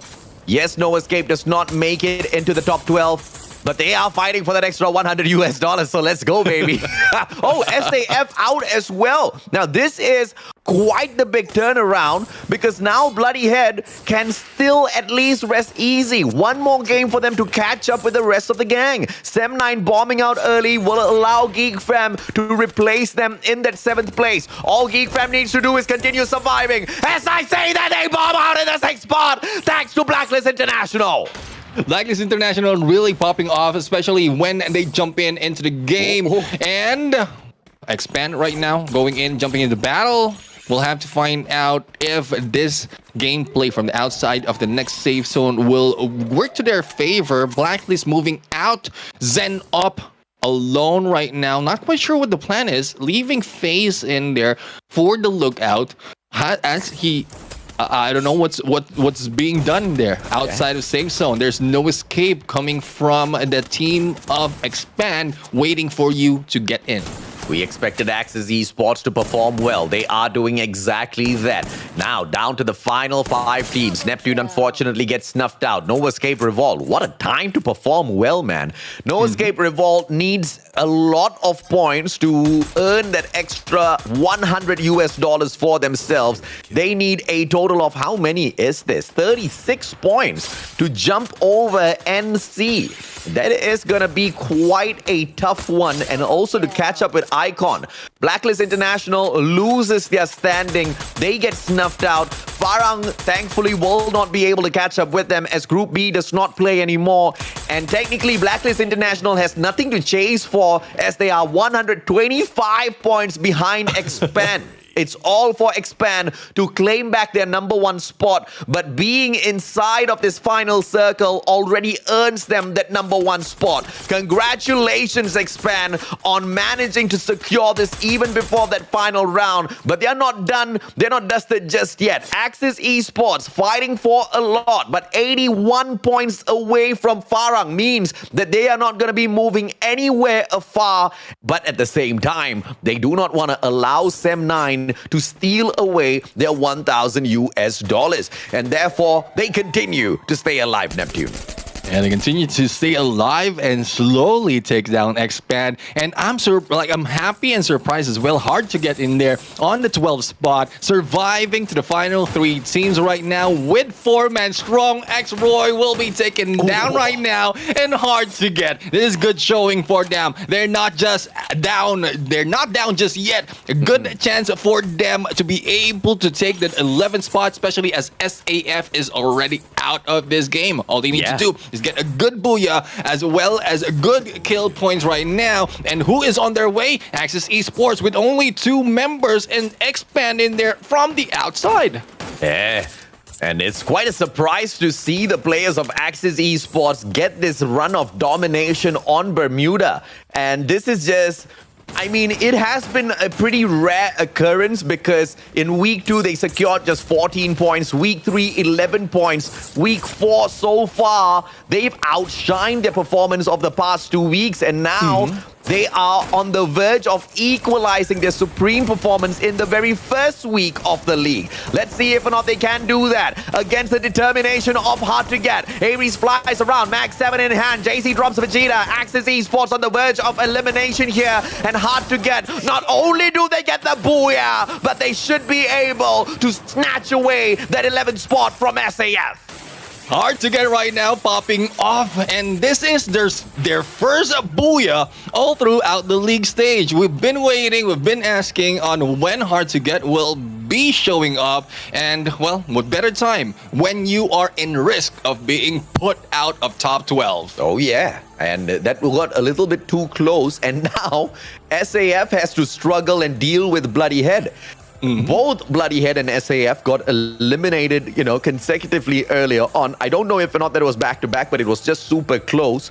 But it's still not going to be an easy process for Bloody Head to squeeze into the top 12 because they need now more than 30 points, Neptune. 30 points from one game equals them needing desperately the booyah as well as a solid number of kills to their side.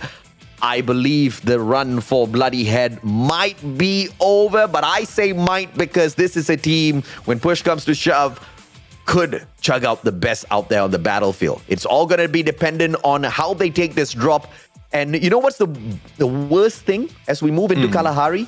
They have to avoid command posts because that's where Expand has been hot dropping them for the longest of time. They finally have to give up that drop spot if they want to survive. Yeah, and that's possibly one reason as well we're not doing so much in terms of kills. Once you have Expand challenging your drop point, hot dropping you on a command post, then it makes it difficult for you to get strides in one of the map. And if that happens not only once, several times, then it will be great problem for you overall. But Danny, what do you think about the position as well as the games that we've seen?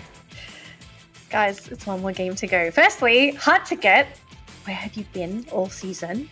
Where have you been all season? This is probably the one time where I'm just going to say, why did you leave it to now? Why are you handing in your homework when it's like 2 minutes until due date? You could have handed it in last week. You could have handed it in the week before.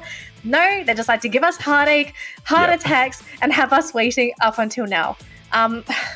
Better late than never, I suppose, but it doesn't give me much faith for this team when it comes to the grand final. Okay, like yes, they're going to qualify, but for them to peak this late, I don't know if I can trust my heart with them. It's better late than never, you know. Yeah, and when push came to shove, this was the second last game. If Hard to Get faulted, then Bloody Head would have replaced them. So that's the fire under their butts. Bloody Head was the fire. I don't think it's even a fire anymore. I think they're all sitting on a frying pan and they're on the stove. Someone's actively cooking them. They're almost done, and that's when they felt it, you know? It's like, oh, come on. Like, the biggest question now is going to be, how much did Geek Fam pick up in that round? Because Geek Fam is just very close to SAF, uncomfortably close to SAF. Yes, SAF bombed out, but if I'm not mistaken, there was, consecutive eliminations. I believe it was Hard to Get, and then Sem9 or SAF, or was that Geek Fam? I really have the stats confused in my head right now. But a lot will be answered once we see the current standings of that matchup, because it will tell us who is on the verge of elimination. But in order to get eliminated, Bloody Head needs to do the impossible in the next round. I'm so disappointed because they didn't get the best in this round, because that could have eased their burdens for the final one. But now they don't have a choice. They have to go berserk. Not just berserk as well. I think you guys brought up a pretty good point, right? Like, they can't drop in command post. You're going to be contested by expand. And this is probably one of the worst ways to play, because you're not able to drop in a place that you're comfortable in. They have to play outside their comfort zone, which I think for most teams, maybe unless you're AB Radicals where you drop everywhere, it means that your early game is going to be not as reliable, because you're not able to play your standard game. But ideally, you want to play your game. You don't want to play someone else's version of Free Fire, because that means they're in control of the game. So Bloody Head, there's a lot to do. I mean, was it 30 points they needed? So that's a booyah and 18 kills. That's a minimum, and I don't know if Bloody Head can pull it off. I hate to be that person, but they're just not the kind of team I think of when I think of a team having to pull that kind of a score line. So, one thing about Bloody Head is from the past, we've seen them outperform themselves so many times, wherein they started slow and then move up a little bit, giving hope for the team. But this time, I mean, this is not the chance. It's not the same story coming from Bloody Heads. Not quite sure what changed. Not quite sure if it's the challenge of those they're against with. But Bloody Head, they had great chance. They had great improvement previously. They might have lost that already, taking out the opportunity for the top 12. Yeah, we'll have to see if this team can pull out a miracle, because at this point they really, really need it. But let's take a look at our MVPs for the round as well. Vegeta on the side of Axis is going to be claiming MVP for this round with 5 kills under his belt, 2,974 damage, and just 0.1 shy of 28% accuracy. Axis, I mean, I think we did sort of expect Axis to play well this round, and I'm happy to see them be able to sort of pull that gap as well, right? Because they were at risk of potentially losing their spot on that leaderboard. But with 24 points, I think they'll comfortably sit where they are. But with these 24 points, and we will take a look at the leaderboard in just a second, how far ahead are they from Toda? Yeah, like what's the gap looking like now? Because I think Todak is probably having to do the calculations themselves and trying to figure out how many points they need to be able to take over in that next round. It doesn't matter though, because Toda as well as Axis, they are currently sitting down at a 1K prize each for the 5th and 6th spot. So catching up with Axis isn't going to benefit them at all, but they do need to pick up points to stay away from Sem9. That's going to be the important point here. So Toda bombed out this time around, but thankfully Sem9 didn't really catch up. And Sem9 needed 15 points to replace Toda, so the math still checks out for Toda to hold on to that 1K. But worst case scenario, they lose that spot, they go down to 950 USD. Crimea River makes no difference for them. I mean, it's like, almost 500 ringgit. I mean, yeah, okay, it's not huge, but it'll be like a little blow to your ego, I suppose. Yeah. So it's really down to Todak, Sem9 and Axis, I guess, when it comes to this final game. But Bloody Head, spotlight's on you, buddy. 30 points. Can you whip out the 30 points? Not 100% That was a long shot. Icon's out of the running now, right? Like, officially, Icon cannot make top 12. That is correct. Stats? Yeah, that's pretty much it's just Bloody Head. It's just Bloody Head. Yeah, so officially Icon is out. Who else is potentially out of the running here for top 12 now? I will give you the answer in just a second. 2 minutes. Yeah. Well, we'll let AJ look at his stats, but let's take a look at what's happened on this leaderboard first. So Expand, they're going to be taking first place, and because AB Radicals are not going to be playing anymore, that means that Expand have now officially locked in that $2,000 prize for themselves, even though we have one more game to go. So firstly, congratulations to Expand for being able to take over AB Radicals, who we thought were going to stay in first place for the entire league. At the same time, Geek Fam and Hard to Get, they make a massive climb, with Geek Fam sitting in 8th place, just behind Sem9, and Hard to Get is actually just 2 points away from Geek Fam. So we could see a bit of a swapperoo depending on whether Sem9, Todak, Geek Fam or Hard to Get potentially bomb out in this next round. I mean, the middle of the pack, there's a lot of action here. There's a lot of potential for these teams to take over. All it takes is either a booyah or a very bloody round. Yeah. And speaking of bloody round, we've got Kalahari, I believe, is our final map. Yes, ma'am. That sand is gonna be red, boys. Now, after the 2 minutes that I asked for, Danny, I will be able to give you your answers. Yes. But, there is just a unfortunate situation here for the rest of the teams, because Expand obviously manages to secure the $2,000 for themselves. The question is now, can Bloody Head hit 46 points in the next matchup?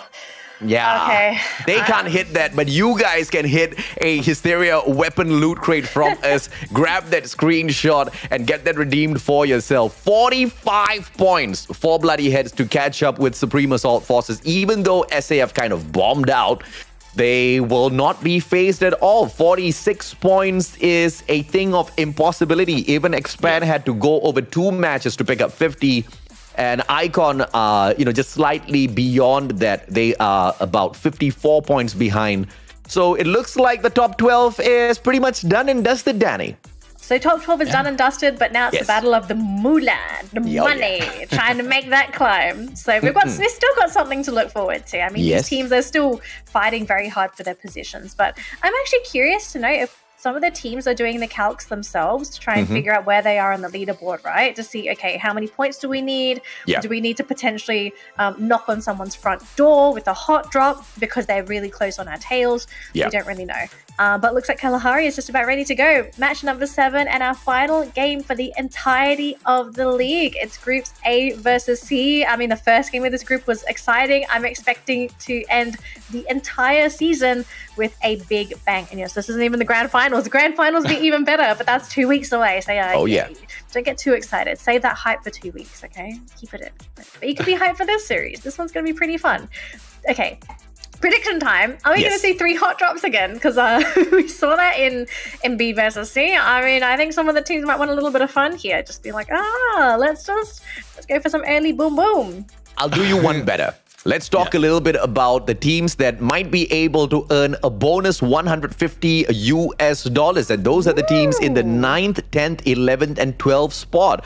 Because there's so few numbers, so few points between them as well as Geek Fam, who's sitting down in the 8th place. Because if they can move from between 9th to 12th into the 8th spot, replace Geek Fam, they earn a bonus of $150. And I know, Danny, you want to ask me what sort of numbers we're talking about.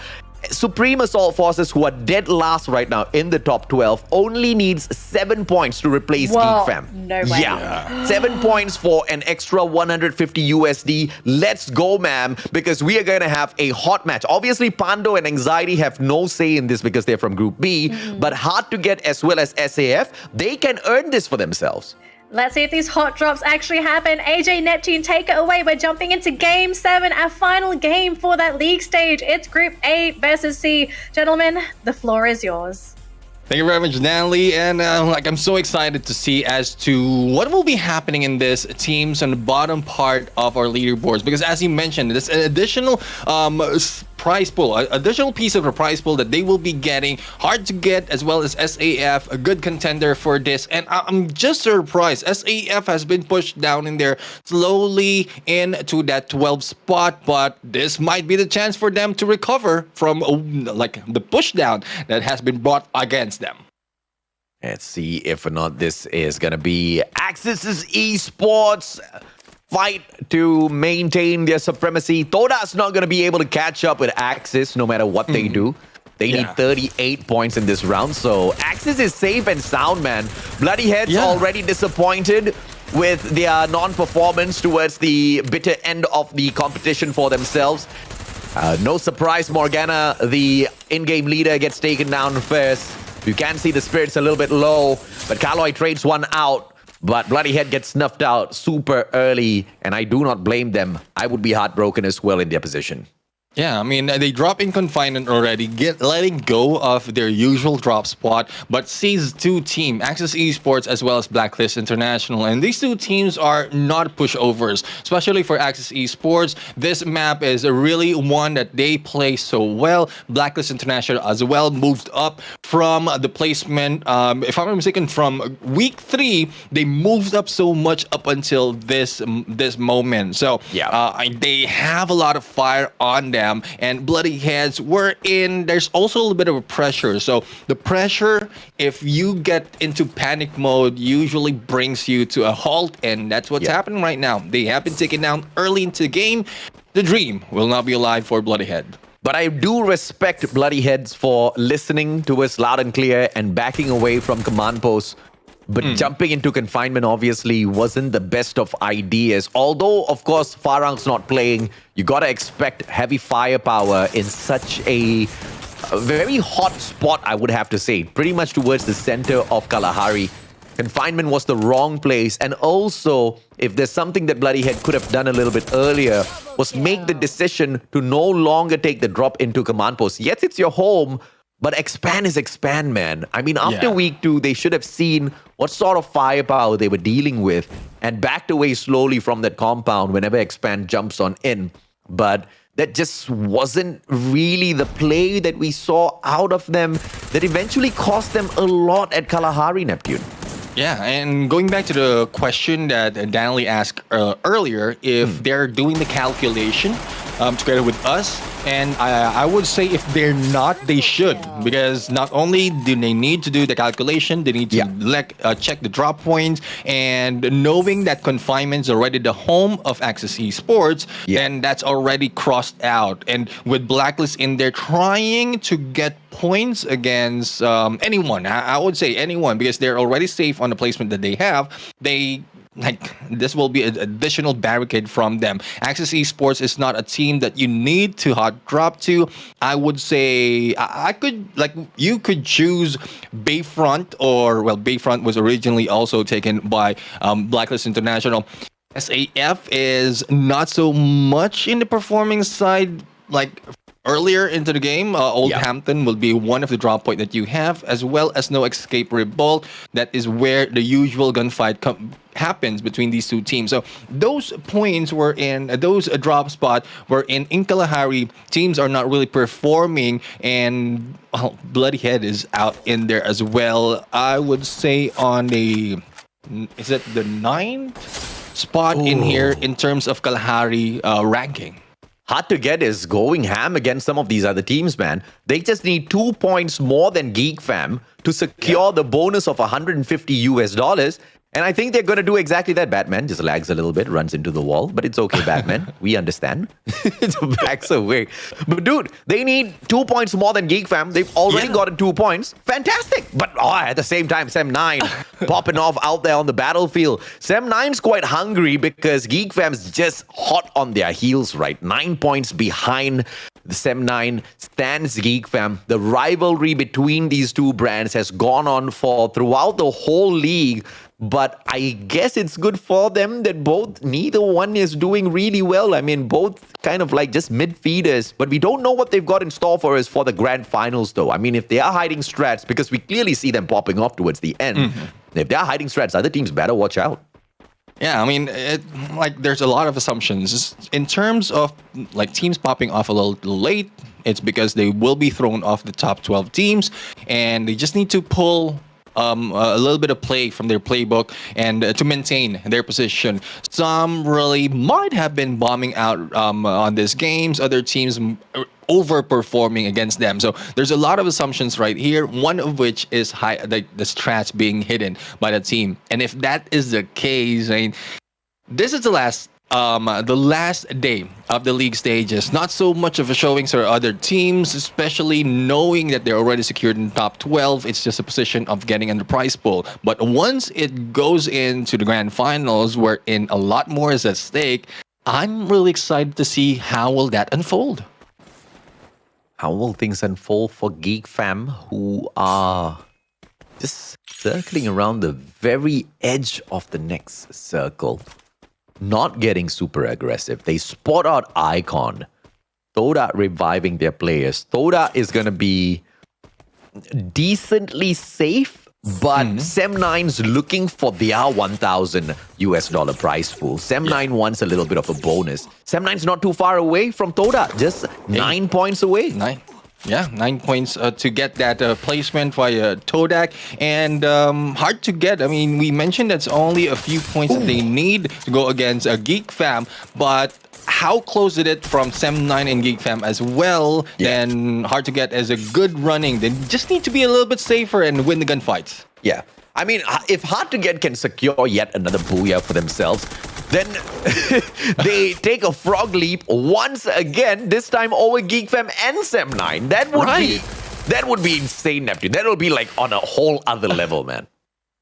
I don't know how much of this team can pop off like that, like similar to what Sem9 did earlier. But I'm really hoping that other teams can see that. ORVX men being taken down a little bit expected, but well, they are in there. They put in a good fight in this game, and we're left with 10 teams. Excitement builds right now to those that we keep mentioning, and this is SAF, Supreme Assault Forces, but they will be going in against Todak, and this might not be that 50-50 chance that they're looking for. SAF engagements a little soft, but Toda chill, taken out. Now Toda, I don't think they can run away here, and they are gonna get snuffed out. SAF doing a lot on the verge of winning this, and yes, they do. Yado, beautiful takedown. Kid Ames out of the equation, and it looks like Toda is getting eaten up alive. Spark and Pedro do not wait to see what happens. They run away as quick as their feet can carry them. Toda with the 4 eliminations so far are not down and out just yet, but the players of No Escape Revolt getting stuck in an engagement against Icon with Geek Fam watching from afar. Yeah, Geek Fam might just be vulturing later on, or probably doing it right now, but the battle continues. Icon, a man in there recovering from the gunfight that he has. Geek Fam is just being spread out in here, but good ideation coming from No Escape Revolt, pulling out from that engagement, but going into the hands of a Geek Fam right now. They need to win those gunfights from that area. Icon and No Escape Revolt continues on 2v2 just in this area. Zippy backs away, man. Good shot. And it looks like Icon's just eating up the players of No Escape Revolt. Now no! And 4 eyes out of nowhere. Jim Quest down on the ground. Max 7 perfection. And it looks like No Escape Revolt has sent one player away. And as hard as they strike down Icon, Icon is the champ in this engagement. First shut down by the players of Geek Fam, and then No Escape Revolt tried to vulture on them, but they get away from both. They tease both, they punish both, and they force them to run away. What a play, Icon. Icon in there might be gatekept right here because of what they've done to No Escape Revolt, but we'll have to find out how will that end later on. As we can see, Axis Esports already the kill leader in this game, on fire on the upper left of our screen right now. Hard to get, playing it safe in lower left, and well, these are the teams that we are looking for. Hard to get because they have a great chance to go and take down Geek Fam as well as Sem9 from their place, but SAF continues the battle. McRory is down, going against Todak, and with 2 more members of Todak going against 3 members of SAF, this is not looking good for Todak right now. Doesn't look good. Pedro says bye-bye, joins the rest of his team members. SAF left high and dry outside of the circle, but doesn't matter. They've got the launch pad to work around with. McDo spots out the perimeter as Lesko and Yadop line up one by one. Like good kids, they take this launch pad, but just second guesses themselves just a little bit and pushes the trajectory towards the very edge of the circle beside a revival point as Blacklist brings their players back into the fray. That's going to be a big fight. No Escape Revolt, on the other hand, they still want to engage with Icon. Icon's full squad once again. Man taken down, and No Escape Revolt wants to finish off the job that they started earlier on. 2v4, make that 2v3. Eddie runs into the fray. Frace drops Eddie. Icon eliminated by No Escape Revolt. What are we even watching? No Escape Revolt, I mean, they have not been showing this kind of gameplay from the early parts of the game, and this is where those adrenaline really rushing in. They are showing up right now, but we'll have to see how well can they do it moving forward. Still 9 team remains right now, and we're looking at expand. The top 1 in the leaderboard currently being challenged by Hard to Get, and this is not a team that you want to challenge if you're Hard to Get, especially if you're in the running for 2 spots above you. Oh, Batman, grenade, pops, but good time turner by Too Fast runs away, but Batman's nade this time connects. Too Fast had the grenade launcher. Batman had the skills. Fantastic response by Hard to Get. Hard to Get aiming for that back-to-back. Booyah. Hard to Get aiming for a extra $150 US to their side, and all they need to do is pick up 2 points more than Geek Fam in this round. Can Hard to Get secure this? 6 kills so far. Expand eliminated. Hard to Get stands a strong chance to do exactly that.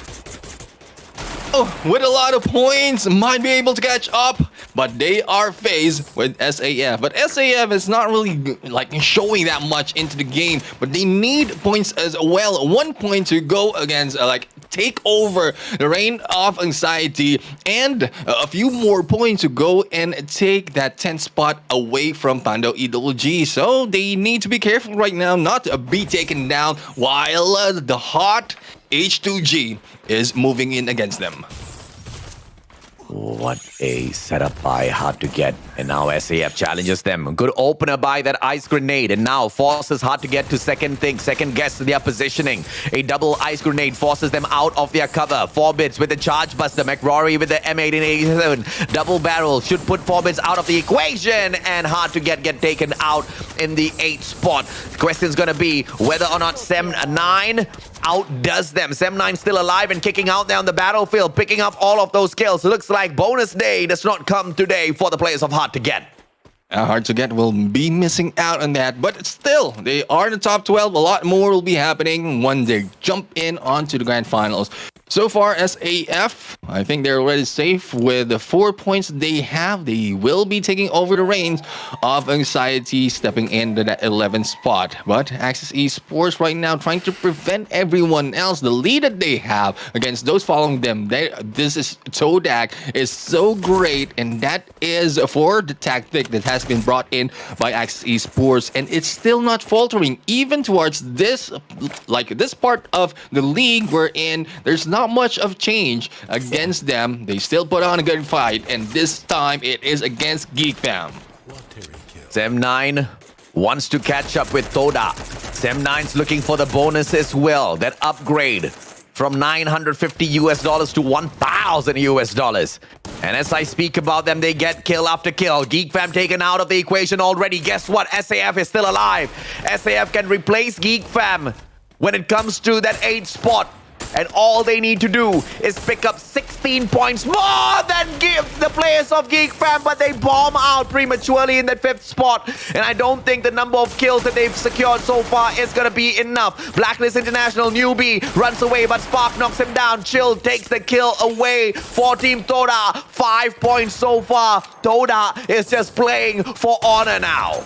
Yeah, they're playing for honor and they're playing for that booyah. We'll have to see if they'll be able to get that 4-team remain. And they are one of the team with a complete squad, eliminating Blacklist in the process, bringing us down to 3 teams. Todak right now really on fire, and the next target would be Team Sem9 as well as Access Esports. But Sem9 is being rushed in there. Yep. Good chance for a backstab by Todak against Access. Neptune, this fight is between Sem9 and Toda. Sem9 in the 7th place, Toda in the 6th spot. Only 9 points between them. Sem9 looking to replace Toda in that 6th spot so that they can take that extra bit of money back home. But Axis Esports with that high ground advantage will be able to pressure the players of Sem9. Raja down, all thanks to the blue zone. Man04 trying to play the game of survival. Sem9 taken out, which means Toda will not be touched. Toda can aim for that booyah.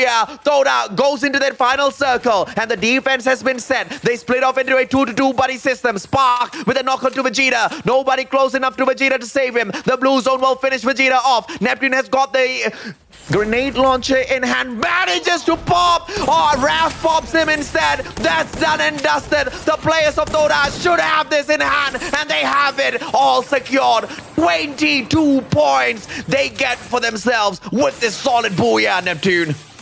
Zodak popping off right here, showing us what they have to offer in the grand finals, and the booyah being taken in this game. I mean, it was just 9 points. It was just 9 points that they needed. And I'm glad the boys were able to show us. I mean, Toda did not show up throughout the whole league stage, waited for the final week, and then out of nowhere jumped into the 6th place. Danny, Toda, they woke up at the end. Maybe it was secret strats after all. Yeah. You know? The strat was the the leader, the coach, the guy that was able to guide these players to play the way that they did today. 3 booyahs in a single day for Todak. This is unbelievable. I don't think we would have ever predicted this happening. Maybe we would have thought, okay, maybe they'll perform better, they'll be able to make that climb, but not like this. Absolutely not. Oh my goodness, Todak, I mean, they've got to be so happy with their finish. Yeah. Unfortunately, they were not able to catch up to Axis, I believe, right? Axis were able to create a wide enough gap, so these two teams are more or less going to stay where they were, but that's fine, right? They earned the exact same amount of prize money.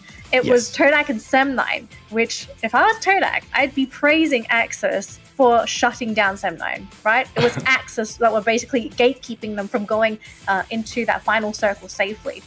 So it could have been a different story, but wow, it's over, guys. I can't believe it. We've completed the full league stage for the MCPS Majors Season 4, which means we're going to officially announce our top 12 teams that are going to play in the grand final in 2 weeks' time. We're not going to do it yet, though. Okay, we're going to do it officially. So, gentlemen, zip. We're not going to tell anybody who is where yet.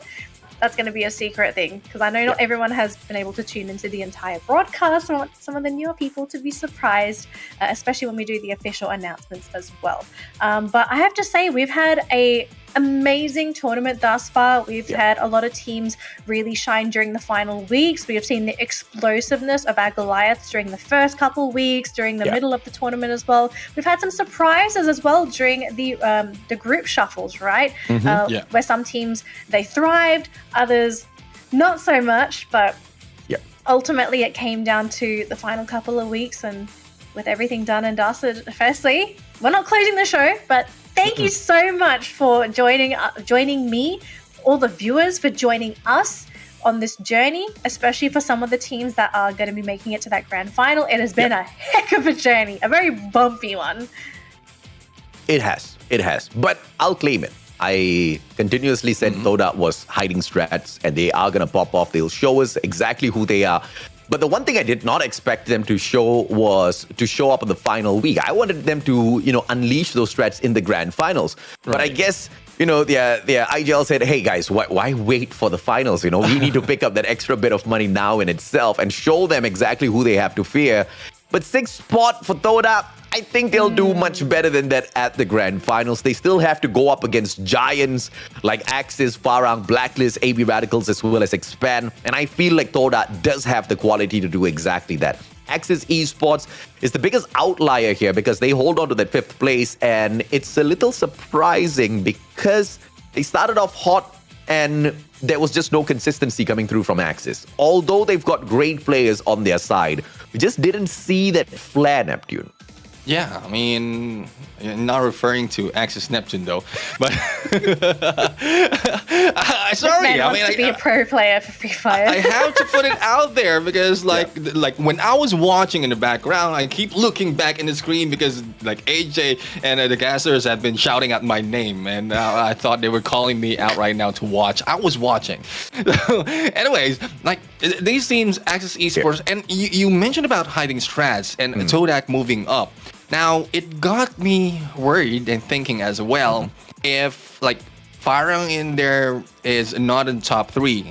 Blacklist International Ultimate also popped off a little bit too late. Yep. Are they the team that can be hiding strats and might push Expand as well as AV Radicals out of the leaderboard early as that once we jump into the grand finals? Because, like, Pros does that. Though they don't fake, but this time, I mean, I think that is a myth that a lot of people say no, but that's a lie as well. I'll have to agree, right? Pros don't fake when it doesn't matter. When it truly matters, they have to fake it out. And Farang is a very strong team. Whether or not they are stronger than Toda at the grand finals, we will still have to wait and see. But, these are all strong teams. I think this is by far one of the strongest grand finals. One of the most competitive grand finals we will watch in the history of Free Fire competitive for the regions of MCPS. And I'm super excited about that, Danny. Okay, so I think we're going to do a little bit of theory crafting whilst production sort of gets the graphics going, right? The announcement graphic and also looking at MVPs. I think we're going to take a look at some of them now, but Neptune, you did mention that you were able to catch some of the games during the earlier weeks as well. And AJ, I think we need to start the discussion on what we could be looking at when it comes to the grand finals, because the grand finals, it's going to be a little bit different compared to how the league stages run. Yeah. So the grand finals, it's over 2 days. Everyone is going to compete in one group, and essentially it's going to be all 4 maps played twice per day, right? Correct. It's not going to be the whole 2 maps on one day, 2 maps on the other day. We're playing the full shebang over these next 2 days. With that in mind, what teams, and considering performance as well coming into the final weeks as well, what teams do you feel are going to benefit the most from this format? That's such a interesting question. I think 2 main teams, be it Expand or AV Radicals, both of them, are going to be fighting for the number 1 spot, mainly because we talk about map mastery. And Expand as well as AV Radicals have mastered 3 out of 4 maps. Purgatories, they're okay map, but they still score quite a number of points there. So there's nothing for them to shy away from. They should dominate just as well. The surprising thing here is teams like Farang as well as Toda haven't really shown up too much in the past. Only for them to strike hard now could mean that they are strong competitors as well. But it's going to be that Alpine map that makes the biggest of difference. Who shines at Alpine? We both know Expand as well as AV. So this is going to be that whole crux of the issue for the other teams that have been hiding strats. Because have they been improving Alpine as well is my biggest question. Yeah, right. Alpine is such a big X factor for some of these teams because Alpine is probably in a worse, it's not really worse, but a much more difficult situation than compared to Kalahari. Kalahari is a pretty old map, but people are just uncomfortable because it's a very different playstyle. You can say the same for Alpine, but the difference between the two maps is that one of them is just really new. Correct. So again, some people are just not going to be as familiar on Alpine than compared to Kalahari, where one is a experience issue, one is just a general playstyle issue, possibly. But there might be some X factors as well. Maybe the teams have other issues with the maps that we're not currently picking up on. If we do ever learn this information, I think we'd love to share it with the viewers, because players' perspective when it comes into tournaments, it's vastly different than what us casters will sometimes see, what the viewers see. We see the game so differently compared to the players. And what we think is an easy play or something that should be very basic play, the players don't see it that way, right? They don't have top-down vision. They don't know where everybody is. They can only play with what abilities and skills their characters have, what weapons they have, everything that's on their character. Like, they're essentially playing blind. You could say Free Fire is kind of like a horror game. You know, you turn the corner, you don't know if there's going to be a clown or a bad guy there. It's a pretty unique game, Battle Royales. But it looks like we're getting very close to looking at the overall standings, folks. So before that, here is the final standing for the final game of the league stage. Axis Esports just clutching with 1 point over Todak. So yes, they didn't get the booyah, but they did win in the kills department, which means they were able to grab 23 points. Not to take away from Todak, they also played phenomenally today, taking them 22 points for their final game of the league stage. In third place, we have Sem9. Very unfortunate. Axis basically denying them the opportunity of maybe contesting Todak for their place. No Escape Revolt, last hurrah for this team, and same thing with SAF, 12 and 11 points. Blacklist going to finish the tournament as well with 11 points to their name, and the timer is just ticking over. We're going to come back to us because we're going to announce the leaderboard a little bit differently. I think we know how this is going to go.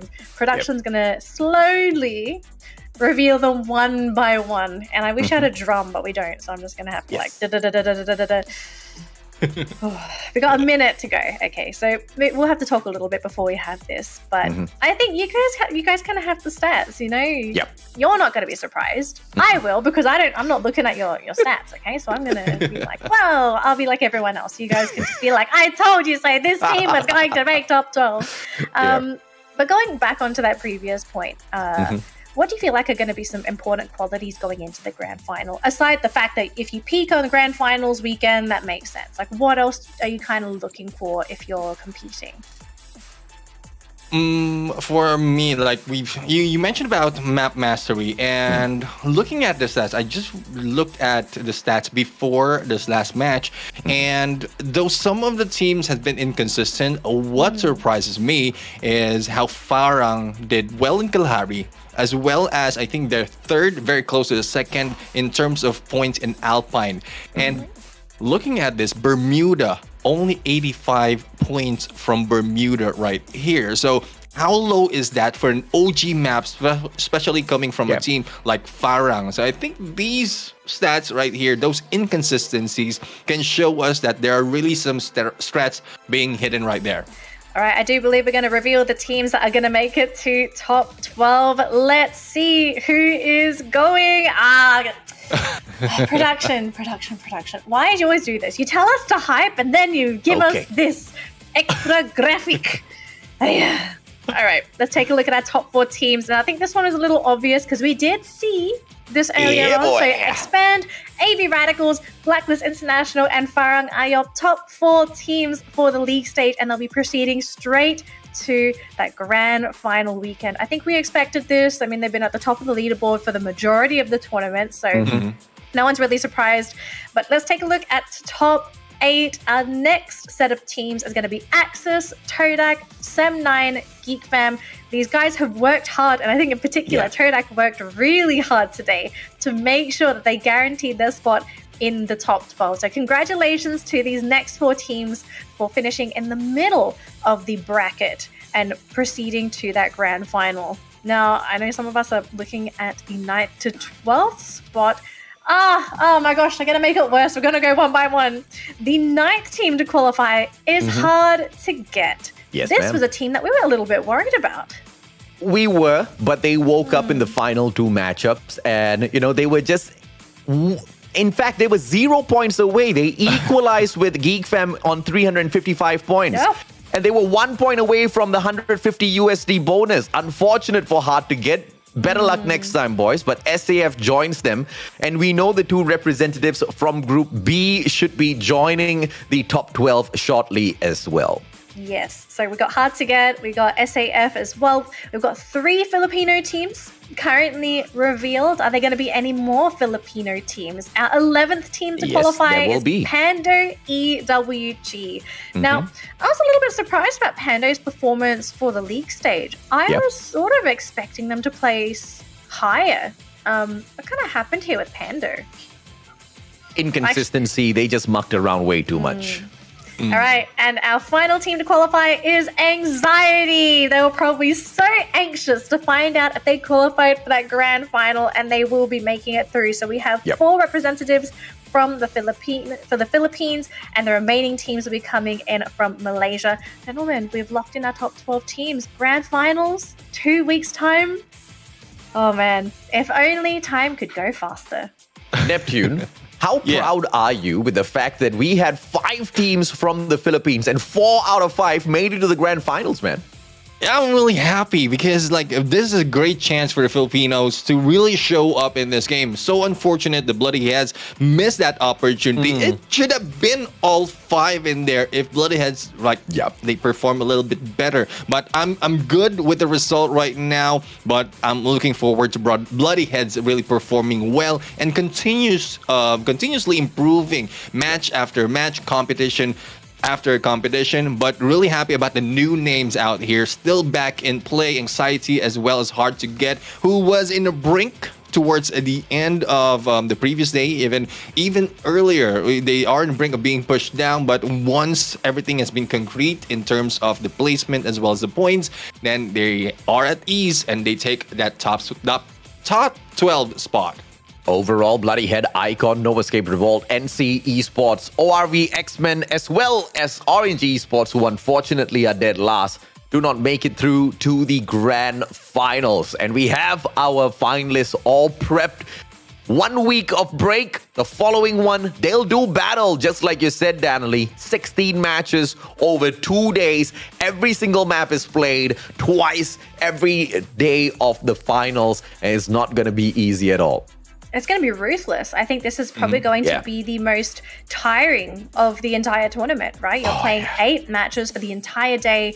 I don't think we're looking at any big breaks as well. Maybe at most 5-minute breaks between a couple games. So the players, I hope they're ready. They're probably going to have to train up their stamina, their endurance if they haven't already, because 8 games back to back, and especially at such a high stakes situation as well, you have to consider that there's going to be stress, that there's going to be situations where you might make mistakes because you overthought something. It's just the nature of those grand finals. But AJ, Neptune, it's been an absolute pleasure having you today. Thank you so much for joining me for the broadcast.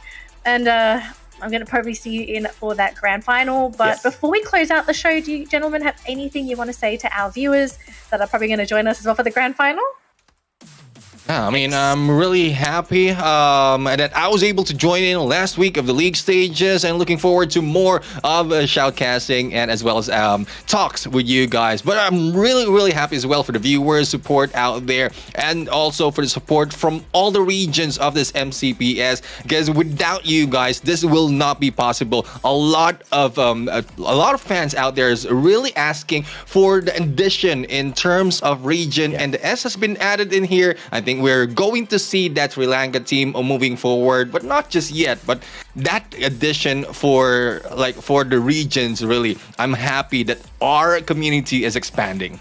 I absolutely agree, man. I cannot wait to see the Sri Lankans in here. I also want to see some more Cambodian teams join the fray as well. I think we're missing them out, but hopefully they, watching this broadcast, can get inspired, can find all of the mistakes made out there on the battlefield by the other 2 regions and take advantage in the next season. Yes, I think we would love to see some of these other regions come in, because now we're going to really be able to have some of those, as some people would say, nation wars. And personally, I love them because they create amazing storylines. Yeah. And when you're bringing new regions into a tournament as well, that includes different play styles, right? Yes. Different regions tend to play differently. And so that's going to create an even better environment for people to learn to adapt, to incorporate new play styles, and maybe to train us up to be a threatening region when it comes to the world stage, because the world stage is a completely different animal, okay? There's a whole lot of other play styles when it comes to that, but we're going to focus more on the MCPS Majors. Thank you to everyone that tuned into the broadcast. We are going to go for a break next week, but make sure you come back the week after for the grand finals as we find out who's going to be our champion. Thank you, Neptune. Thank you, AJ. Thank you to our viewers. We will see you for the grand final weekend. Until then, booyah!